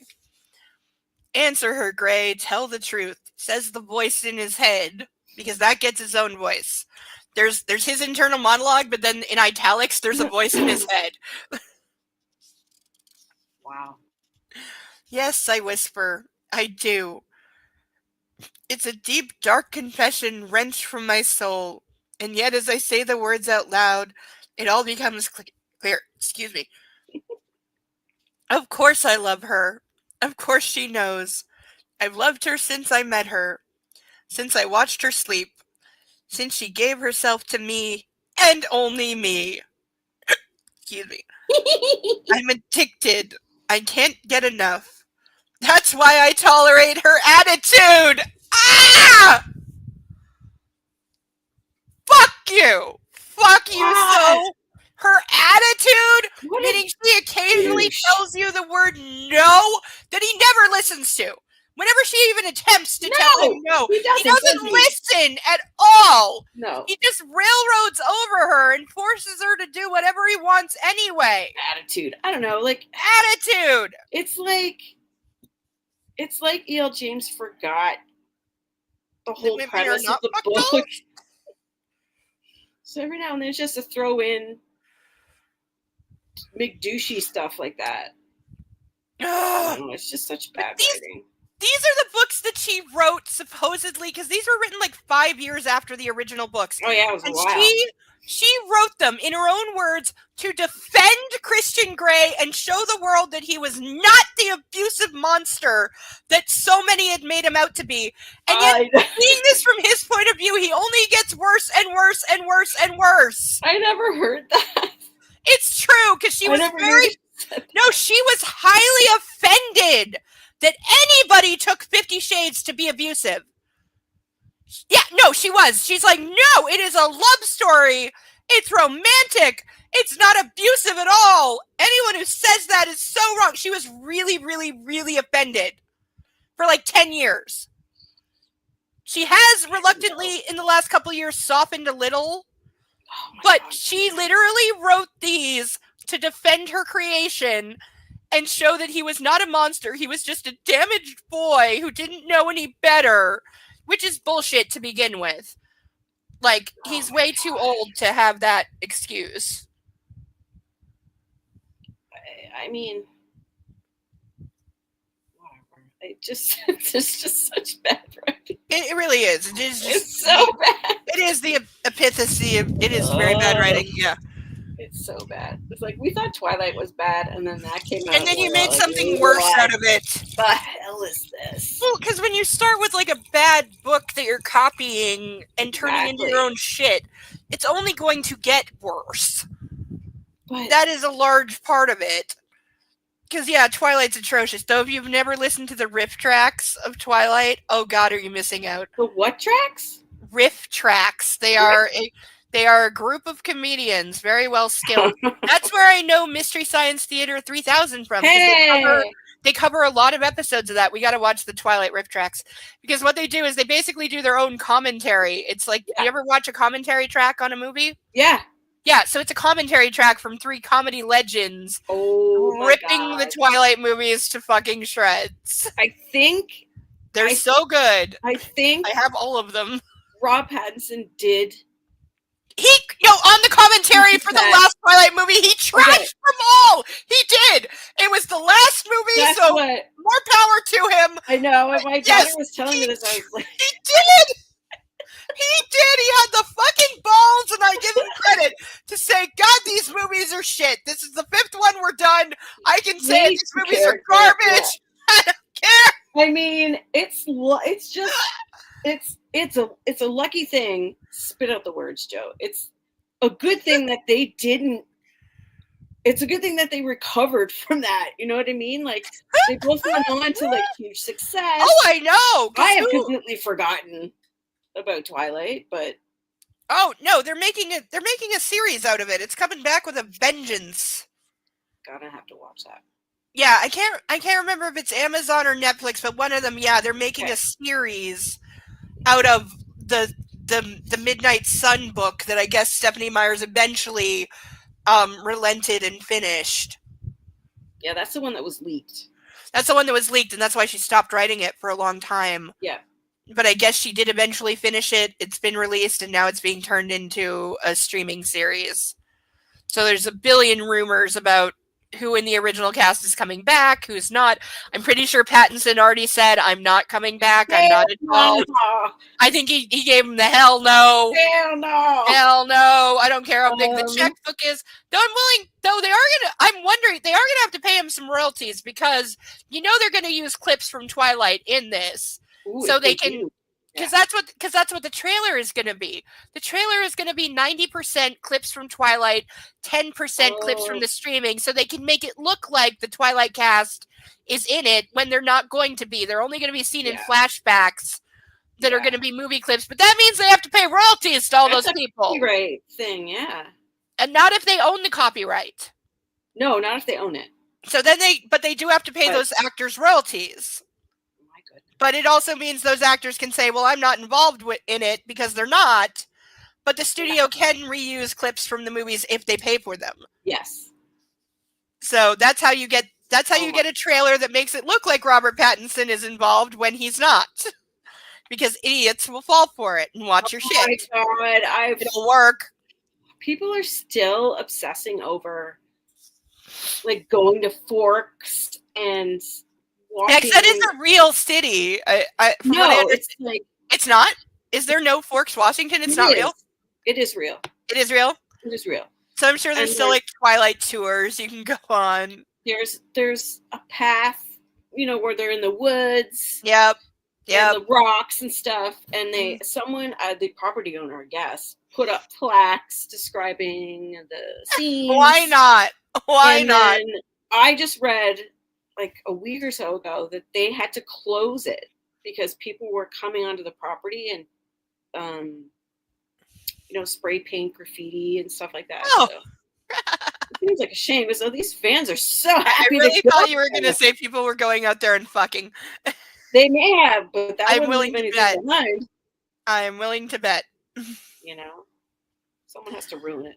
But people are still obsessed. They really are. They really are. It's like same with Harry Potter because there's a Harry Potter series coming. They're redoing all the Harry Potter movies now as streaming series. They've announced the cast. I hope they'll be better. It's so much better. Like her writing is. Yeah, J.K. Rowling is a much better writer than Stephanie Meyers or E.L. James. Absolutely. Yeah. But I knew the second I saw the casting for the 3 kids. And I'm like, oh god, the internet's about to go crazy over Hermione because she's not white. Who cares? And I'm pretty sure in the book, she's never described as being white. That's exactly what J.K. Rowling said. She said, Yeah. never did I ever. Most of the characters are not assigned a race. No, they're just So, who characters. cares? They're just, this one's a boy, this one's a girl. Yeah, pretty much. This is a boy, this is a girl. That's about it. That's as far as it went. And Hermione just, all we know is she has brown eyes and bushy hair. Right. So what? That could make her anything. And I think the girl that they cast is adorable. She looks adorable. Like, I'm sure she is, yeah. Yeah, like, leave the children alone. I have a problem when people start going after kids. Oh, yeah. Because those are kids. Like, don't. You don't know what you're going to do. Look what happened to Macaulay Culkin. Look what happened to Jake Lloyd from Star Wars. Like, yeah, I know. And who cares? Yeah, who cares if Hermione isn't Who cares? White? And then the internet's debating on what race this girl actually is because she has an Italian first name and a Greek last name, and she's not white, but it's unclear from her skin tone, like exactly where she lands. Who cares? Who cares? She's a person. Yes, and these are books set in Europe where there's so much more like mixing of races and cultures, and it's just normal, like. Or it's just like a fantasy book where. And again, it's a fantasy book. And also in this series, can we please acknowledge that Hermione is way more kicks way more ass than Ron and Harry? Because to be fair, in the entire first book, Harry Potter, for whom they're named, never once cast an actual spell. No, he didn't. And Hermione saves their ass throughout the series repeatedly. The whole thing. Doesn't she literally she literally saves their ass. Yes! Her punching Malfoy is one of the best moments. It's the best. It is one of the best moments, her punching Malfoy, because it's been a long time coming. She had the time turner thing. So she was like jumping around. Yep. Saving their asses too. Oh yeah. Yeah, no, Hermione is the true hero of those stories. They should be called Hermione and like the Journey to Hogwarts or something. And then of course she had to be like a mudblood or something. Mm-hmm. Yes, because we had to include Nazism in.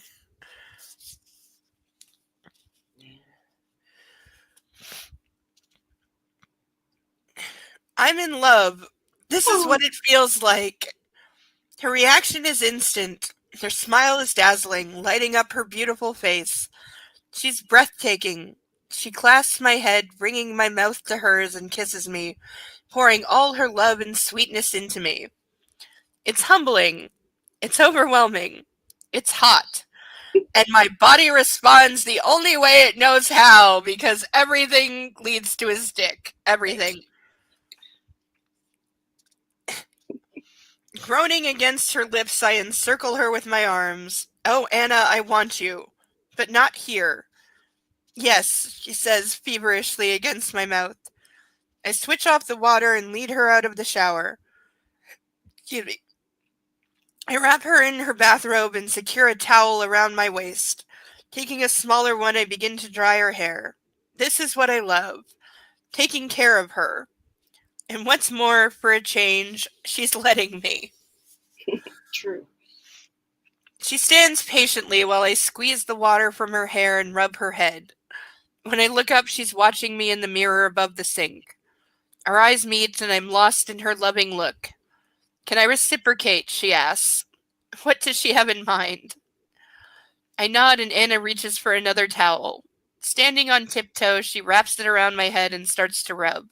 I lower my head, giving her easier access. This feels good. She uses her nails, rubbing hard. Oh man. I'm grinning like a fool, feeling cherished. When I raise my head to look at her, she's peeking at me through the towel, and she grins too. It's a long time since anyone did this to me. A very long time, I tell her. In fact, I don't think anyone's ever dried my hair. Surely Grace did. Tried your hair when you were young. I shake my head. No, she respected my boundaries from day one. Even though it was painful for her, I was very self-sufficient as a child. Yes, a 4-year-old can totally wash and dry their own hair. I mean, to You leave them to it, they're going to get up to something. Uh-huh. You know? Anna stills for a moment, and I wonder what she's thinking. Well, I'm honored, she says. That you are, Miss Steele. Or maybe it is I who am honored. That goes without saying, Mr. Gray. She tosses the damn towel onto the vanity unit in front of us and reaches for a new one. As she stands behind me, our eyes meet once more in the large mirror. Can I try something? She asks. We're doing this your way, baby. In his head, not out loud. Yes, all the good Just stuff is in say his it! head. No, all the good stuff's in his head. That's been a theme through all this. Yeah. I nod, giving her permission, and she runs the towel down my left arm, removing all the drops of water that cling to my skin. She looks up, watching me intently, and leans forward and kisses my biceps.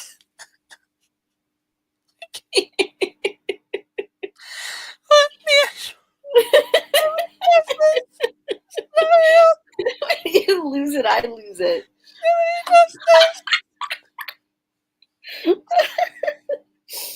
Oh, God. Okay, I'm a grown-up sometimes. My breathing stalls. She dries my other arm, because I know this is leading to sex. Again, Of this is course. leading to a sex scene. Woohoo. She dries my other arm and leaves a trail of feather-light kisses over my right bicep. Dodging behind me so I can no longer see what she's doing. That wouldn't make somebody with PTSD freak out. She wipes my back, respecting the lipstick lines. Hold back, I offer, feeling brave. With the towel. I take a deep breath and shut my eyes. Anna does as she's told and briskly dries my back. When she finishes, she gives me a swift kiss on my shoulder. I exhale. That wasn't so bad. She puts her arms around me and dries my belly. Hold this, she says, and hands me a face towel. Remember in Georgia, you made me touch myself using your hands. Oh, right. Uh-huh. She's gonna like jerk him off or something. She explains. She wraps her arms around me and stares at me in the mirror. With the towel draped over her head, she looks like a biblical character. Oh, which one? The Virgin! It's right there! It does? Oh, for God's sake. It's right there. Yeah. No, it's there. And also, this tells you that E.L. James was writing the other series at the same time, where that character is called, like, the Madonna, the Virgin Mary, like, so many goddamn times. So many times. Like, there's so many shades of that in this that tells me she was writing them at the same time. Oh, she probably was. She definitely was. She definitely was. And that's the one that's being made into a film right now.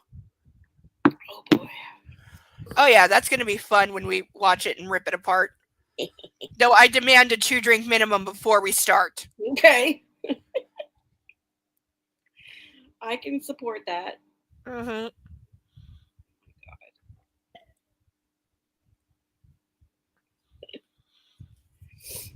Not a problem. She's soft enough and sweet enough, but a virgin no more. Grasping my hand that holds the face towel, she guides it across my chest, drying a spot. As soon as the towel touches me, I freeze. My mind empties and I will my body to endure this touch. I stand tense before her, unmoving.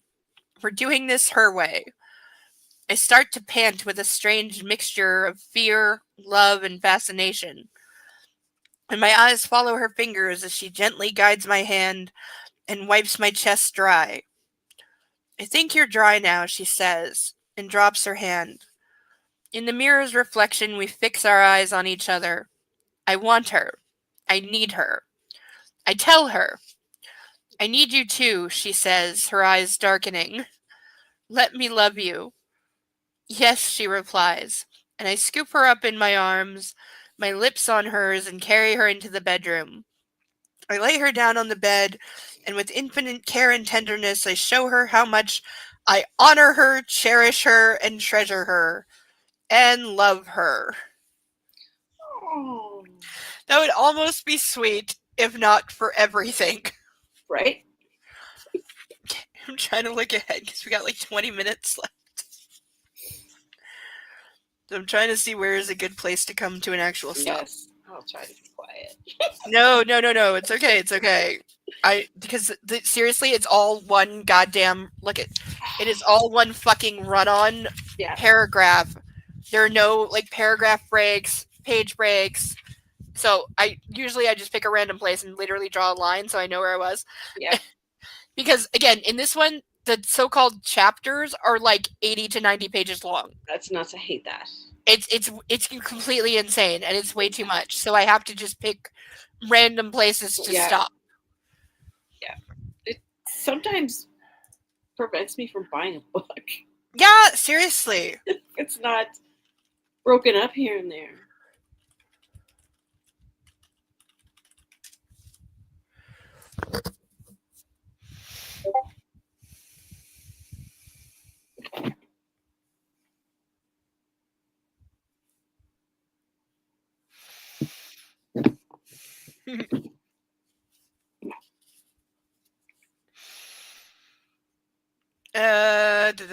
Where are we? I'm a new being, a new Christian Grey. I am in love with Anastasia Steele, and what's more, she loves me. Of course, the girl needs to have her head examined, but right now I'm grateful, spent, and happy. He's got good insight in his head. Right. Just doesn't apply it. Just say it, you dumbass. Like, or like actually take it into account and use what you know in the real world, because he never applies his insight ever. I lie beside her, imagining a world of possibility. Anna's skin is warm and soft. I cannot stop touching her while we gaze at each other in the calm after the storm. You can be so gentle. Her eyes are alight with amusement. Only with you. So it would seem, Miss Steele. She grins, showing perfect white teeth. You weren't particular the first time we, did this. No? I take a strand of her hair and wind it around my index finger. When I robbed you of your virtue. That's a very good way to put it. Yep. Because he really did not ask for consent. He really did rob her. He did. Oh, boy. I don't think you robbed me. I think my virtue was offered up pretty freely and willingly. No, it wasn't. It really was. I have thoughts. I'm reading this book, and I'm like the feeling of, okay, she got there in like a helicopter or something. She cannot escape. Yeah. And I'm reading the book like, oh my God, she cannot run away from this. Mm-hmm. She doesn't have any clue where she is. So disappointed. And like, you shouldn't be reading a book like that and feel, like panic and fear for the main character. Yes. It's the first time I've ever read something like that. Yeah, because he effectively like took her hostage and regarded her. She didn't know him? No, she didn't know him. It was like their first date, and he regarded her virginity as an inconvenience. Yes. Because he liked experienced women that he could do whatever he wanted to, who could just take it, and a virgin can't. So he saw getting rid of her virginity as literally just a chore to be done. Oh, man. Which is why he did it in such a horrific manner. Yeah. I was so disappointed. Yeah, like what should be probably the most like tender, caring, romantic scene. He was just an absolute bastard. He literally just threw her on the bed, put her arms above her head, put a condom on, and then just like didn't do any foreplay at all. Right? Like, didn't even put her knees up. So she's laying on the bed with just her legs open, which is a bad angle for sex anyway. And he just tells her like, hold on. And then he just rams his entire dick. He goes balls deep in one thrust on a virgin. Like, that would have traumatized her so badly. I'm a romantic to a degree. Yeah. But I'm reading that and I'm just like, girl. Ow. Run. My only thought is ow. And then run, yeah. There's always we know there's always like a he's too good to be true kind of thing. And when I was reading that part, I was like, oh yeah, here we go. Yep. There's this big giant flaw, and then now I'm like, man, she came here in a helicopter. Yeah. And then he lasts like 3 seconds. He definitely is All about her. Yeah. Oh yeah, he's quick off the post, shall we say. It's true. Every time they have sex, once he gets it in, it's 1, 2, 3, done. Like, the penetrative part of sex lasts about 5 seconds. Literally, wham, bam, thank you. Yes, he's the ultimate wham, bam, thank you, ma'am. Yeah, totally. Thank you. Totally. And he doesn't care if he leaves them crying or bereft or whatever, because that's what his subs are for. Yeah. It's like, that's why you have your own bedroom. Go cry in your own bedroom, because you knew that's how I was going to treat you. That I was going to beat you, fuck you hard, and then leave. He doesn't know what aftercare is. It was like cold water reading that book. Absolutely. What?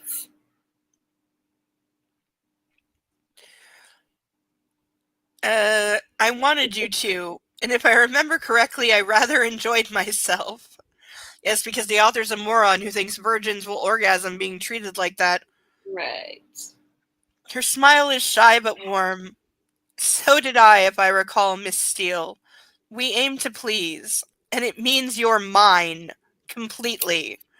Because, yeah, part of him getting off and being interested in her as more than a sub was that, oh my god, she's never had sex with anyone else. So she's entirely my possession sexually. Right? Fresh meat.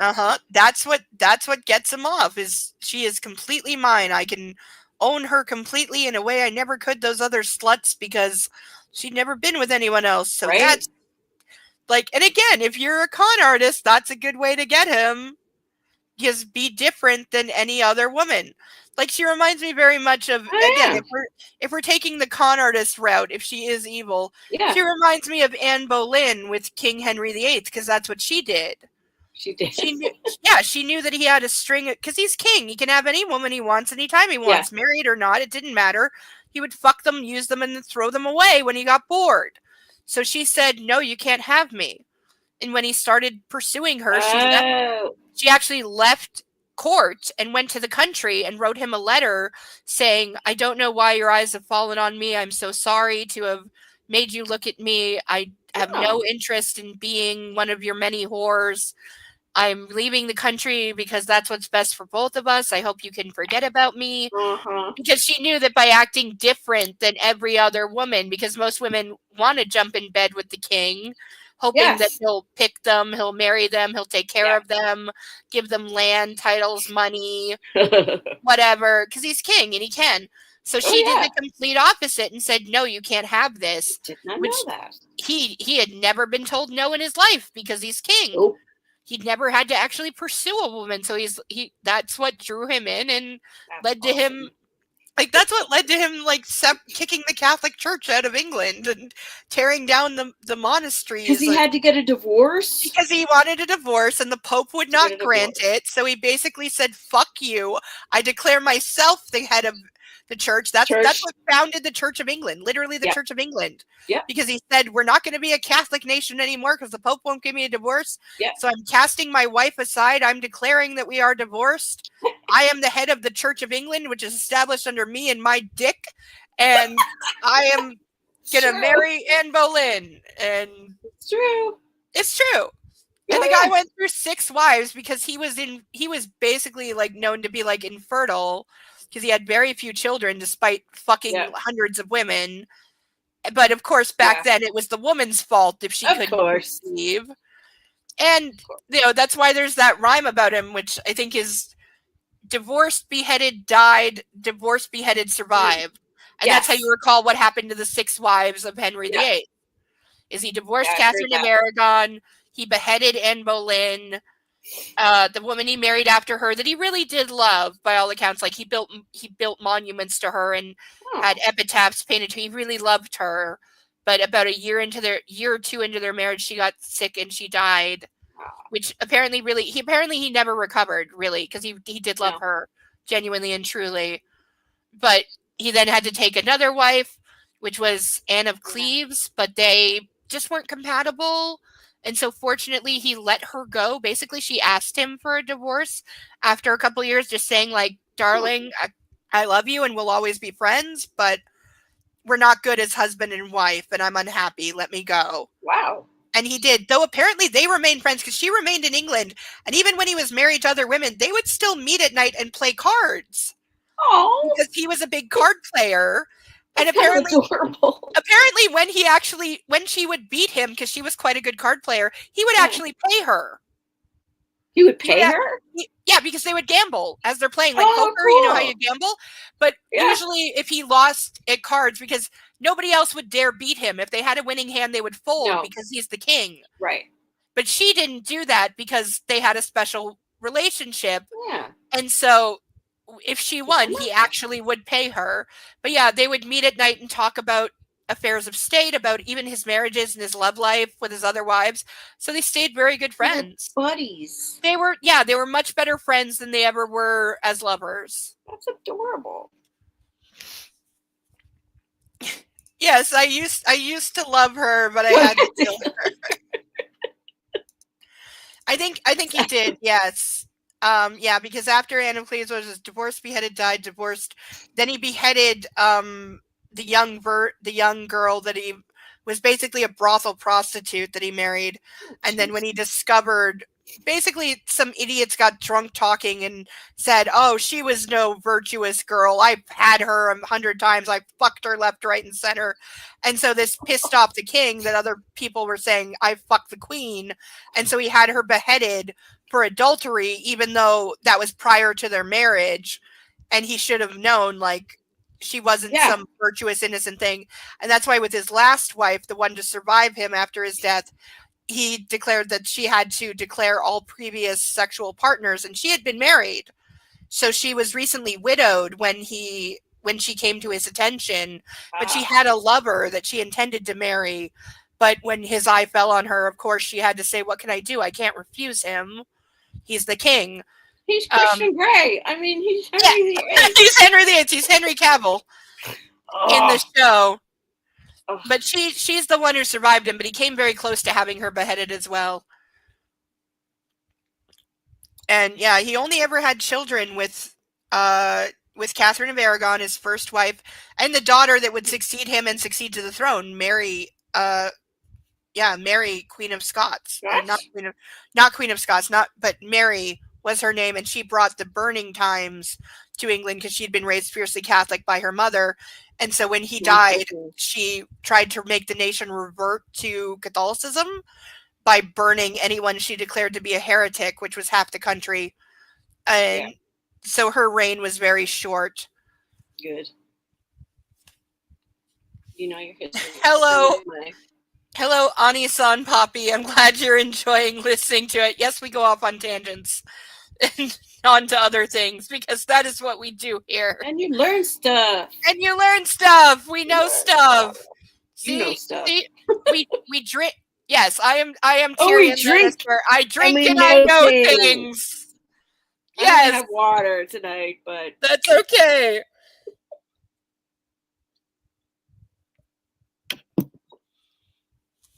Yes, ma'am. Yes, we drink and we know things. That is us. We know a little bit about a lot of things and a lot about not a lot of things. Right. Jack of trades, master of none. Yes!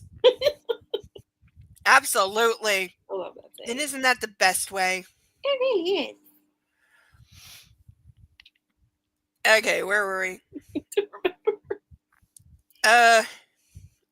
It means you're mine completely. Yes, I am. I wanted to ask you something. Go ahead. Your biological father, do you know who he was? There's a loaded question. Good Lord. Dear God. Like, I feel like that's inappropriate. Like, her question is completely unexpected. Yeah, it should be, because it's kind of rude. I shake my head. Sounds like ulterior motives, doesn't it? Yes! Put that theory in my head. I know, because I'm good and I'm evil. No, it's... I'm quite the manipulative, evil little witch, trust me. But I'm smart, and I've read about 1 billion mysteries, and, like, again, I have seen over 50 seasons of Law and Order. Between the original show and SUV, like, I'm behind on SUV right now by a season or two, but I've still watched, like, 23 seasons of that show, and I've watched the entirety of the original 20 seasons of Law and Order. Such a classic. And I've watched all of CSI and many other similar shows. The Mentalist, Bones, Castle. Yeah, The Mentalist was good until the last season and they fucked up. And I hate who they... I don't know if you... Don't spoil for people, but if you've watched far enough to know who they eventually revealed Red John to be, I hated that. I hated who they chose. I thought it was absolutely the wrong choice. It was stupid. And also, they shouldn't have revealed it because it killed the show. But if you were going to end on that note, if you had ended on it at the appropriate time, like 5 more seasons, it should not have been the person that it was. I completely disagree with their choice. I think it was completely absurd. And it killed the show. The last season's not worth watching because it's garbage. Why don't they listen to us? Yes! We know. I shake my head. She surprises me again. I never know what's going on in that smart brain of hers. She's an idiot. She's not smart. I have no idea. It wasn't the savage who was her pimp, which is good. How do you know? Something Carrick said to me. Her look is expectant, urging me on. So hungry for information, Anastasia. Yeah, because information is power, and she's manipulating the shit out of you right now. And it's right after they have sex. And you're in the shower, soaping up her naked body, and no doubt hard as fuck, so she knows where your head is not at. Yeah. I sigh and shake my head. I don't like thinking about this time in my life. It's difficult to separate the memories from the nightmares. But she's persistent. The pimp discovered the crack whore's body and phoned it into the authorities. Took him 4 days to make the discovery, though. This is where I swear she stole his backstory from Dexter. Because that is the backstory of Dexter. Oh, my God. Yes, isn't it? Because his mother was also a prostitute and a crack whore, murdered, and then he was left alone with the body for several days. That is the backstory of Dexter. I swear she stole it from Dexter. I swear. Because the timing makes sense. He was like in a shipping container. Yeah, shipping container. It was all like full of blood everywhere. Yeah. So I swear she stole the backstory from Dexter because the timing of when these books came out and when Dexter was on makes it's like that. Stop it. And again, there's so many parts of these books that if you watch other movies, we got to watch the Thomas Crown Affair, you'll see. And Secretary. Because, these books, they're just pieces of other works that she put together. Interesting. Yeah, and there's when we get to watching the movies and trashing them properly, there's a side-by-side I have to show you. Holy crap. Oh, I don't know Hill Street Blues. I've heard of it, but I've never watched it. Was huge in the 80s. I've heard that. Okay, I was born in 87 for context, so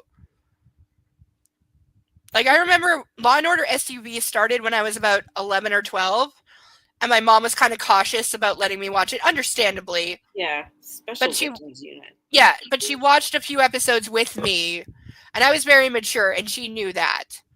I was the kid who, when I was 3 years old, I told her Barney was stupid, and I would never watch it again. And I never liked Sesame Street. She tried to get me into Sesame Street, and I would turn it off because I hated it. Because it was talking down to me. And I'm like, I'm not a baby. Oh, yeah. Yeah, I was that girl. So she knew, I was watching adult shows from the time I was 3.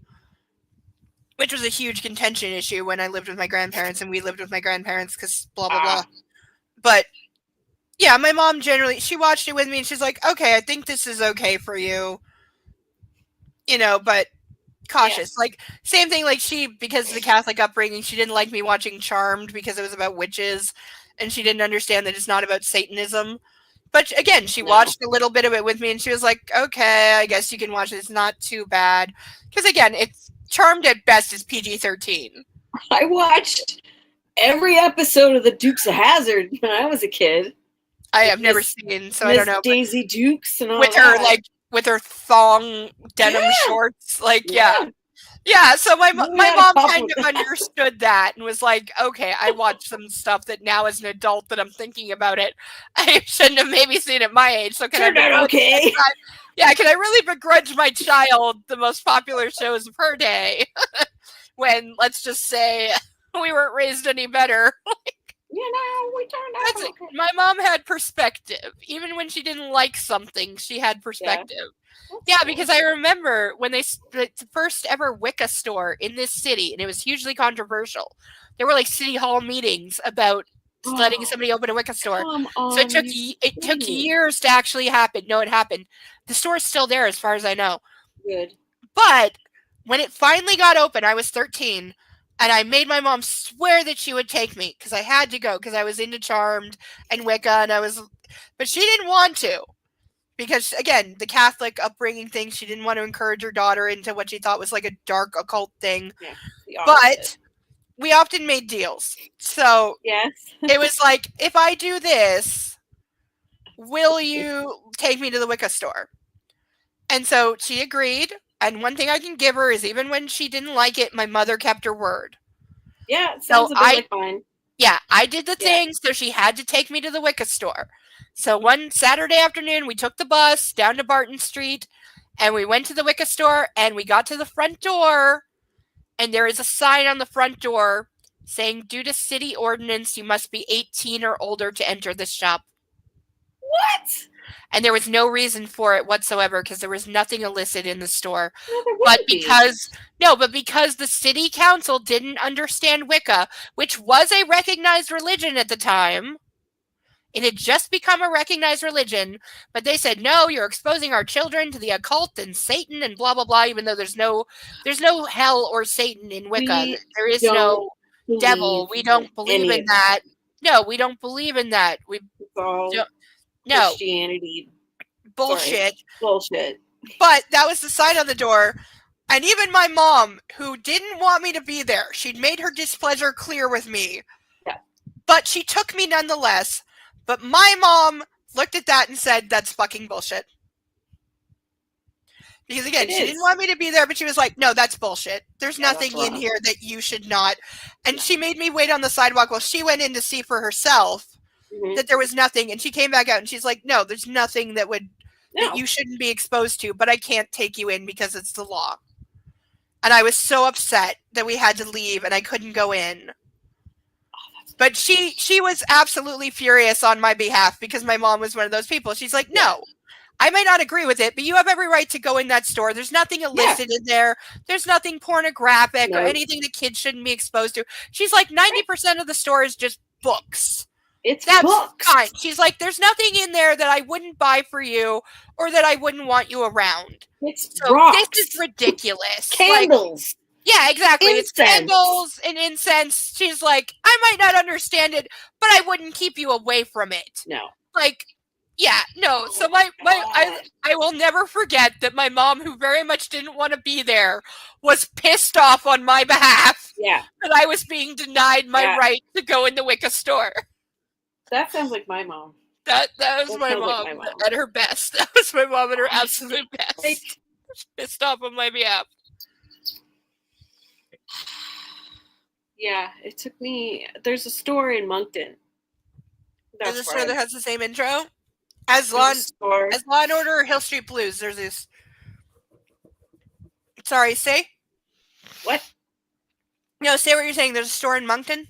Yeah, there's a witchy store in Moncton that it's just convenient for me to go to because it's really close to where my parents live.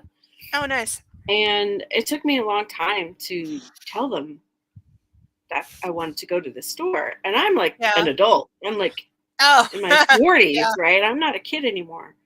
Oh, big fat kitties next to me. My mom came with me and she was asking questions. I thought that was really nice. But that is sweet. It's good when your parents try to understand you. She was like, so what do you use the salt for? And things like that. Yeah. Oh, that would be cute. It was. And she's like, not super Catholic, but they were all raised Catholic. Yeah, my grandparents were my family. devout Roman Catholic. Yeah.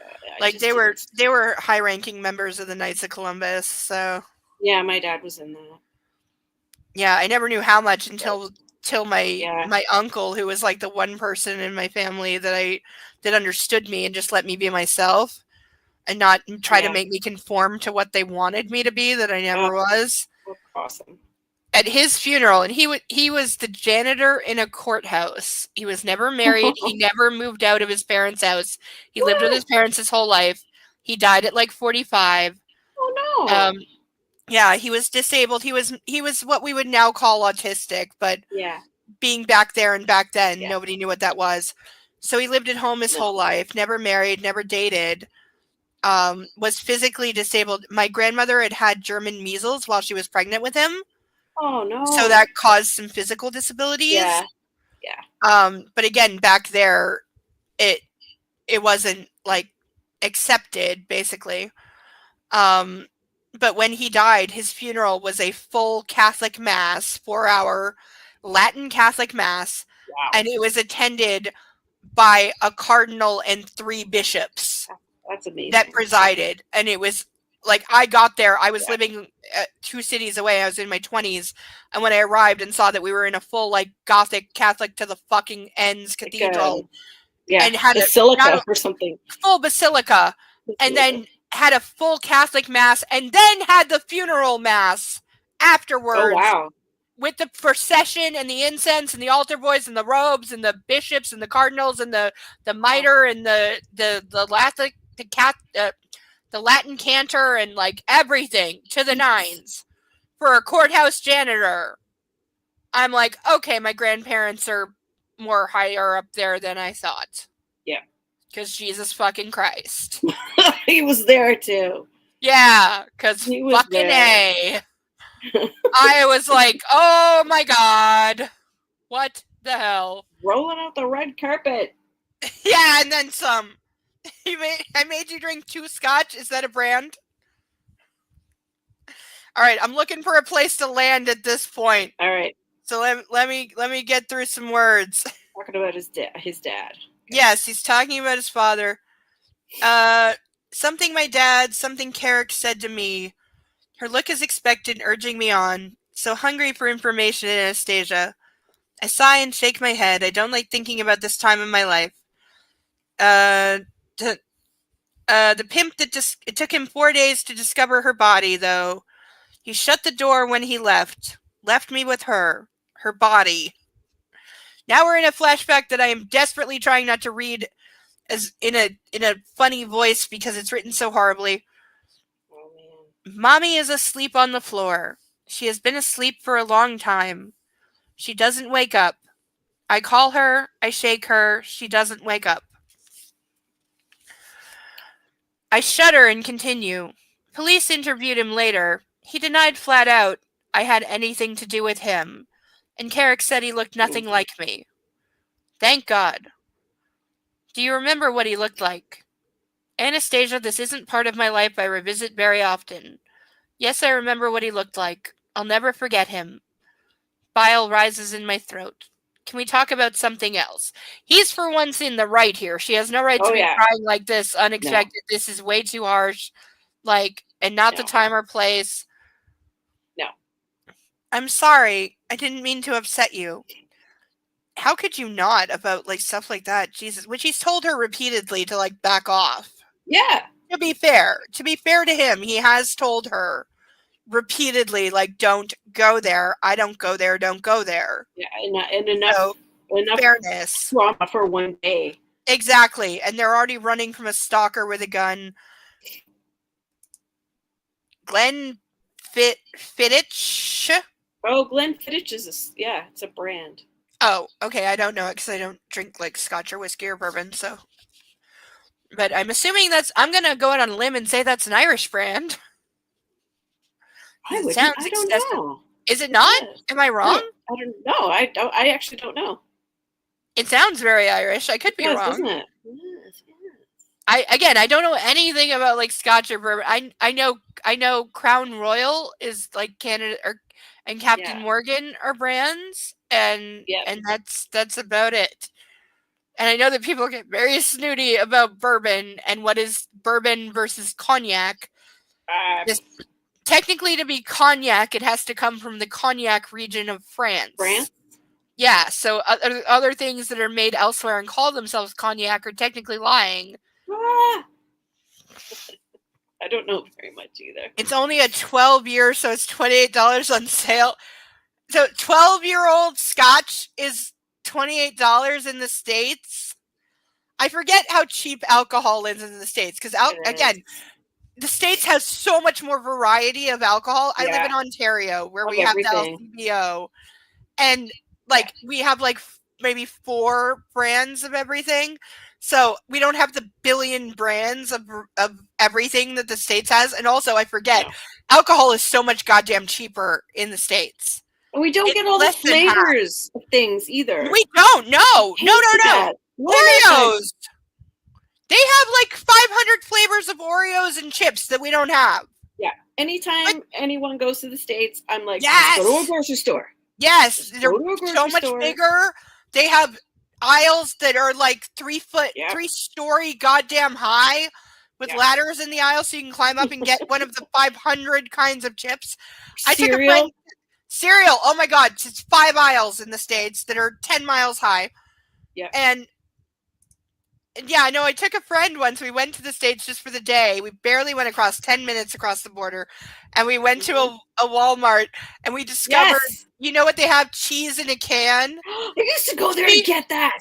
She legitimately, I'd been telling her about this for years, that the cheese in a can was a thing in the States. Yeah. When we finally found it in the aisle, she looked at me and said, okay, I thought you were lying about this being real. It's a real thing. And they didn't just have regular cheese flavor. They had flavors. There was bubblegum flavor cheese in a can.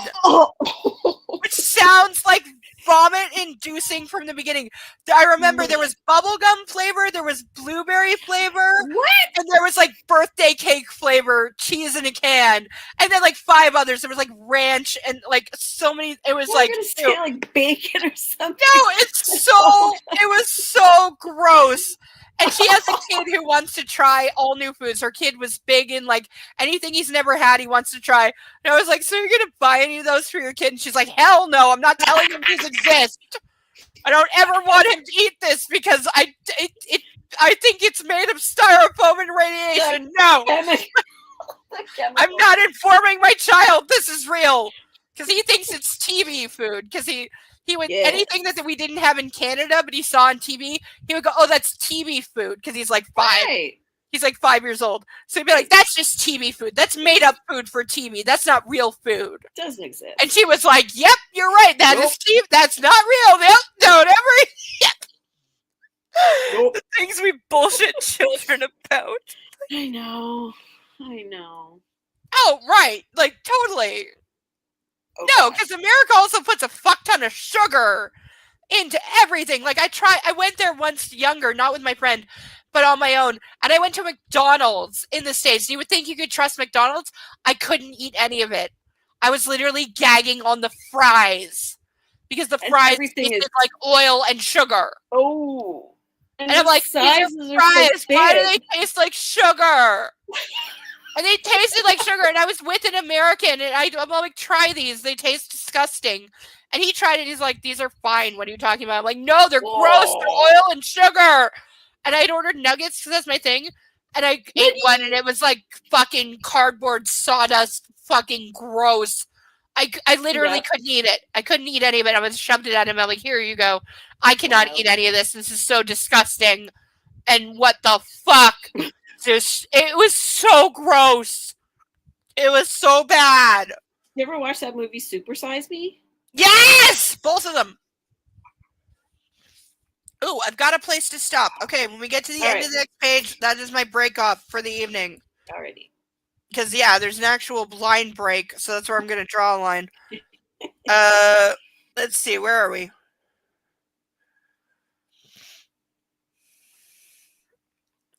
Old news, Anna, not something I want to think about.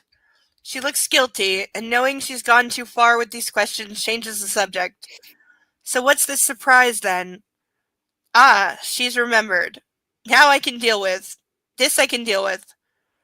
Can you face going out for some fresh air? I want to show you something. Of course. Great. I swat her behind. Get dressed. Jeans will be good. I hope Taylor packs some for you. I leap out of bed, excited to take Anna sailing, and she watches me pull on my underwear. Up, I nag, and she grins. Just admiring the view, she says. Dry your hair, I tell her. Domineering as ever, she observes, and I bend down to kiss her. That's never going to change, baby. I don't want you sick. No, the point is that's never going to change. No, She's always going to be a she domineering, controlling piece of garbage that is never, ever, ever going to let you do what you want. But at least, again, he's honest, but she just doesn't listen. No. Hey, McDonald's has poutine now. I've tried it. It's garbage. If it doesn't have cheese curds, it's not real.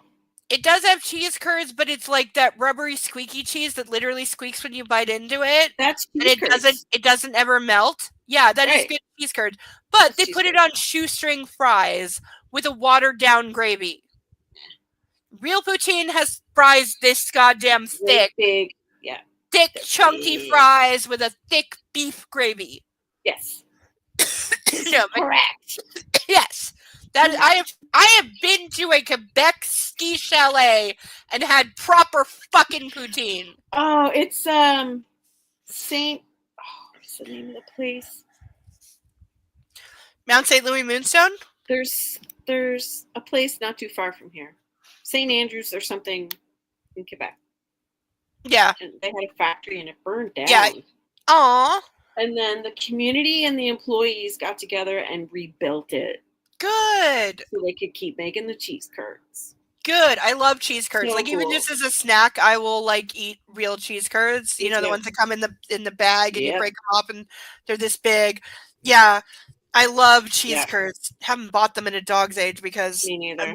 I'm surviving off lack of funds has me surviving off like mac and cheese every other day right now, but I just can't tolerate them anymore.